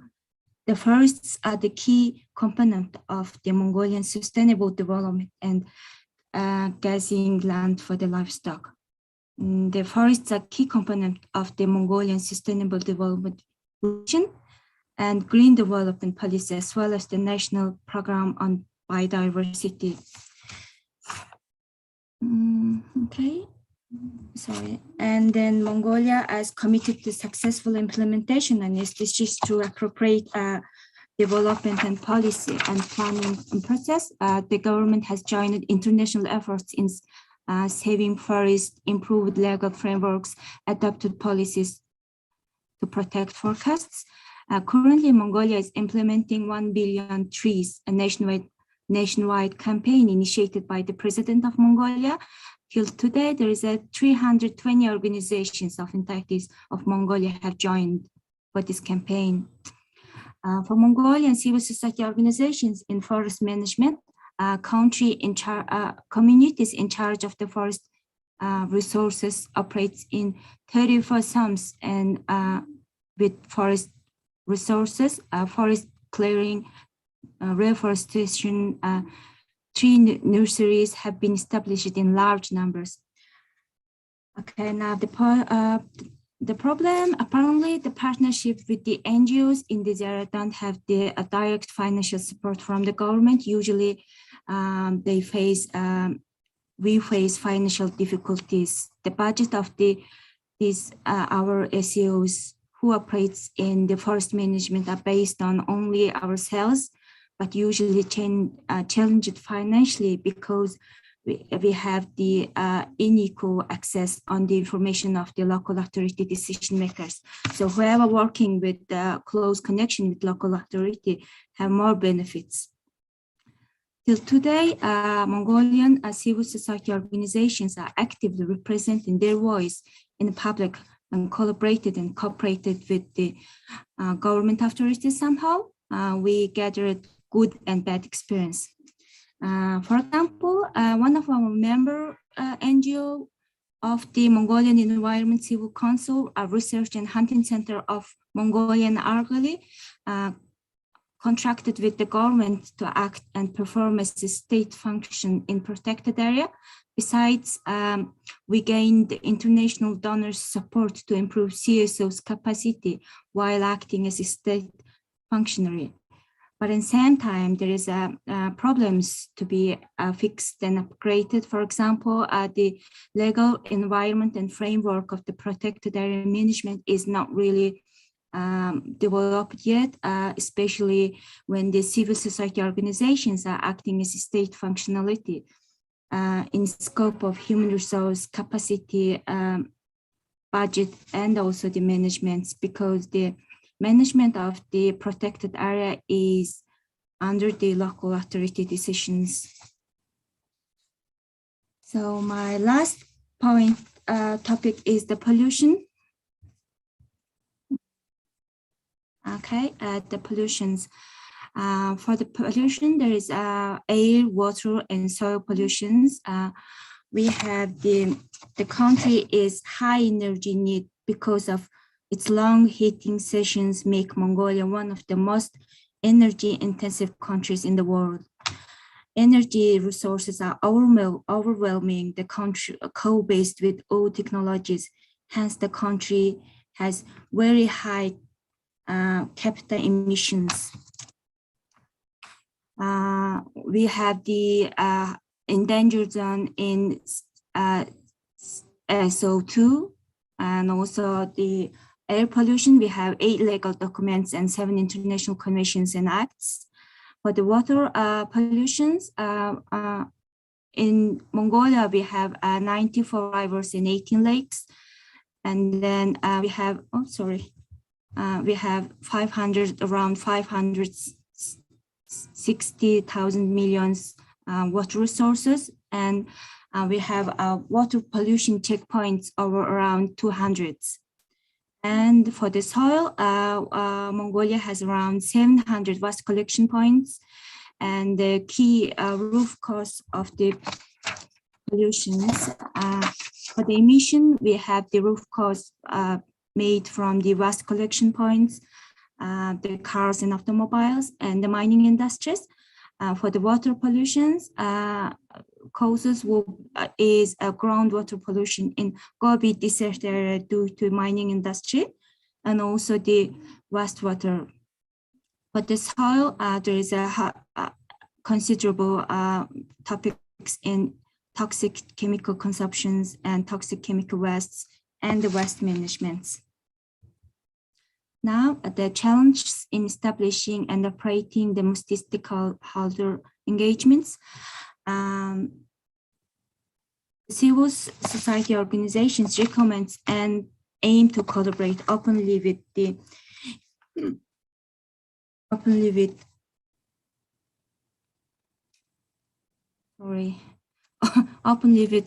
state agencies and other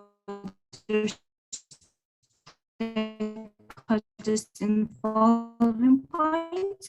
The first one is to implement, which has considerably slowed down since the election 2020 and the COVID-19 outbreak. And also next one is to increase public awareness and report openly on waste collection point emissions and the mining waste emissions reporting all over the nationwide, which is around 330 tons of the local units. And the third one is to improve public awareness caused by the mining industry. And the fourth main recommendation is to enhance the professional and technical agency and civil society organization and government agency collaboration on toxic chemical waste management, on reporting. It needs to be more transparent and clear. And the last one is to develop a conservation special proposed license on rare and endangered animals, especially Mongolian Altan argali. Because currently Mongolia has the commercial license on it. So the endangered animal hunting license is not really transparent yet. Okay, this is my slides end. Thank you very much for listening. Thank you very much for your presentation. And yeah, a lot about biodiversity and endangered animal and how important to protect them. And I think now we finished the session, Lee, so we'll be moving to the closing session.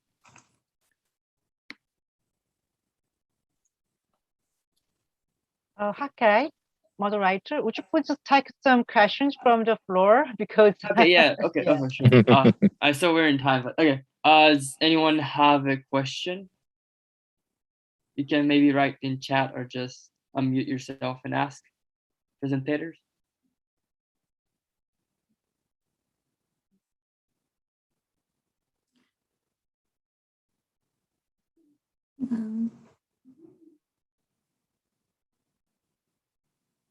So it seems like there's no questions. Then I will probably have a comment from just a few sentences of comment from each presentator.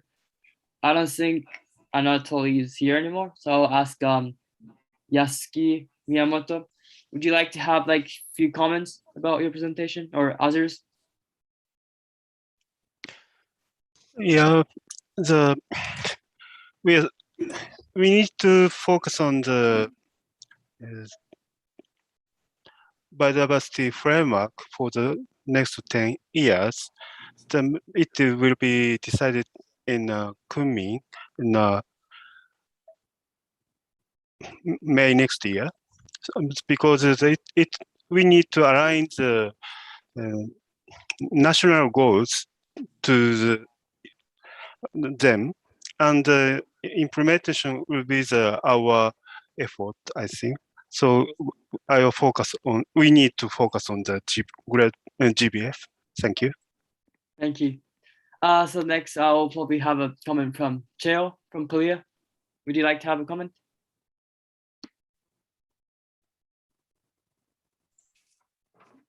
통영거제환경운동연합의 지욱철입니다. 한 가지 제안사항이 있어서 그렇습니다. 우리가 목표를 세우고 과제를 세우고 목표를 세우고 지표를 세우고 하는 것들은 굉장히 쉬울 수 있습니다. 그런데 구체적인 실천하기가 매우 어렵습니다. 작은 한 사람의 변화가, 행동의 변화가 우리가 세운 목표를 달성할 수 있게 할 것입니다. 그래서 구체적인 현장에서 실천으로 행동의 변화로 사람이 바뀌지 않으면 우리의 세우는 목표들이 허상에 지나지 않을 수 있음을 꼭 기억해 주셨으면 고맙겠습니다. 이상입니다. Thank you very much for your amazing proposal. And we'll have a last comment from Mongolia, Ms. Testigali. Sorry if I'm pronouncing it wrong. It's okay, thank you. I think everyone's presented their points in their presentations, and I think it's really useful and good sessions. Thank you. There's no questions for me. Okay, thank you very much, everyone, and it was so amazing presentations and very persuasive. Yeah, I think it's time in about to close the session? Okay, thank you very much. Before the closing session, I will announce one thing. And the CSO session is recorded and will be streamed live through YouTube channel of Korea SDGs Network. So if you have any problems in exposing to the public through YouTube, and contact Dennis Yoon and the focal point of the North-East Asia CSO session. And so that we will start the closing session very briefly now. And thank you for participating in all the plenary sessions. Originally, CSO session will be finished by 6:30 p.m. of Tokyo, Seoul. But please forgive 10 or 15 minutes delay. And we will finish the agenda by 6:45. In closing session, we need to sum up the consideration and consolidate and strategize ourselves for the North-East Asia SDGs Forum. And first, share the outcomes of each session by moderators. Firstly, session 1, review of the CSO engagement mechanism from Aoi Horiuchi from the JANIC. Please, floor is yours. Thank you. Yes, in the session 1, we discussed how the civil society engagement on the implementation of SDGs in this North-East Asian sub-regions. And 4 presenters from Japan, South Korea, Mongolia, and Russia explained how the mechanism is in their respective countries. And although we are in a different level of engagement, especially in the consultation with the government for the preparing the VNR, some countries, they are all consulted, but some countries have some difficulties in the consultation process. However, we found that, and also we found that civic space issues are quite difficult, especially in this sub-region in Northeast Asia. So in conclusion, we discussed that strengthening the governance of SDG implementation is also maintaining or keeping or expanding civic space for civil societies. Thank you. Okay, thank you very much. And session 2, going 4 and 5, and from Una of Center for Human Rights and Development, Mongolia, please. Thank you very much. So first of all, I would like to apologize for a very small time slot given to our speakers, because we had 2 goals, and on each goal, just 5 minutes. It's really small time. In this session 2, we had 7 speakers from 4 countries, and we have seen through the presentation that how the pandemic affected the lives of people, including children, students, women, people with disabilities, and COVID added new challenges, to the existing number of challenges. And in this regard, we have to mention about this digital divide, which is actually exacerbating the achievement of goal SDG 4.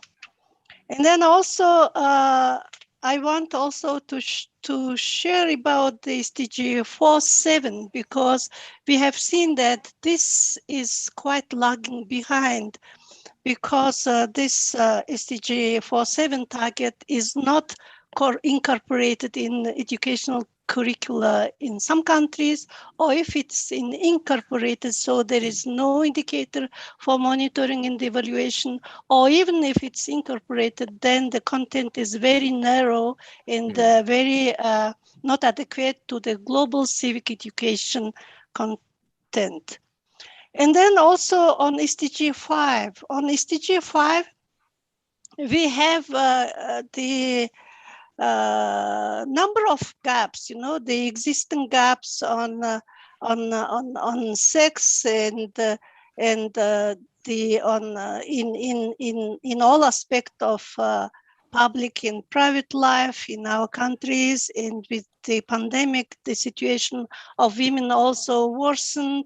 It increased the workload of women in home, at work, and the domestic violence cases increased, etc. And the most important to highlight is access of women to reproductive health service is deteriorated. So I think that this really needs to be, focused in the next future time. And in doing so, we also need to fight for increase of women policymakers and women decision makers, women administrators, to decide to solve these issues. And only this way we may achieve SDGs. So I think that this was our main content of this session. Okay, thank you very much for very comprehensive summary of the session. And the session 3 got 14 and 15. I'm from the Hake Setine of the Climate Youth Japan. Please, floor is yours. Okay, hi. So for session 3, there's 4 different speakers from 4 different each country: Japan, Korea, Mongolia, and Russia. And they presented about how to enhance the sustainable management and the restoration of natural resources from the perspective of SDGs goal 14 and 15. And they were mainly discussing about biodiversity and how pollution is affecting the world, and also importantly the marine plastic marine waste and how to tackle them. And by having understanding as their presentation, there's a lot of evidence to support it, and it was really persuasive to me. And I also thought they were all saying similar stuff, which is we all have to cooperate toward the goal, otherwise we cannot achieve this goal. As Chao says, he says it's easy to set a goal, but it's hard to implement it. And in order to implement it, we'll have to work together toward it. And I think it's strong messages. And each 4 speakers are from different countries, but they all have strong things to say. And I think it was really good presentations. Thank you. Okay, thank you also for your great comprehensive summary of the session. So next item is that about the civil society organization statement that will be released in the official forum. I would like to introduce the civil society statement drafting working group leader, Ms. Wakana Asano, and colleagues of the members of the working group. They will explain the progress of the drafting and the future and further process to finalize it. And so the Wakana introduces the working group members and the current and status of the statement and further process to finalize it, including the opportunities and for audiences for intervention. And due to the time shortage, if you have any comments on the CSO statement, please write your comment to the chat of the Zoom. So Wakana, floor is yours. Thank you, Masaki-san, everyone. Hello, this is Wakana. I'm leading the CSO statement drafting working group. And first, I'd like to introduce my colleagues from the statement drafting working group. First, we have Yubin from Korea, and Maxim from Russia, and Serenkan from Mongolia, and Kurumi from Japan, and myself, Wakana, from Japan as well. And for the drafting progress and the further steps, we have drafted the first version of the draft of the statement as the CSO, and we are going to have some internal review with the focal points people. And after that, we are going to hear the inputs, opinions from the civil society, everyone in this session. So if you could give us your inputs, thoughts on these agendas that we have discussed during the session, that would be great. So I'm just gonna quickly summarize the things that we have drafted so far. We have 3 topics. First is the session 1, CSO engagement review, that we've been facing many challenges also and positive changes in each country.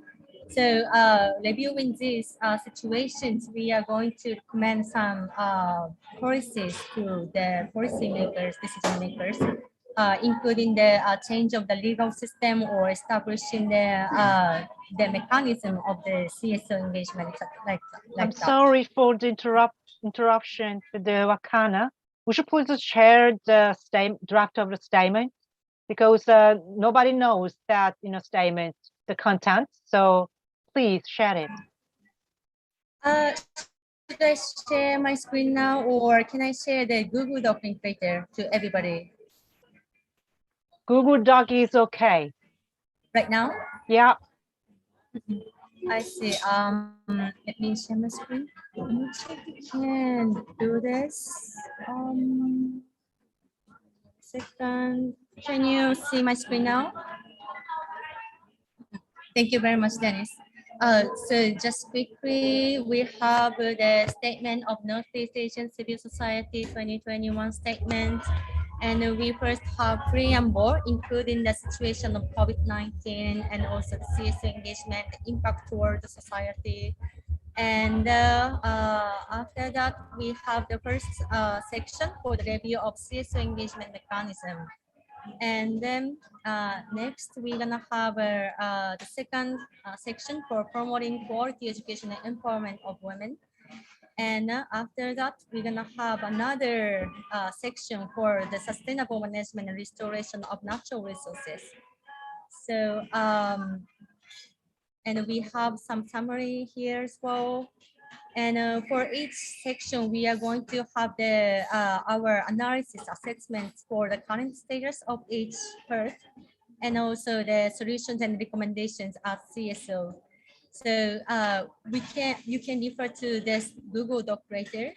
So this is just a short introduction of the CSO statement drafting and the progress. So yeah, this is everything from me. Thank you very much.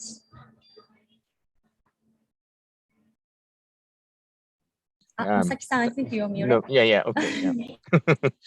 Okay, thank you very much, Wakana-san. And unfortunately, we don't have sufficient time, but I would like to take some time to open the floor for your precious intervention for the draft of the CSO statement. If you have any comments on the CSO statement, please raise hand through the reaction function. And you can also write your comment to chat of the Zoom. So I will wait for some minutes so that can you raise hands through the reaction function. Okay, Nelia, please. Yes, I did it before you asked for it. So yeah, I just quickly looked at the statement. And I mean, first of all, thank you very much, colleagues, for compile all the information. It's quite long document. I just wanted to clarify again, is there any part that we are going to read out loud during the regional session, or it's just like a policy paper? It's my first question. And the second question is because I saw right now that what you included from my presentation to the like first part of the statement, and it's all super relevant, but we I also would like that we really at least somewhere maybe in a general phrase or in the end, I really would like that we raise voice about the critical condition of civil society, because I can tell you that right now my international donor just wrote me that Russian authorities are asking for the list of projects with a detailed description like what we are doing with them. And so I potentially understand that right now projects of our coalitions will be threatened, or even we directly will be affected by this kind of audit. So I mean, just to be for you to understand in which, I mean, it's really like becoming our daily life, unfortunately, and I think we will have soon situation more or less like in Belarus with the civil society. So that's why I would love that we at least have a couple of sentences about it if it's possible. And also if we read the statement, I also want that it's somehow included if possible. So yeah, I just would like to know how we can manage it, if it's okay for you and if you support the idea. Okay, thank you very much for sharing your very challenging situation. And so, Wakana, do you have any comments, response? Thank you very much, Nelia and Masaki-san, for your comments inputs. For the first question, I personally consider to make this more the policy recommendation for the decision makers. However, we can have some discussions how we can proceed with the statement as CSO. This is the first point that I would like to share with you. And the second point, I felt that your comments are almost the input toward our draft. So if you can put your comments that you have made right now to the Google Doc, I will share the link later after this call. So that will be appreciated. Thank you very much for your precious inputs, thoughts on it. Okay, thank you very much. And are there any other questions and comments? So we can wait for also some other minutes. So if you have any comments, please raise your hands. Okay, and Dennis, please. Yes, Wakana, it was a great job. I'm so thank you for our drafting team and working groups hard work. And then I would like just ask one more task. For the I think we have some introduction part, right? And then thematic review part. That means we need some in the conclusion part, just more like highlights our comprehensive recommendation to the UNESCAP and to our government and to our civil society. Is it available? Is it okay for you? Sorry. Yeah, for sure, yes, Dennis. Thank you. Thank you so much for your suggestion. Okay, thank you. If there are no any other comments or questions, we will move to the closing remark. Is it okay? Thank you very much, Wakana, and also colleagues of the working group. And all of your comments from the audiences will be heard. And we will finalize it by the forum, and we will present it in the closing session of the North-East Asia SDGs Multi-Stakeholder Forum next week. And finally, I will play the role of the closing remark as the Japanese focal point. Thank you very much, everybody. Thank you very much, everybody. And to all the participants, panelists, and moderators, thank you very much for your participation in this 4 hour and a half hours long session. Through your strong efforts and solidarity, we have gathered and shared a lot of information on the progress and the challenges of the SDGs in each country in Northeast Asia. I also believe that the efforts of the civil society to achieve the SDGs in each country have been shown in the session. Thank you very much. Despite the extremely diverse nature of the East Asian sub-region, we found some common issues in the sub-region on SDGs. Each country is facing significant challenges in achieving the SDGs, and the mechanisms for multi-stakeholder engagement, including civil society on the SDGs, are not sufficiently developed. In many countries, data is not sufficiently publicly open to the civil society and people. Transparency and accountability are not sufficiently secured, and the civil society access to data is limited. In some countries, civil society activities are restricted. In this challenging context, civil society has been very active in working towards achieving the SDGs. Next week, the North-East Asia SDGs Multi-Stakeholder Forum will be held for the 5th time this year. And through our experience of active participation in the forum, we strengthened our solidarity and cooperation of civil society beyond the border of each nation states.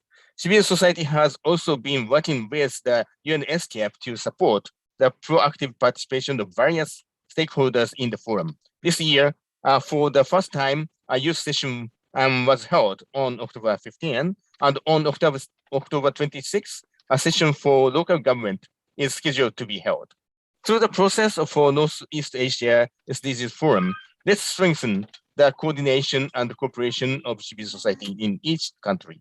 Let us also work together to achieve the SDGs, establish human rights in North-East Asia, secure space for civil society activities, and establish freedom, equality, and solidarity in society. Thank you very much for your participation in today's session, and see you again in the SDGs Multi-Stakeholder Forum in the next week. Thank you very much, and see you again next week. Thank you, Masaki-san. Please just big applause to all of us.